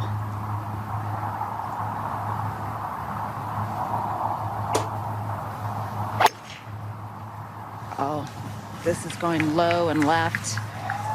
It's not going to be a terrible lead, but just not on the green in 2.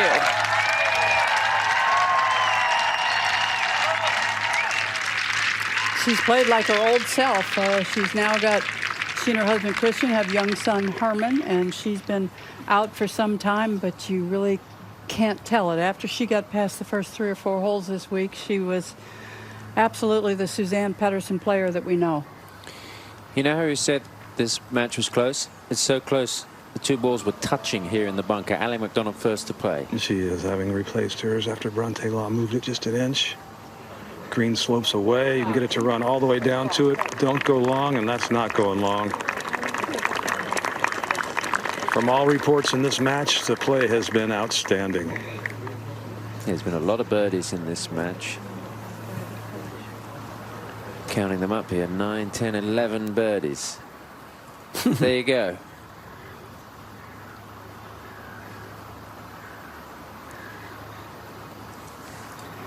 Well, and you get a good look there at what Jerry's talking about. Beyond the flag stick, it starts to run away from you, and it goes all the way off the green.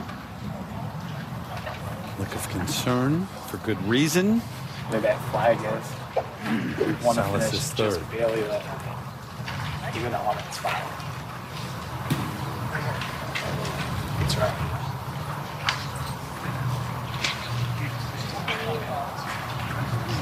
You're writing this opponent, aren't you? Yes, exactly. Okay, so anything you want to win is past the opponent, right? That's totally fine. That win graphic This doesn't line, mean this win, we'll take it right. Yep. what it did You're yesterday. going to start it. Just not for those 2 flags. Nothing. You got it.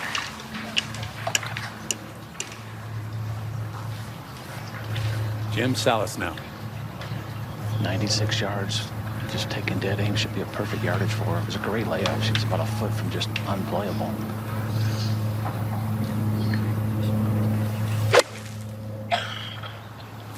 Might need to get down. And still. Okay.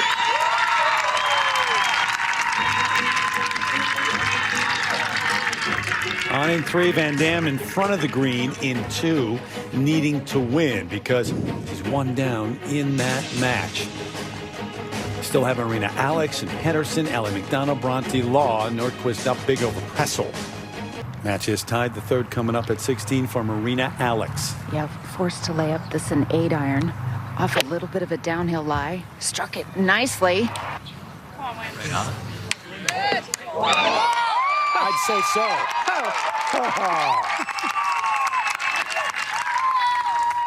15. Bronte Law's 3rd shot from the bunker. Freshly raked sand. Oh, wow. It's like she just my. quit on it. Oh, it's a delicate shot, but that was hugely unexpected. Up to 18. Lisette Salas in front of her teammates, opposing captain, trying to close this match out. Her ball was about a foot and a half from going off the green, but stayed up. Van Dam chipped her ball, I'm going to say about 7 feet past the hole, so it wasn't the best chip shot for where she wanted to have it.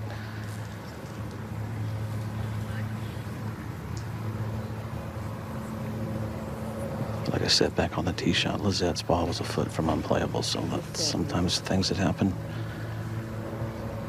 that make the difference in the final of the week.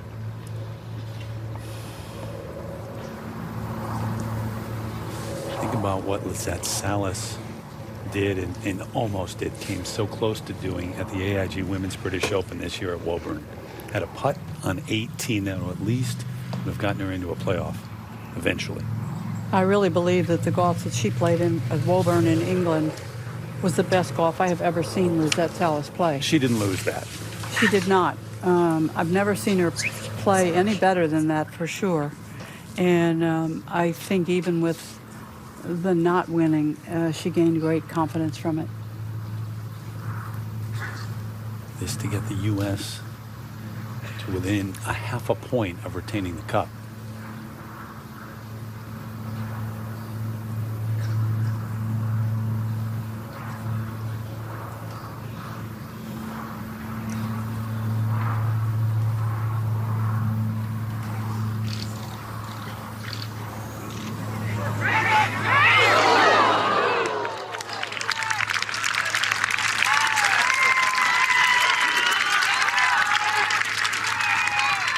Van Dam still alive. Back to 16. Pedersen from off the green, her third. Yeah, this little left to right breaking pitch shot. And 2 just amazing shots under the gun in this situation. Yep. Tie the hole with birdies. Wow.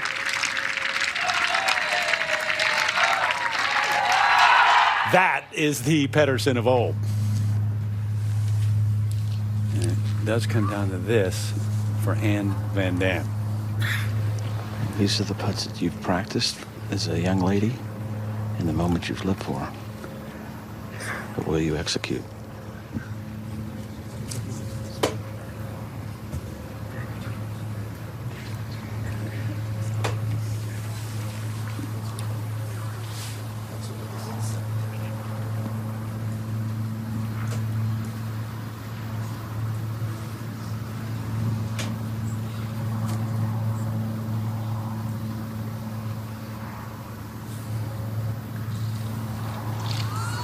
Nope, not going to happen. Lizette Salas able to win this match and get it to 13.5 points for the United States.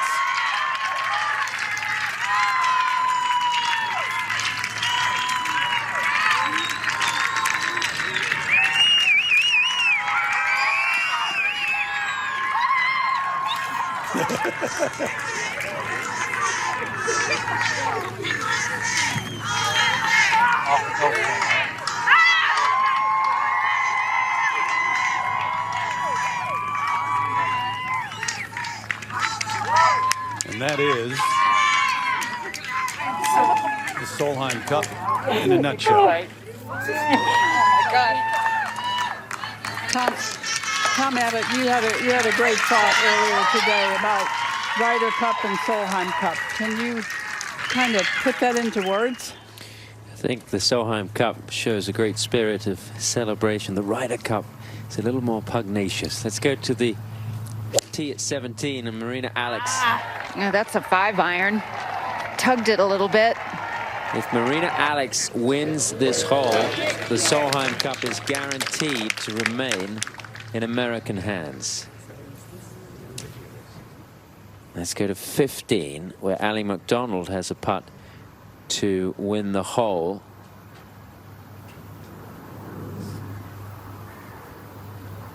That close.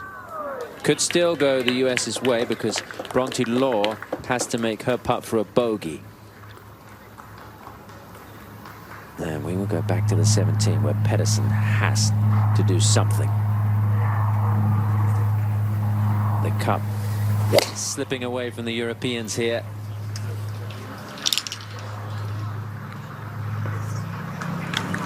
It's not going to be exactly what she needed. It's on the green, not in trouble. Playing back into the sun. Here's the putt for Bronte Law to tie the hole, keep the match all square. A huge one uphill. Oh, right in the middle. Wow. Well, she might have quit on the bunker shot, but there was no quit in the putt. Celebrations for Lizette Salas with her parents. And it's not quite in American hands just yet. Remember, 14 points to retain the cup for the US. They're half a point away. The pressure cooker of the Solheim Cup is about to hit its highest level here. Suzanne Pedersen has to do something. Cannot lose this hole. This for a birdie. Marina Alex still has a putt to come. Yeah, 2 very long birdie putts. This one close to 50 feet from the lower level up to the top tier. Gotta get the speed judged right. What an effort for Pedersen. But Marina Alex has a putt to guarantee that the cup will stay in US hands. Remember, if it ends as a tie, 14-14, the team that holds the cup retains it. And so they're looking on at Alex.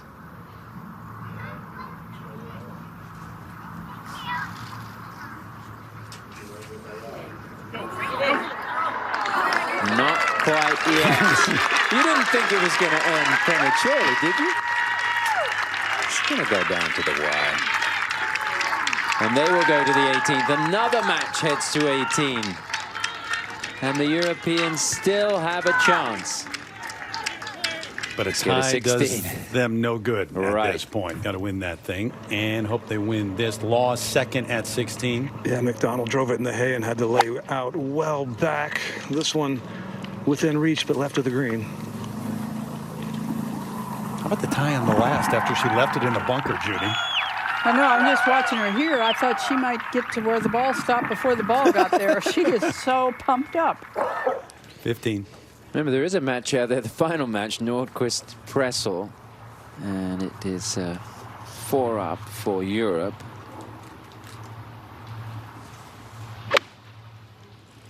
Second shot for Pressel.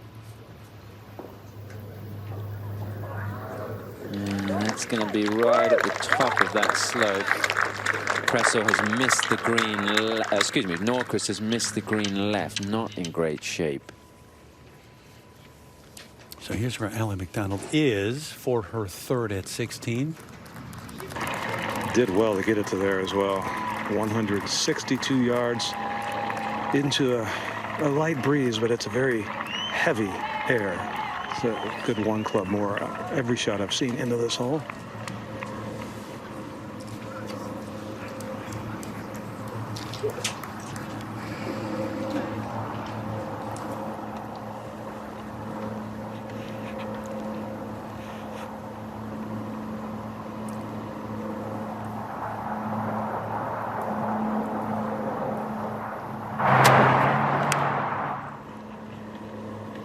Not a good looking shot, just turning a little left of the hole. Plenty of club. Good shot. How about finding out late last week that you might be pressed into service, and actually officially not till this week that, yep, you're going to play in the Solheim Cup and coming through. She's done a great job.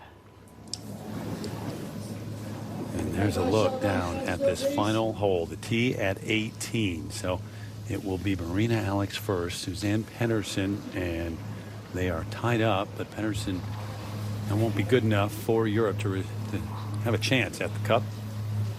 Marina has really fought hard this whole day. She's never been up in the match. She's come back twice from being 2 down.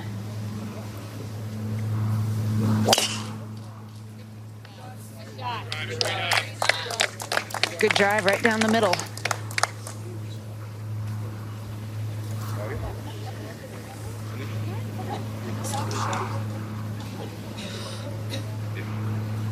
Alex, one of 2 rookies for the U.S.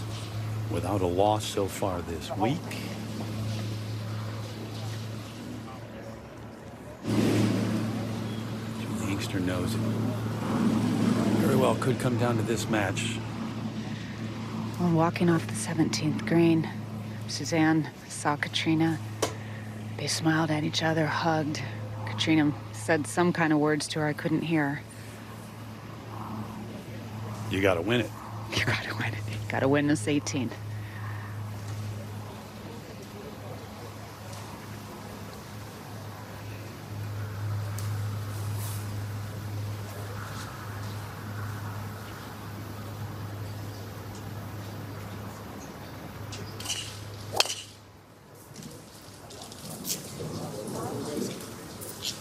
And it will be tough from there. That's a bad spot. You see a little bit of golf ball, but Suzanne is a player who could have put the ball just short of the green, and now she'll put it somewhere 100 yards or more from the green. Another match that is really in question back at 16. The third for Law. From an uphill lie to a pretty basic pitch, and she just gunned it.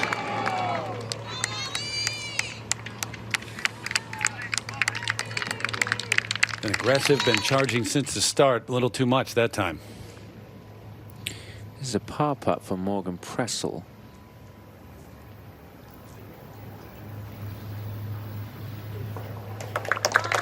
Norquist putted from off the green and still has a putt there to win the match because she's 4 up. We'll go to 16.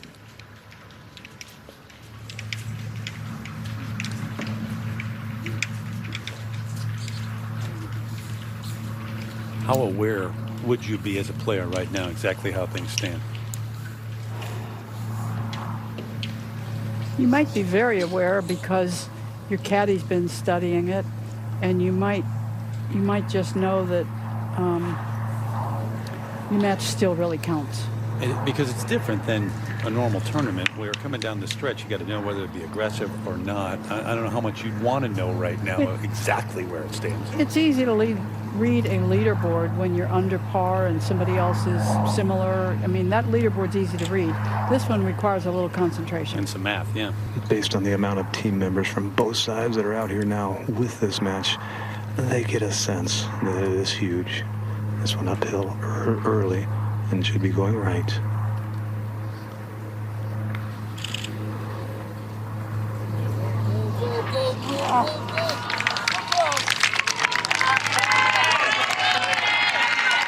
Going for the coin, though. This to win the match at the 15th for Anna Norquist. Been a fine performance from Norquist, who's dominated this match and finishes it off at the 15th. So it's 13.5, 12.5. And it all comes down to those two matches. Marina Alex against Suzanne Pettersen, Ali McDonald against Bronte Law.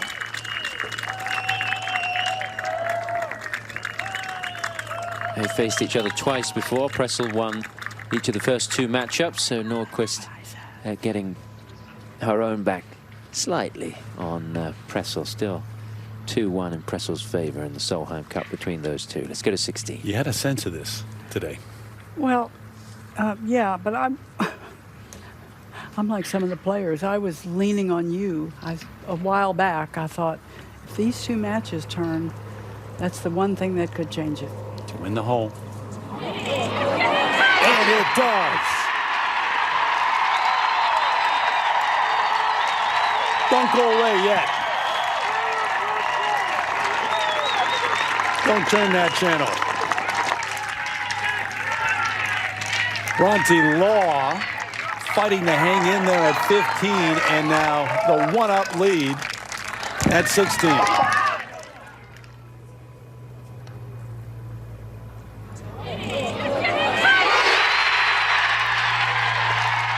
A loud roar, and she was louder than everybody. She is a bulldog. She is a fighter. She is fun to watch. However, it's Pettersen who's got to win this hole. And well, right in the rough. Tree trouble as well, or no? And see in a moment, Marina Alex setting up for her second. We've got to give ourselves a chance. Yeah, Marina taking a long time to figure out what to hit. Looks like she's going with 3 hybrid. Suzanne Pettersen has a good lie, but she does have the tree to negotiate.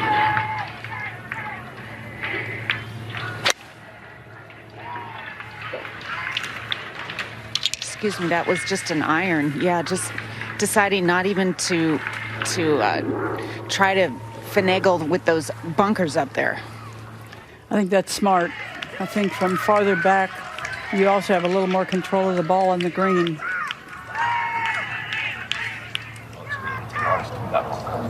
So are we trying to be short of that bunker? Right. Going to hit an 8-iron. How far to hit it? You want to hit it at 116, 120 max.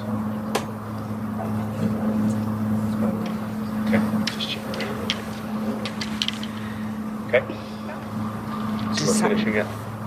You should see the black TV tower, whatever it is, with 3 boxes. Sorry? Focus. No. Focus. The camera's focusing too. Okay. Angel, the mic. This is the smart play. There was just too many variables to have to deal with. If she was trying to power one up there close to the green, get a layup with an 8-iron. Trying to keep it to the left side to have a better angle. Has to win this hole. They like it. Yep, right up there alongside, just behind. Right next to Alex. How good does she look as a captain's pick right now? A lot of people criticized that, doubted that, but she's come through. And here's another one. Bronte Law on the tee at the 17th. Going with 6-iron here, and Judy, you know, she's thought of this moment, she's dreamt of this moment, but you get the impression she was made for this moment. Couldn't agree more, Jerry. 89, Alex has 85. 89 and 85. Heading to the back right portion of the green, a little right of the hole. Actually, that was not hit all that strongly, but still safe.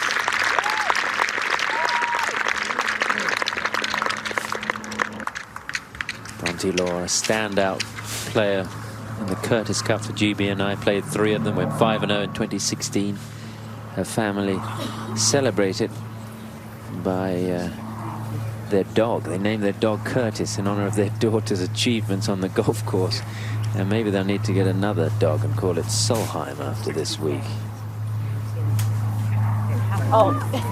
Can I get a hug too? 5-iron here for Allie. A light breeze in. Gorgeous Sunday evening.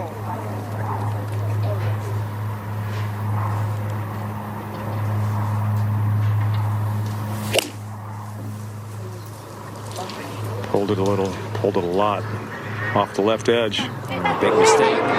Big mistake. Advantage Bronte.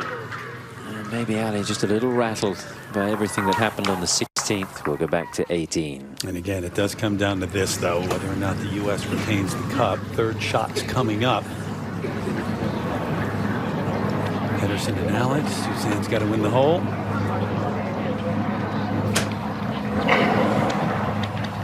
Well, and you think by the number, just an 89-yard shot, it'd be easy to hit it close, but there's a lot going on the screen. It's tilted severely back to front. There's a runoff to the left, a big runoff to the right. You have to be so precise with this little shot.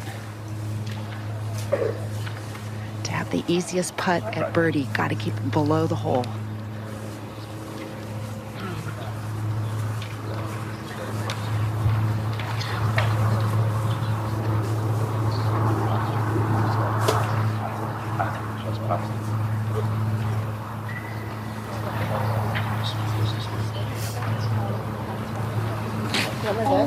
It plays a little bit uphill.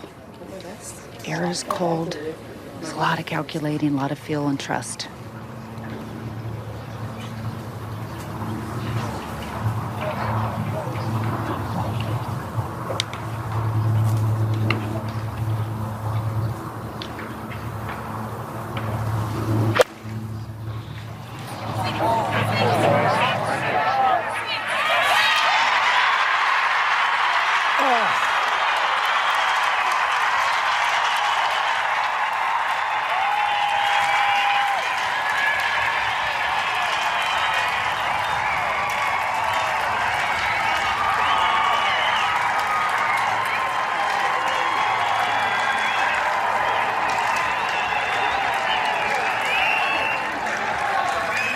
Sensational player, but an even better competitor. What a shot from Suzanne Pedersen. Now we see if Marina Alex can match this 4 paces ahead, almost the identical type of shot.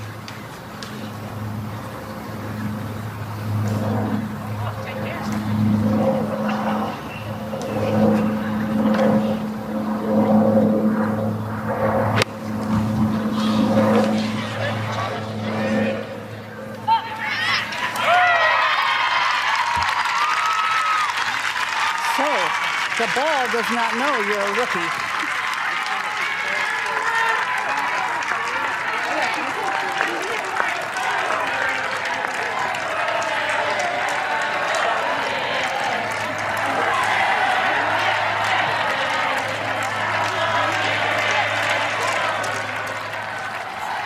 Good enough for you, Tom. This is pretty special. At the 17th, Ali McDonald in the bunker. Downhill lie, very difficult shot to get under the ball properly. Got it, girl. Got it, girl. That's a good shot. Yeah. Classy. But Bronte Law will have a putt to win the match. And remember, if McDonald can fight to actually get a half a point in that match, it will put the U.S. at 14. They retain the cup. And it comes down to these two putts at 18. Talk about major championships and how many times as a kid you imagine yourself having a putt like this. And how about at the Solheim Cup with your teammates all watching? Think of all the years when envisioning this wasn't possible, when you didn't know that your sport could rise to this level. Meanwhile, at the 17th, Bronte Law with a putt for a birdie, which would give her a 2-1 victory over Ali McDonald. You never really know, Tom, but this is no given two-putt either.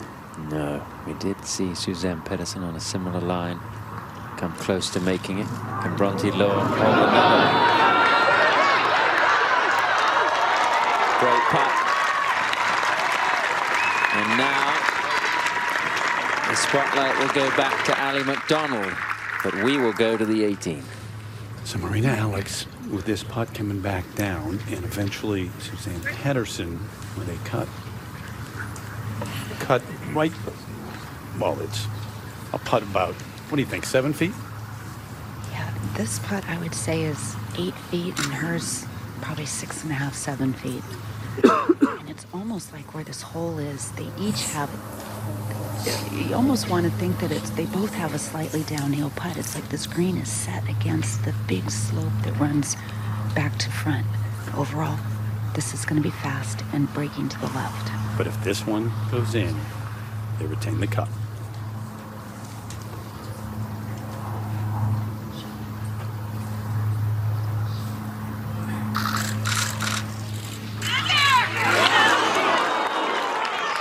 And Europe is alive.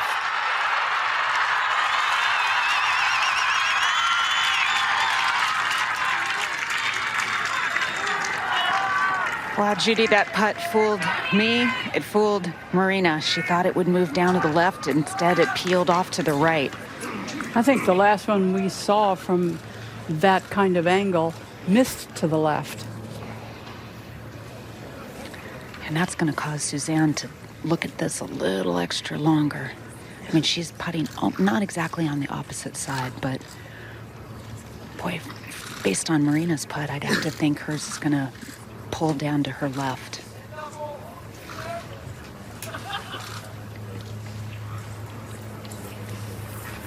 And of course, action taking place back at 17. Ali McDonald to extend the match.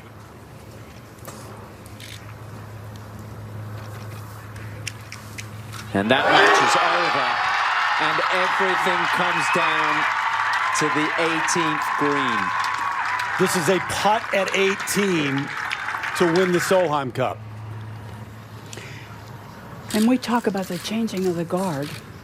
This is the guard that's been here a long time. And this is it, Judy. This is it to win the cup.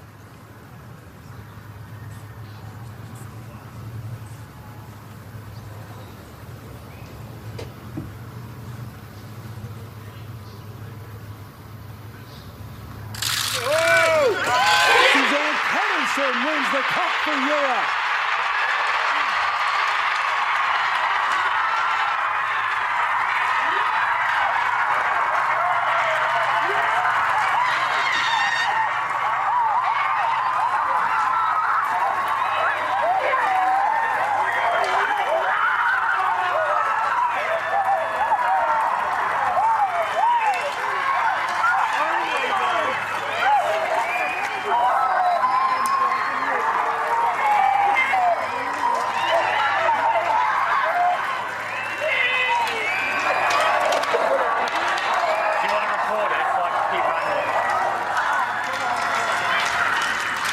In the span of about a minute, a missed putt at 17, a made putt at 18, and Europe has the Solheim Cup.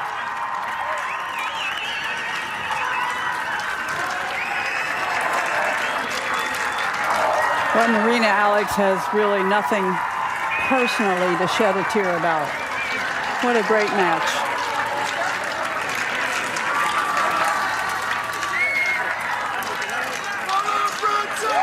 Drama that's just hard to keep track of because it's happening simultaneously.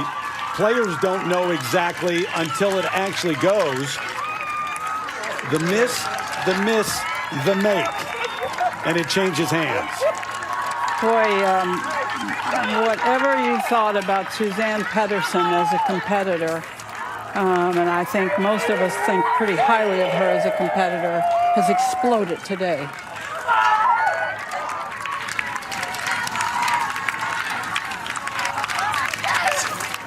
And Katrina Matthew, able as a captain to win the Solheim Cup for Europe in Scotland.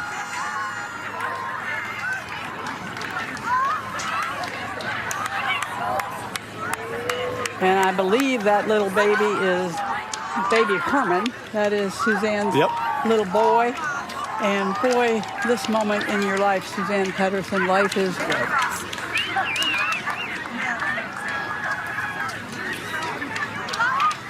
Heartbreak for Marina Alex. Heartbreak for Allie McDonald. And sheer joy and celebration for the 12 players from Europe and many of the fans here as they rush that 18th green. You remember anything like that?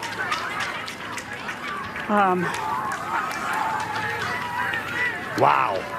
Send it down to Grant right now with Julie Inkster. The word is clutch. Terry, thank you. Julie, what can you say about that finish? Amazing finish. You know, Suzanne played great. You know, Marina played great. It was just a great match and came down to a half a point. So good on them. You had 6 rookies. Everyone on your team scored a point. What can you say about the entire unit? You know what? They played great golf. They just played a half a point better. But you know what? It was great for women's golf, and I'm really proud of my team, and I'm really proud to be able to represent the USA. 3 straight times captaining the U.S. Solheim Cup team. How about a 4th? No. I'm 2-1. I think I'll quit while I'm ahead. All right, Terry, back to you. Thanks, guys. Can't even imagine what goes through her mind right now as we send it down to Kay Cockburn with Suzanne Pettersson. Suzanne, I got to let you describe this moment, that putt. How did you get it done? I was just trying to get the ball on the green with that pin, and I said to Mikey, long is better than anything else, and I just hit a great wedge shot, left myself obviously in a fantastic spot. It was a left center putt, and I didn't know it was to win it. I really didn't know. I knew it was very close, and I told Deanie, is this the moment, really? Like walking up to 18th tee, and I think this is it. This is me on Solheim Cup forever, and this is a chapter close to an end. You've been such an amazing winner of major championships. Where does this rank right here in your career? I mean, can you ask for any more? Last putt to win the cup, that close. I mean, history's just made. To win here at Gleneagles for the Scottish crowd, for Beanie most of all.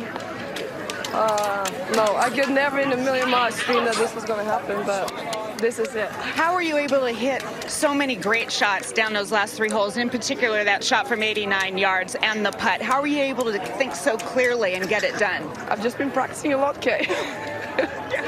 I mean, you just got to trust it coming down the stretch. I mean, I played really good golf the last 2 days. I have an amazing team, and I just tried to go out there today, don't really look at too many boards, and just really try and get my point. And look at this is just crazy. Well, maybe it's appropriate that you got it done in this sea of change. So many young players, it's a stalwart like you that brings home the cup. Congrats. Thank you.